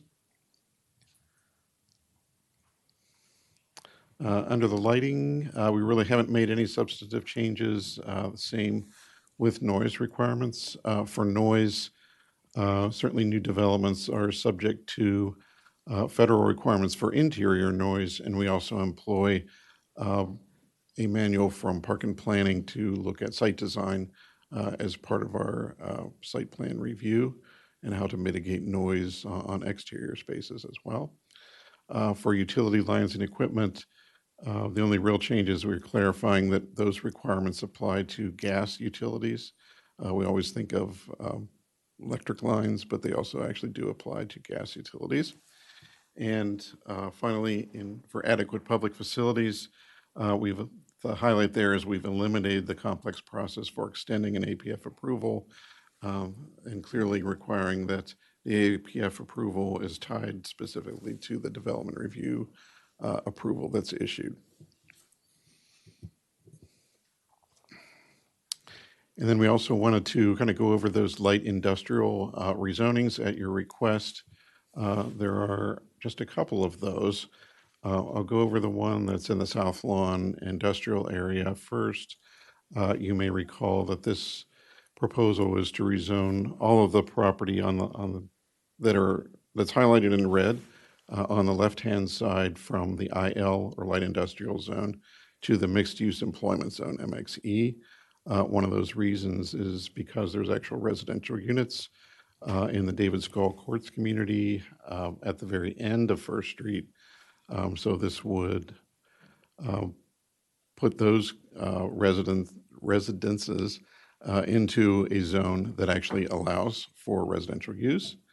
And to provide some compatibility, we recommended rezoning the remainder of adjacent parcels. So there are approximately 9 acres of this rezoning that is the David Skull community, and there's about 8 acres of adjacent land that would be rezoned from IL to MXE. The one thing about MXE is that it actually allows for light industrial uses within that zone. So we're not losing, I don't think, a lot of light industrial potential other than the land that's already is in residential use. But when the land is zoned MXE, you can still have a light industrial use. So those existing uses will be fine. And you're probably also familiar, there's a retail center at the corner of Taft Street and East Goody Drive, a non-conforming use. So we're making that actually more conforming by rezoning it to the MXE, which allows for that mixed use. The other rezoning that we wanted to highlight is on Lewis Avenue in the vicinity of Alpine Road. This is a property, it's about 5.5 acres in total that is currently zoned IL and is proposed to be rezoned to the mixed-use business zone. So this actually would kind of eliminate the light industrial category of uses, but it does retain in the MXB some uses that we might think of as industrial, like auto repair or like uses. So we just wanted to highlight that and give you some background on those two uses that you had requested information about.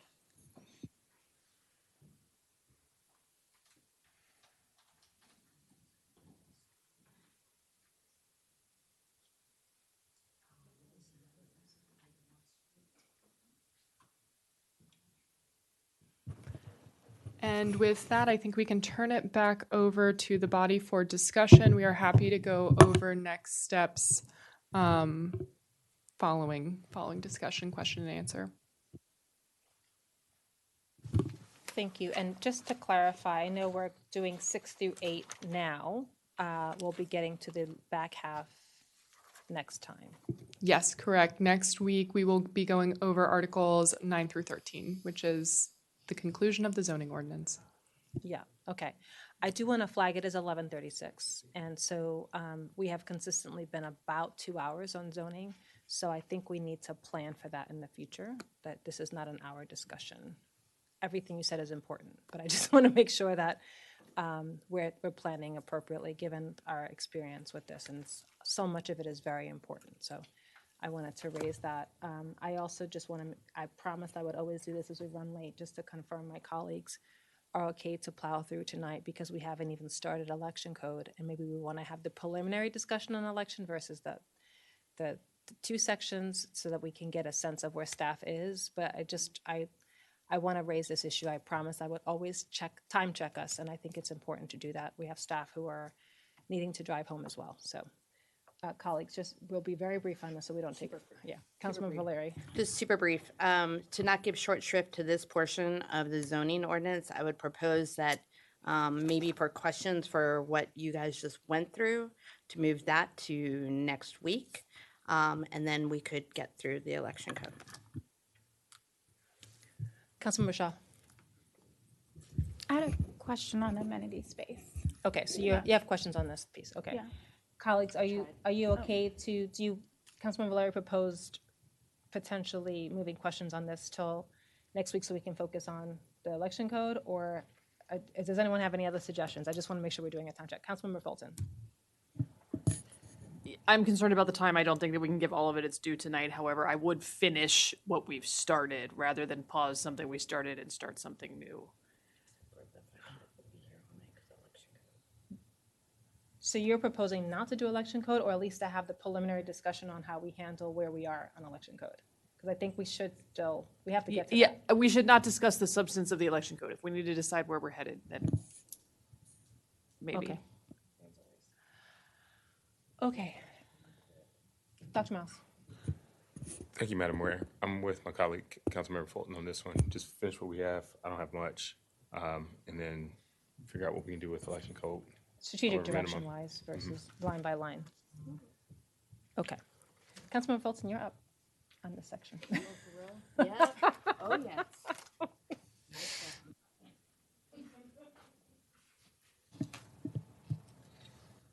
I actually only had one question to start with, and I don't even know that it's. I was prompted by former Councilmember Pershela, and I was looking at the APFO portion of it, and I'm, at a minimum, there's no requirement for us to review the standards at any point in time in there. Doesn't it just say periodically? I believe that that is correct. We should have a requirement for every so many years we have to do it, and it looks like the last one was in 2019, and I'd like to do it. That's my only comment right now. Thanks. Dr. Mouse. I don't have anything substantive on this one. Thank you. Councilman Van Grack. I think I just have two. There's some smaller things that I can possibly get to via email, but one, I want to go to Article 6. And this might be a question for Mr. Dumais. We're talking a lot about definitions, and I know that I love the specificity it's getting into, and I have to admit, I think staff's done a fantastic job of really kind of honing in on definitions. The question I had is, has there been any discussion with regard to some of the more clear definitions, and as I've noted, at least I've seen, revised categories that are in there that would potentially further restrict either property uses or development? And that might be a macro question to come back to, but I've kind of, because of the specificity, which I love, I'm worried about the effect that could have in property usage and future development. Hey, Councilmember, I think that's one we'd probably want to get back to you on. Okay. just to kind of revisit some of the conversations that we had when we were drafting. Okay, great. And that's something we can have a further discussion during the next work session if we need to. And the other question is with regard to Article 8 and talking about parking. When we're talking about removing the option to defer the parking requirement, are we talking about removing the option that we've used in the past to allow zero parking requirements? Or are we talking about not having the deferring, which could have a later evaluation of parking? It's the latter. Okay. Yeah. That's what I thought. And great, that answered my question. Thanks. And I approve of that. Councilmember Shaw.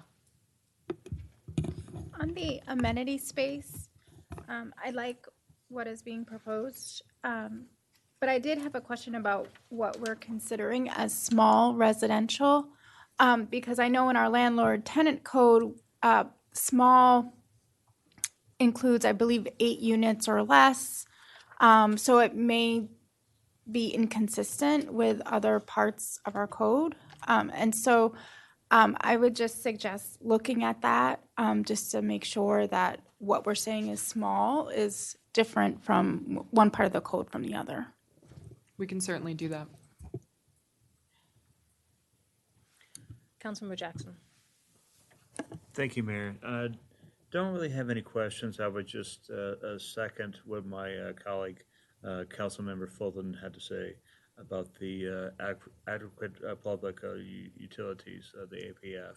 I think that is something that we should revisit, especially in light of what we saw with the school debate. And it's something that has really been a concern of mine. And so I want to take this opportunity to highlight it and say I agree with Councilmember Fulton. Thank you. I have a couple of questions. Under Article 8, Division 2, I know that we have the eliminated minimum parking requirements, half-mile metro, quarter-mile of bus rapid transit. It says no additional ADA parking is proposed to be required. So I'm just curious about that. Would the ADA there would still be a requirement for ADA parking spaces, or is it a percentage of parking? That's something I wanted to just clarify. That's an excellent question, and it is based on the proportion of the parking that is proposed. That is how the Maryland Accessibility Code treats it, and that's how the ADA requirements are structured. So we did look at what is standard for this, and also including what Montgomery County has done, and it is to require, if there's no minimum required, that would be the same for ADA parking as well. I have concerns about that, and given my colleagues and my just generally trying to be more ADA friendly, I'm just curious to see if anyone else is concerned about this in particular. Councilmember Fulton. I'm reminded that we did discuss this at length, though, and then arrived at the proposal that was before us. Like, I'm concerned about it, but my brain's not working yet any longer. But we had a long conversation. We were discussing eliminating parking requirements, and I think we came around to the likelihood that there would you said this, all parking could be used. Mm-hmm. Yeah. And that was a development specific. Yeah. That was development. That was around town center. So Mm-hmm. That's all. No, I knew what you're saying. Well, I'll go on record and saying I'm concerned about the lack of ADA parking. I've heard about it, even like when we removed some of the parking that was around town center, and then people were complaining about the limited ones that we had. So I wanted to flag that. I would love to get you more information on this, and I appreciate Councilmember Fulton that you are remembering these conversations, because there were extensive conversations. We also reached out to some industry experts about this, but I will benefit from reminding myself as well, and we can certainly get you additional information on that. Thank you. And for me, I also would just make sure that we have the feedback of not just industry, but like people who need the ADA services of parking. As well as our PEC back. Councilmember Larry?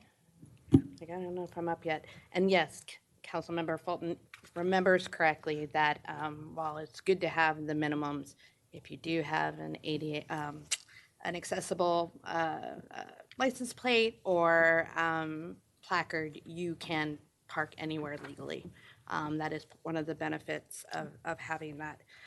Source, my dad, no longer around, but we utilize that a whole lot when there was not enough marked out. Anyway, super quickly. I'm not done on my stuff. Oh, I'm sorry. I thought you said Councilmember Valeri. Because Like, you my bad. were asking about the Yeah, ADA yeah. No, stuff. that was my point. That something, and a lot of folks with the license plate and/or placard, if you know, you know, sort of thing. That is true. However, if there's less parking requirements and there's less parking generally, so I'm just flagging the ADA specific portion is that there may be less to park anywhere with, which I'm okay with the latter part, but I'm concerned about the ADA part. So, Sorry, I thought you were tossing it.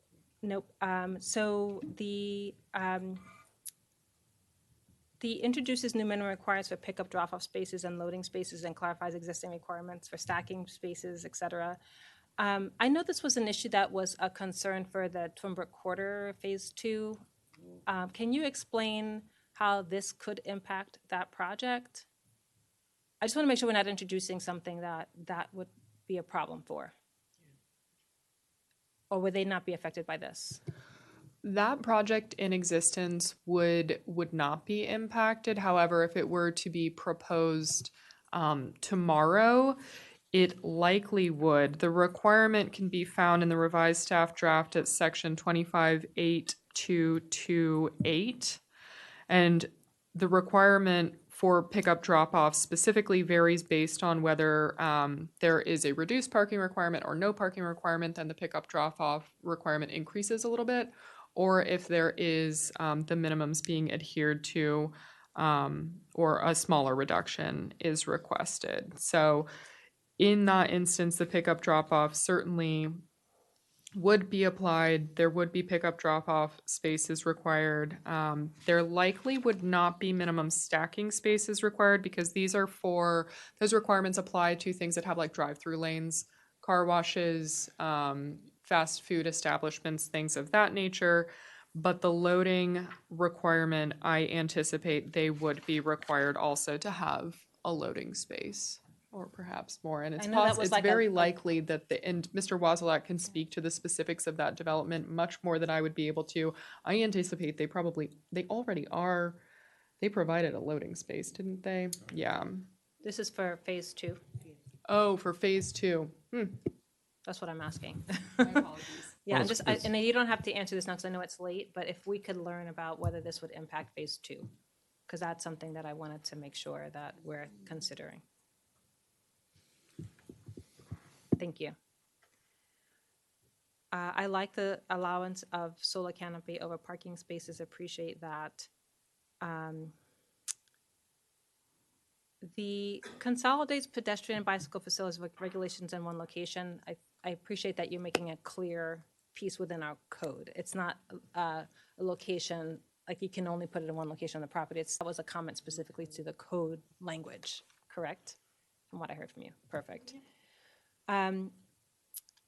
You have design standards for short and long-term bicycle parking. Would that also apply to these rental services? I would say if it is something that's proposed to meet our minimum requirements as per the code, it would apply.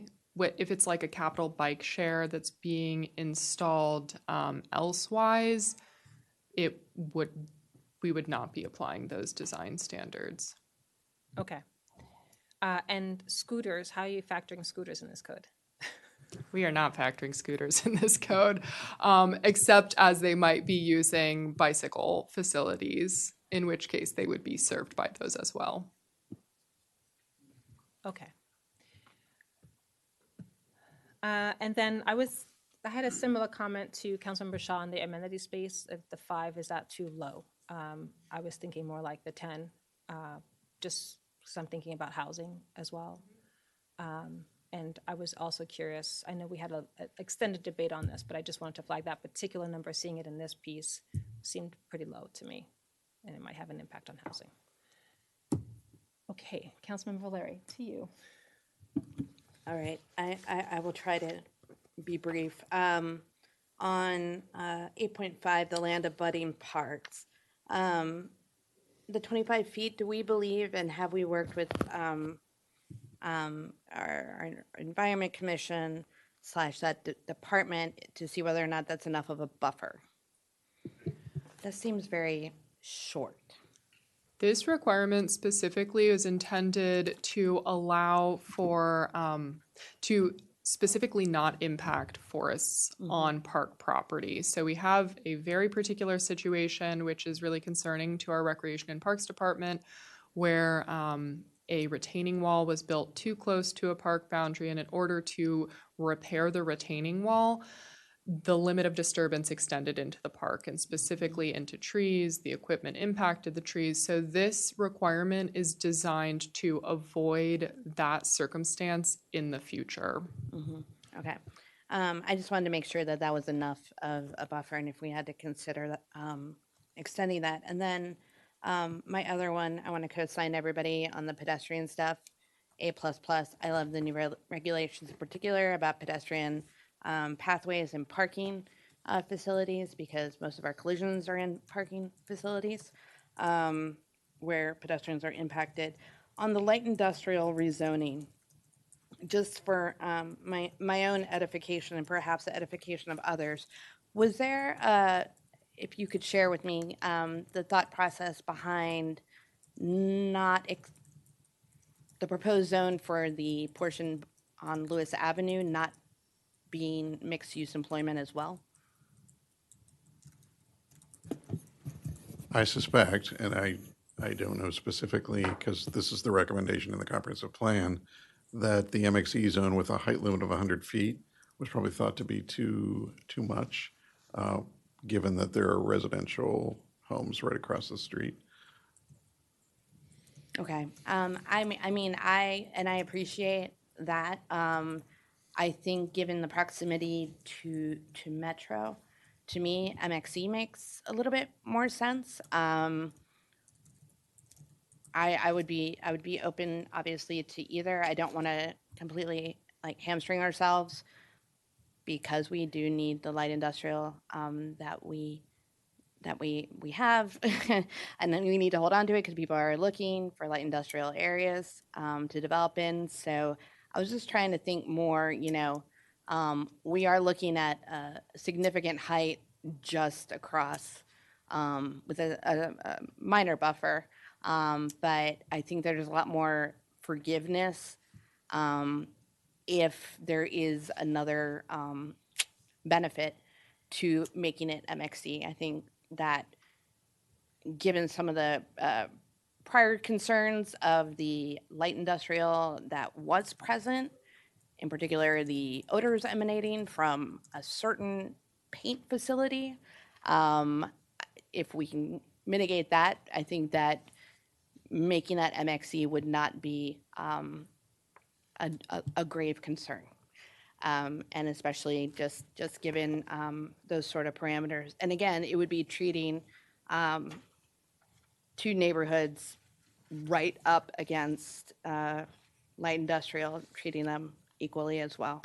I wouldn't want to say that sort of height by the David Skull community is A-okay, but not over here. That kind of bothers me a little bit. So I just wanted to flag that. I think those are my big two.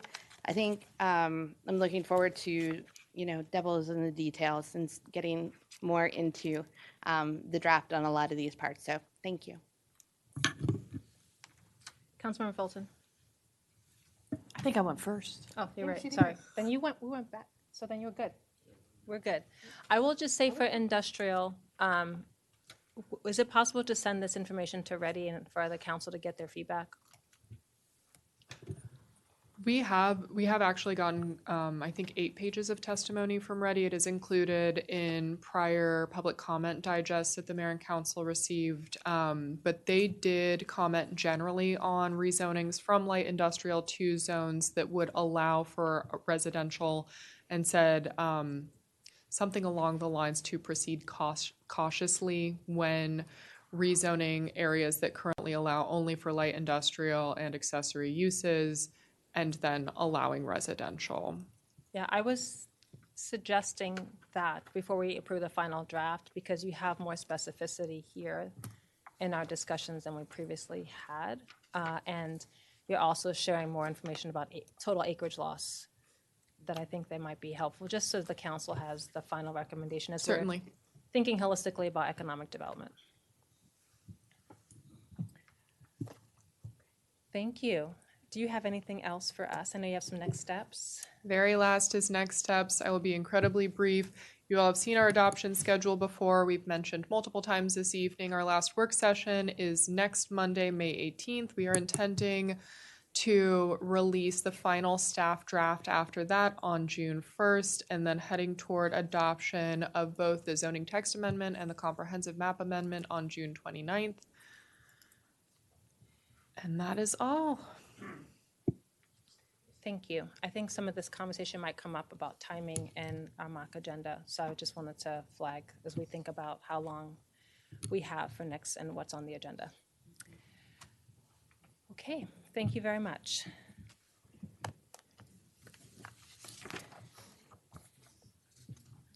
So now we're moving on to our next work session topic.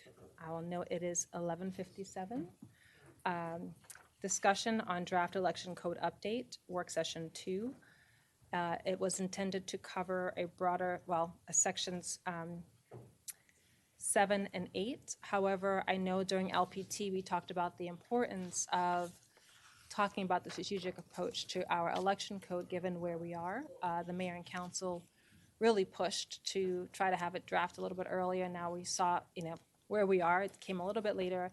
And I know that the current draft has some concerns that the BSC has raised as well as staff. I want to apologize to everyone that this is coming at this hour. So we'll have to just figure this out because we can't touch something so important so late. But that said, I think it's important at least to have the strategic discussion so that we can talk about that and then we can look at a deeper dive into 7 and 8 later. Okay, if you don't mind, I would start out with let me give this a good try at this hour. As you know, the Board of Supervisors of Elections met last Thursday, May 7th, and they spent several hours going through Articles just 7 and 8 of what we're discussing on tonight's agenda. They also sent out a revised recommendation and proposal to the mayor and council this past Friday regarding their recommendations after reviewing several hours on just Chapter 7 alone, which is the campaign finance portion of it. They started out several hours. They realized after several hours of just getting through the first few pages of Article 7 that there were so many missing parts and that it was confusing, and that they recommended that the mayor and council go back to the current code and start from the baseline and incorporate the recommendations from them in 2024, 2025, and the current recommendations with the definitions and those issues that were arised in 2023 election. This would allow them and myself and the city attorney's office to do a reset for this rewrite because there are a lot of missing definitions that don't make sense in this chapter. The current code, the provisions are weakening the current code. There are some things that are unlawful and unconstitutional. They're outdated. There's some outdates, and there are some things that do not apply to this election law for the city of Rockville. So with that, we came up with 4 questions of feedback for tonight just on those recommendations that I just broadly went over, because it is a lot. I mean, I could go through a whole lot of them here, and we did provide a comprehensive list and reasons of things that were omitted and what needed to go back in to the current code for a rewrite. The timing right now would not allow myself nor the board to implement a lot of those things that how the code is currently drafted. So we're thinking it would give us some time if we went back to the baseline, revisit those recommendations along with the recommendations of the mayor and council and the definitions to clearly remain concise, fair, and equitable. Definitions are very important when you're rewriting a code. And if we don't get that right, then we fall short of the objectives in this code. So I came up shortly with just these 4 questions for feedback if the mayor and council are willing to make any forward recommendations on these actions that the BSC, myself, and the city attorney's office is willing to move forward. Thank you. Just to clarify, and I know I sent this question on Friday when we got the BSC's recommendations. You've shared the BSC's recommended in next steps. Can you share where the city, you, the acting city attorney, and you, city clerk, are these the recommendations you also have? If you can Yes, share. they currently are And for I'm me. seeing a yes from the city attorney as well. I agree. I mean, I fully support the meeting. I sat with the BSC on Thursday. I hope you can hear me. And they did go painstakingly through the draft, Articles 7 and 8. And I ultimately agreed with their conclusion. I agree with their suggestions and believe that might be a way forward for us. Thank you. I also want to know, I know this body has followed up on the draft regularly since our last work sessions last fall. And I also want to say, I know this is not on either of you two. There's no pointing of any fingers here. We are where we are. I'm concerned. I do feel like we need to hear from this full body to see where we go. I think, I've said this from the beginning and I'll keep saying it, we have to fix the most urgent things and we have to make sure we have we're set up for the next election. With that, Dr. Miles, you're up to go first. Thank you, Madam Mayor. Thank you all for bringing this back to us. Thanks for the Board of Supervisors of Elections and for staff in the presentation. As I mentioned when this topic was brought a meeting or two ago, that I prefer to get it right than to do it fast. And I think this makes sense. I can support these recommendations as outlined, the 4 points here. That's all I have. Thank you. Councilmember Fulton. Now we're going around. We can go back to Councilmember Van Grack if you prefer to. Yeah. Okay. All right. Councilmember Van Grack. So, I mean, we're obviously in a predicament, and it's tough to say what we can do.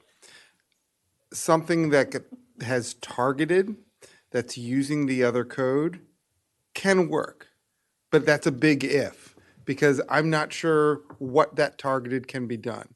I think we've identified on numerous work sessions that there's serious problem with the existing code.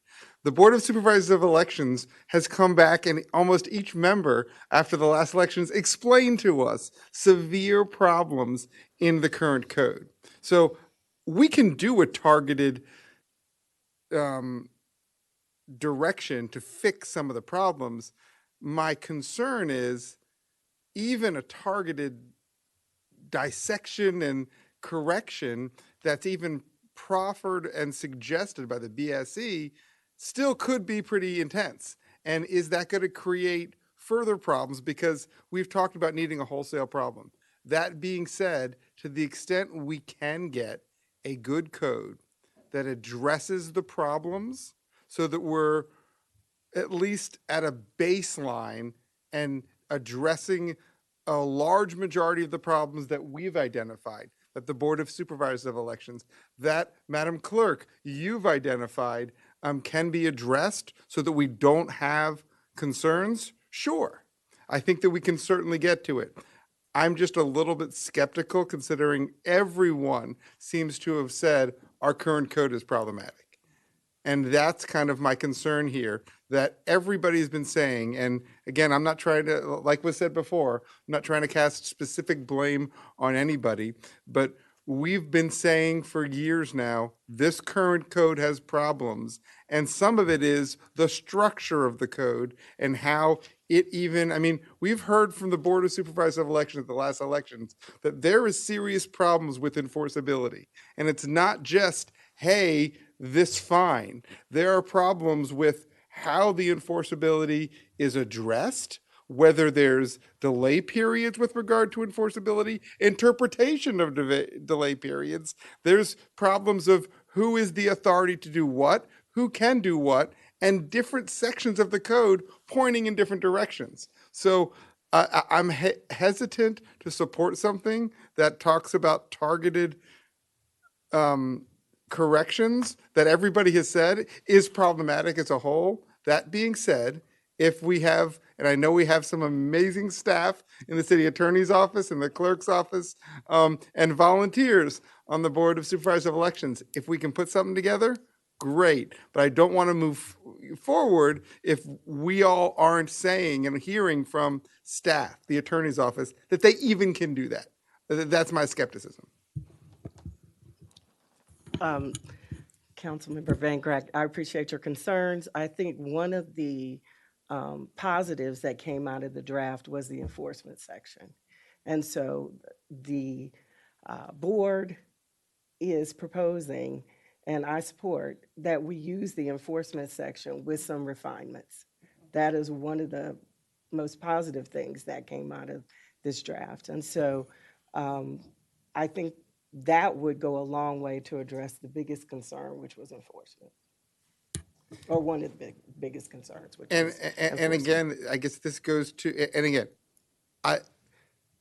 as a whole, that enforcement section was also based on some of the assumptions in that other draft, based on how it was implying both their definitions as well as that draft. Again, I'm not trying to make it more difficult because I want this to work, but I guess the devil's in the details. But if we think we can do a targeted one to get us something in the next few months that's enforceable, that's reasonable, I'm all for it. I just want to be sure that, you know, even to quote Councilmember Miles, that we're not necessarily doing something just to get it done that's not going to be helpful.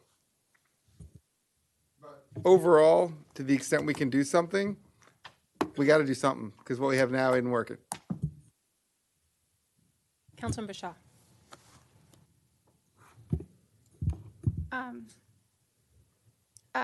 Yeah, I'm struggling with this a little bit because this has been a very long process with a lot of different perspectives and thoughts and impacts. We have agreed to some level that the current code is problematic.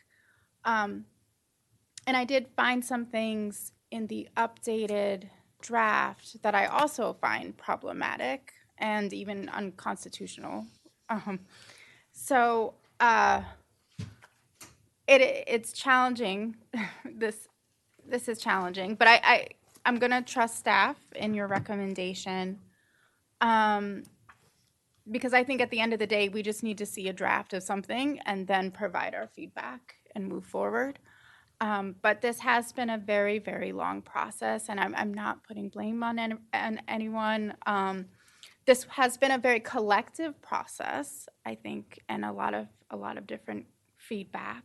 But I think that overall, we just need to move forward, and so I look forward to receiving an updated draft. Thank you. Councilmember Jackson. Thank you, Mayor.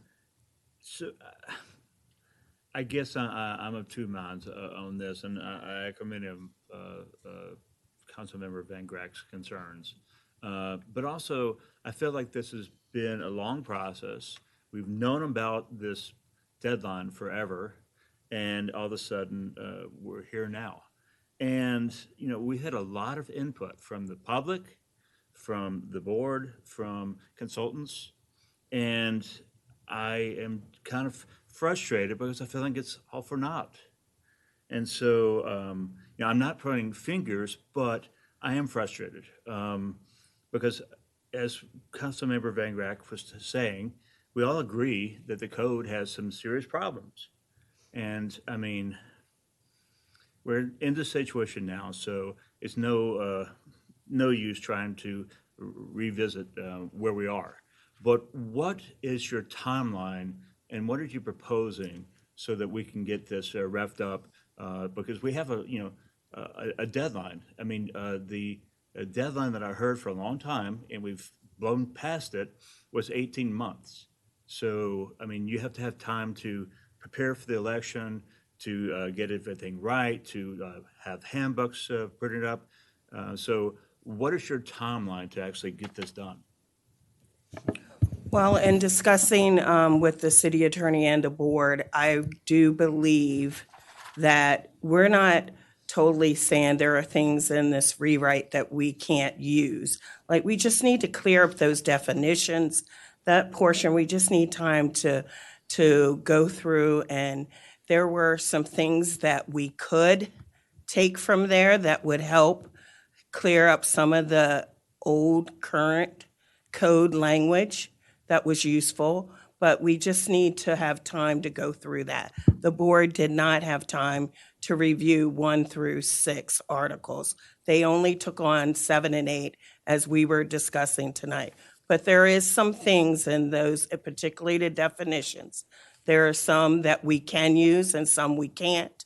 And for reasons is because that's just not how municipal elections are ran. Yeah, and I understand, and I mean, and that's reasonable, but, I'm looking at the timeline for the next steps. And as you guys laid out, we were supposed to have a new code adopted by June 29th. So, I mean, I know that that's not off the table, or I guess that's what we're saying, but what is the new timeline? I think with the amendments, it'll take a short time with amendments and proposing changes to the code, then charter amendments that'll take an additional 3 or 4 months to do.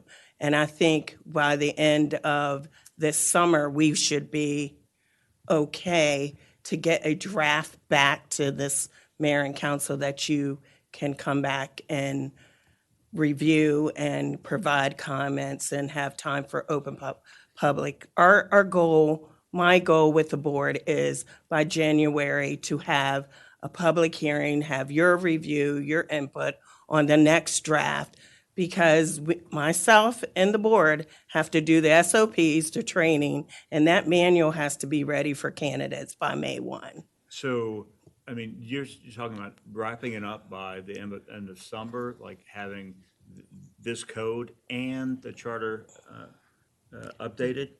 Well, the only 2 proposed charter amendments right now is the 16, 17-year-olds and the term limits is what we've heard so far. No, so we would be working simultaneously with the draft and these code amendments at the same time so that we could meet the deadline. We'd have to. All right.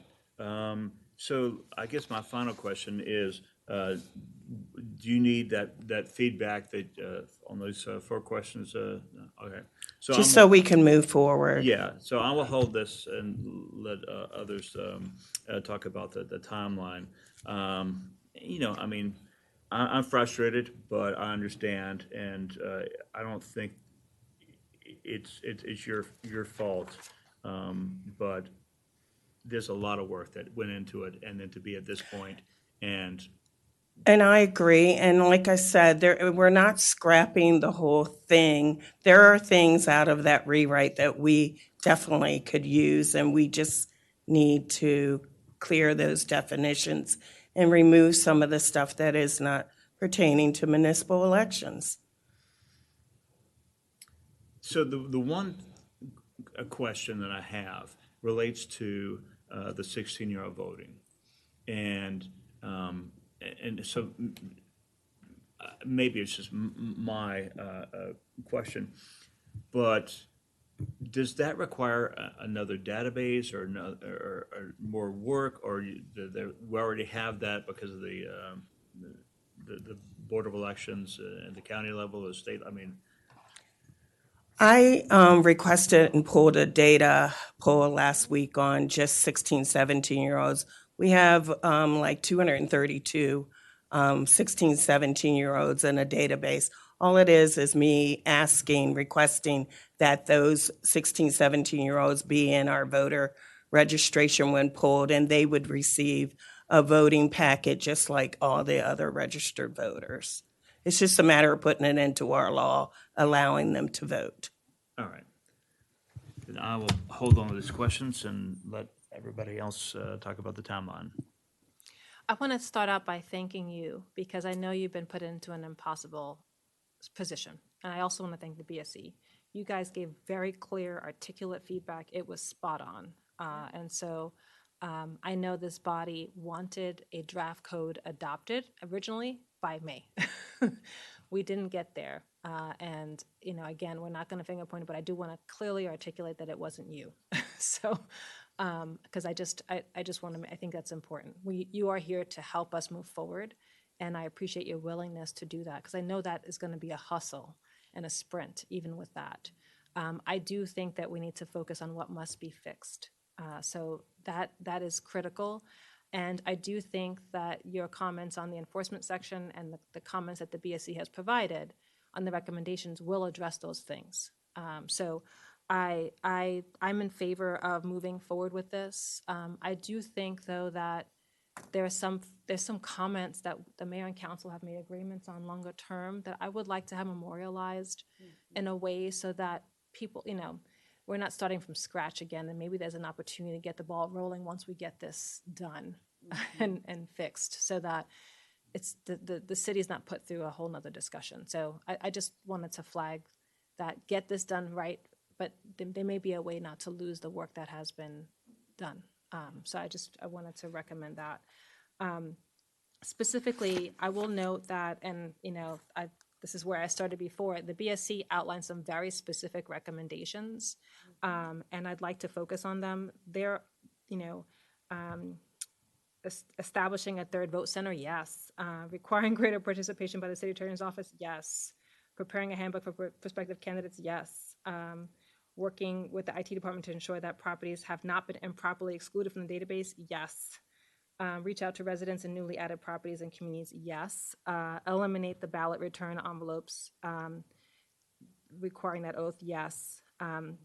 There are some ones that I wanted to flag that we definitely need the independent expenditures to be figured out. We definitely need the disclosures tightened up, and that may be another section, so I wanted to specifically flag that. And then creating a more streamlined process for imposing late fees. Yes, so I just wanted to note that there are a lot of great things in here. The things that give me pause are closing registration to vote in the city election 60 days rather than 45. So just to clarify that, you will allow, that will decrease the amount of time that people can register. I know that gives a process to you, but I have a concern about that. Just if you could clarify. No, because registration is always open. Okay. It just closes the books on when we receive the data input for the last roundup or bulk up for the day of the election. That's all that does for us. And the timing that we send that bulk register to the vendor to send out the election packets for voting. It's more like the push out that you're focusing on, not Yes. like people can come in. Oh, yes. I just want to make sure. And I do like that we are very specific on the drop boxes and centers because we're trying to make sure that there's geographic equity. And so I have concern about removing that. That was a recommendation, but that's one of the ones I have concerns about. and as well as reducing the number of notices and reminders. I have a concern about that. So I just want to flag, yes, move forward with all the recommendations, many of the recommendations, but those are some of the ones that I have a problem with. And then we did weigh in on trying to make sure we compensate the BSC with their travel reimbursement. So I wanted to flag that the body did weigh in on that specifically. Those are my comments. Councilmember Valeri. Yes, I will be very quick. I absolutely, it's late. I will not point fingers because it probably won't be a very nice finger if I do. But that is not incumbent upon anybody in this room. I think y'all are doing great, and that includes the members of the BSC who have made it this late. And I'm really appreciative of everybody who's here. And thank you for that. I think any frustration you hear from myself is just a little bit of disappointment, frankly, because this was kind of the fun. Coming from the Charter Review Commission, I am sad that so many years of work, and we're still not moving that, but we are going to. And I'm excited for anything we can do to streamline our process. I trust the city clerk's office, the acting city attorney, and the BSC to know the timeline for when things need to be in place in order to administer the election. I'm not going to sit over here and say this is when I think y'all should be doing it, because you are the ones doing it. You're the ones doing the work. What you need from us, you tell us. We need the feedback here, here, and here. I'm there. And we'll do our side of things, but y'all know how to run an election.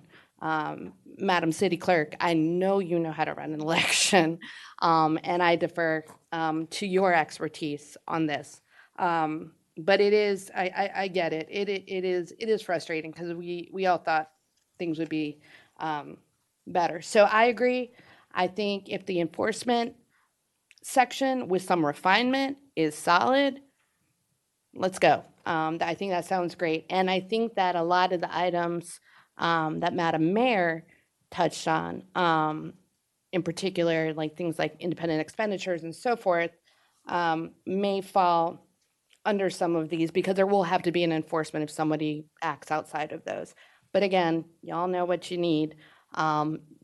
You tell us, we can react to a draft, of course, but you tell us the best process to make the necessary changes happen.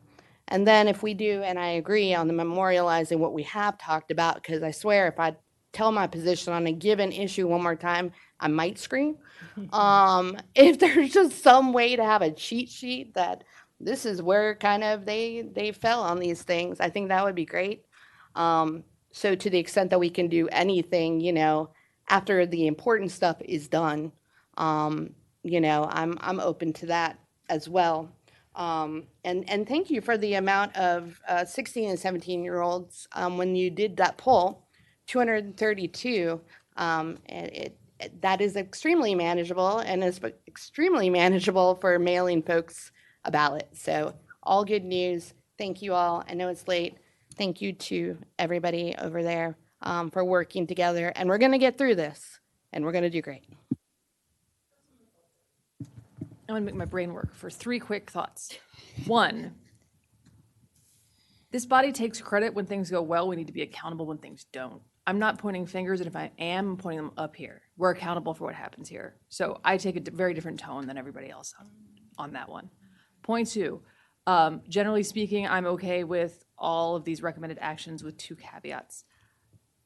The second bullet of implement the recommendations from the BSC and mayor and council on issues identified during the 2023 election cycle. I don't know what that means. And I think it's in some ways, and if it does mean that we're just here today deciding that we take the letter, which was an amazing letter, and I appreciate it, from after the election and say, yes, we're going to do all of that, I feel like that's abdicating our responsibility. So I'm okay with changing the approach, but I'm not, by saying let's change the approach to start there and move forward, I'm not there by saying I want to just take what the BSC said and do it. So I want to be really clear about that. That's not to say I don't agree with all of it, but it's our responsibility. And then the last thing I'll say is we've talked about outside of those things, if there's a way to memorialize or I'd like to include, we have done a lot of work. This body has said a lot of things. I think you provided us with a summary of them. So maybe that's what's in that's what we mean by mayor and council, but like, I want to include that, not just, pretend it didn't happen. I think that's what you're saying, but I want to be really clear that it is in the code to the extent that it's clearly decided by this body. With that, thank you all for the flexibility and the hard work. I appreciate it. And when I say those issues identified during the 2023 election, those problematic issues that were identified, lessons learned from that 2023 election. So I have a question. For next steps and when this comes back on agenda again, do you have feedback for us on that, or do you need to come back to us on that? Well, we meet again with the board this Thursday, and we can move forward now, and we'll work out those next steps and provide it to the mayor and council and get on the agenda, the 6-month agenda, working with our city manager and taking it from there. And to the comment by Councilman Fulton, you mentioned the recommendations by the DSC.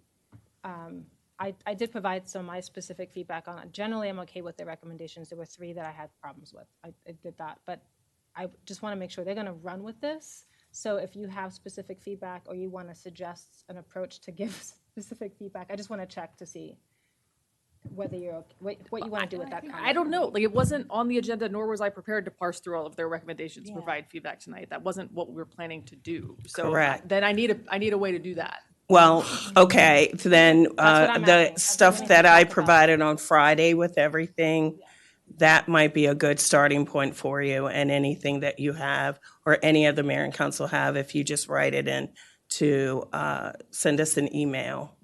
And then that way we'll respond and also provide you guidance on where we are with those things. Yeah, I guess I'm happy to do that. It's Yeah. very Okay. counter to the way this It's was a done, but lot. I'm in favor of it. I just, I was just gonna say, if there is a desire, I mean, I did look through it, and because I know that we were running, and I know everyone, didn't have time to see that email, and it wasn't prepared as a staff slide. But Councilmember Fulton, it was provided in February of 2024 and September of Dude, I know. 2025. I've read it. I have it. know. I've read it twice. It's I'm just saying I just wasn't prepared back. to right here today Yeah, say yes, we no to didn't each of have them. time. Yeah. We honestly did not have time. We barely had time to put on what we had today, so I apologize for that. Well, and so you could send an email, which is not quite public transparency, but also. But we did attach it to the agenda item tonight. You just didn't have time to review it. Okay, so, but what I'm asking is just in case anyone, do you want to have time next week, or that you want to find a way to give feedback to them? I just want to make sure they can move quickly, that they can start drafting. So just in light of the comment, is that something that you'd like to see us shift the agenda around to have a discussion on the specifics, so you have time to look at it and staff can prepare it?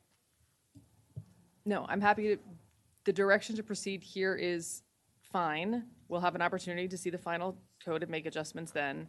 My ask is that it not just reflect those BSE recommendations and the charter changes, but other stuff that we've already said. Absolutely. Okay. Yes. Councilmember Jackson. Thanks, Mayor. And so just so you know, I mean, I think, at least I speak for myself and not the body, but I mean, whatever help you need, I mean, whether it is an outside consultant or whatever, I mean, I think we're at the position now where we need to get it going. And so whatever you need, I think we should do it. My understanding too is that staff has access to, and has had access, but hasn't quite used that access. But now that we've given very clear instruction and timeline concerns, that you may consider that given the volume of other work that you have going on. Okay. All right. All right, so, but if anyone sees any landmines in the recommendations, I think it would be helpful to the staff to at least flag it so that they are aware. Councilmember For Larry. I think Madam Mayor forgot my name for half a second. I think as maybe a bridge between some of these things, if in giving you the feedback on the BSC's feedback, what would a good time frame for getting that to you from us so that we could keep this ball rolling? Ideally. And you can get back to us on that. I'm trying to think through like next steps on like us doing our part and yeah. We'll get back with you after we meet again on Thursday. Okay. I think that makes sense. And I do want to echo Councilmember Jackson. If there is some sort of additional resource, a consultant out there that somehow is familiar with municipal election code, anything that could help this process, I think that we would be all very supportive of that. Thank you. What other requested feedback do you need from us tonight, just to clarify? I know we've given direction on your clear recommendations. Are you good with this? I think we're good with these 4 questions right now, and I will come back on after we meet again with the board on 14th and go through reviewing 1 through 6, because we haven't had an opportunity to do that with the board as well. Yeah, I will say, you guys were onto something with the, because I've heard from my colleagues some comments about entities who are receiving grant funding from the city. That may be something to explore. And also some of the administrative hearings, which was part of the recommendations that they gave. So, thank you. Councilmember Jackson. Yeah, I just want to make clear. So, Sarah, are you asking for feedback on 1, 2, and 3, or are you saying that you can wait? Sorry. The board is going to provide the feedback. Are you talking about what the other attachment from tonight that was attached from the rewrite? There are 3 specific questions that says Yeah. recommended feedback. One relates to public financing. Another relates to looking at granting entities and what they're allowed to do. And the third is administrative hearings. I think administrative hearings might be covered in their recommendations, but. Yeah, the first administrative 2 hearings, but if you want to provide those 2, we're more than welcome to take that feedback as well tonight on those 2 items from the previous attached slides. I will say, for me, I when we talked about public financing, we said we need a lot more research, so that that's so broad, and there's not research done yet. We need the research on the models. I know some colleagues have mentioned that as well. In terms of the grants, I think that's a concern that I've heard from multiple colleagues. They can speak for themselves, but I understand. I just want to make sure it's not unconstitutional to do so. And third, on administrative hearings, I think that certainly aligns with their feedback. So, Councilmember Jackson. Yeah. So, okay, I guess we're doing this now. On public financing, I mean, I think it should be in 22 to 31, but I also think that it should be much more public input and maybe a referendum, because it is a big expense and it's something that the public really has not had time to think about. Do you support prohibiting entities receiving at least $50,000 from the city in grant funding from making campaign contributions during that election cycle? What kind of organizations are we talking about? Are those the grants that the city provides funding during the budget? Yeah, Those community grants and stuff? If they're nonprofits, Is that what it is, Jeff? if they're nonprofits, then they're already prohibited from making campaign contributions. So, what organization specifically would you have in mind to ban them from making campaign contributions? I can't speak to that because I didn't write it in there. So I'm not sure what the thought process was putting that in there. I mean, I can't speak to that for you. I would just need more information. Yeah, I don't. And what is the definition of campaign contributions as well? And then number 3, yes, I support the proposed administrative hearing process. Councilmember Shaw.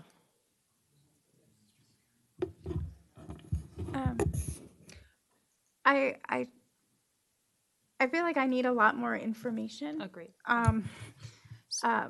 Public financing is, it took the county a very long time to do that, with a lot of different information. There's a lot of different models, and even there's a lot of different goals and what you're trying to achieve, with public financing. So, I think with a lot of these requested feedback, although I really do appreciate all the work that's been put into this, I would like to have a lot more information on all of them, on all these 3 questions. Colleagues, if you And- don't mind, Go would you ahead. be willing to just pause this discussion now? Because it is pretty late, and I'm hearing, we would need a lot more information, and I know you're not prepared to deliver it right now. So if we could pause this, and if the BSC can share their recommendations with us on it, that would be helpful. Wait, so is none of the comments here going to count, or? On this specific section. Some people have given comments. I don't know if that's going to be incorporated. No, I think that I'm pausing this discussion to say these 3 questions require more information, and it is 12:30, and I'm hearing from our staff that they're not prepared to answer the questions as we go down the line. So I think we just pause on this and not move forward at this juncture, if you guys are okay with that. Yes, I'm hearing this side says yes. Any final comments? Okay, all right. Because we're not going to act on any one person. If council members have questions on this, it is within our right to send questions to staff on what is meant by these 3. Give them some time to be able to look at it and respond to our questions. Is that fair? All right, thank you. Okay.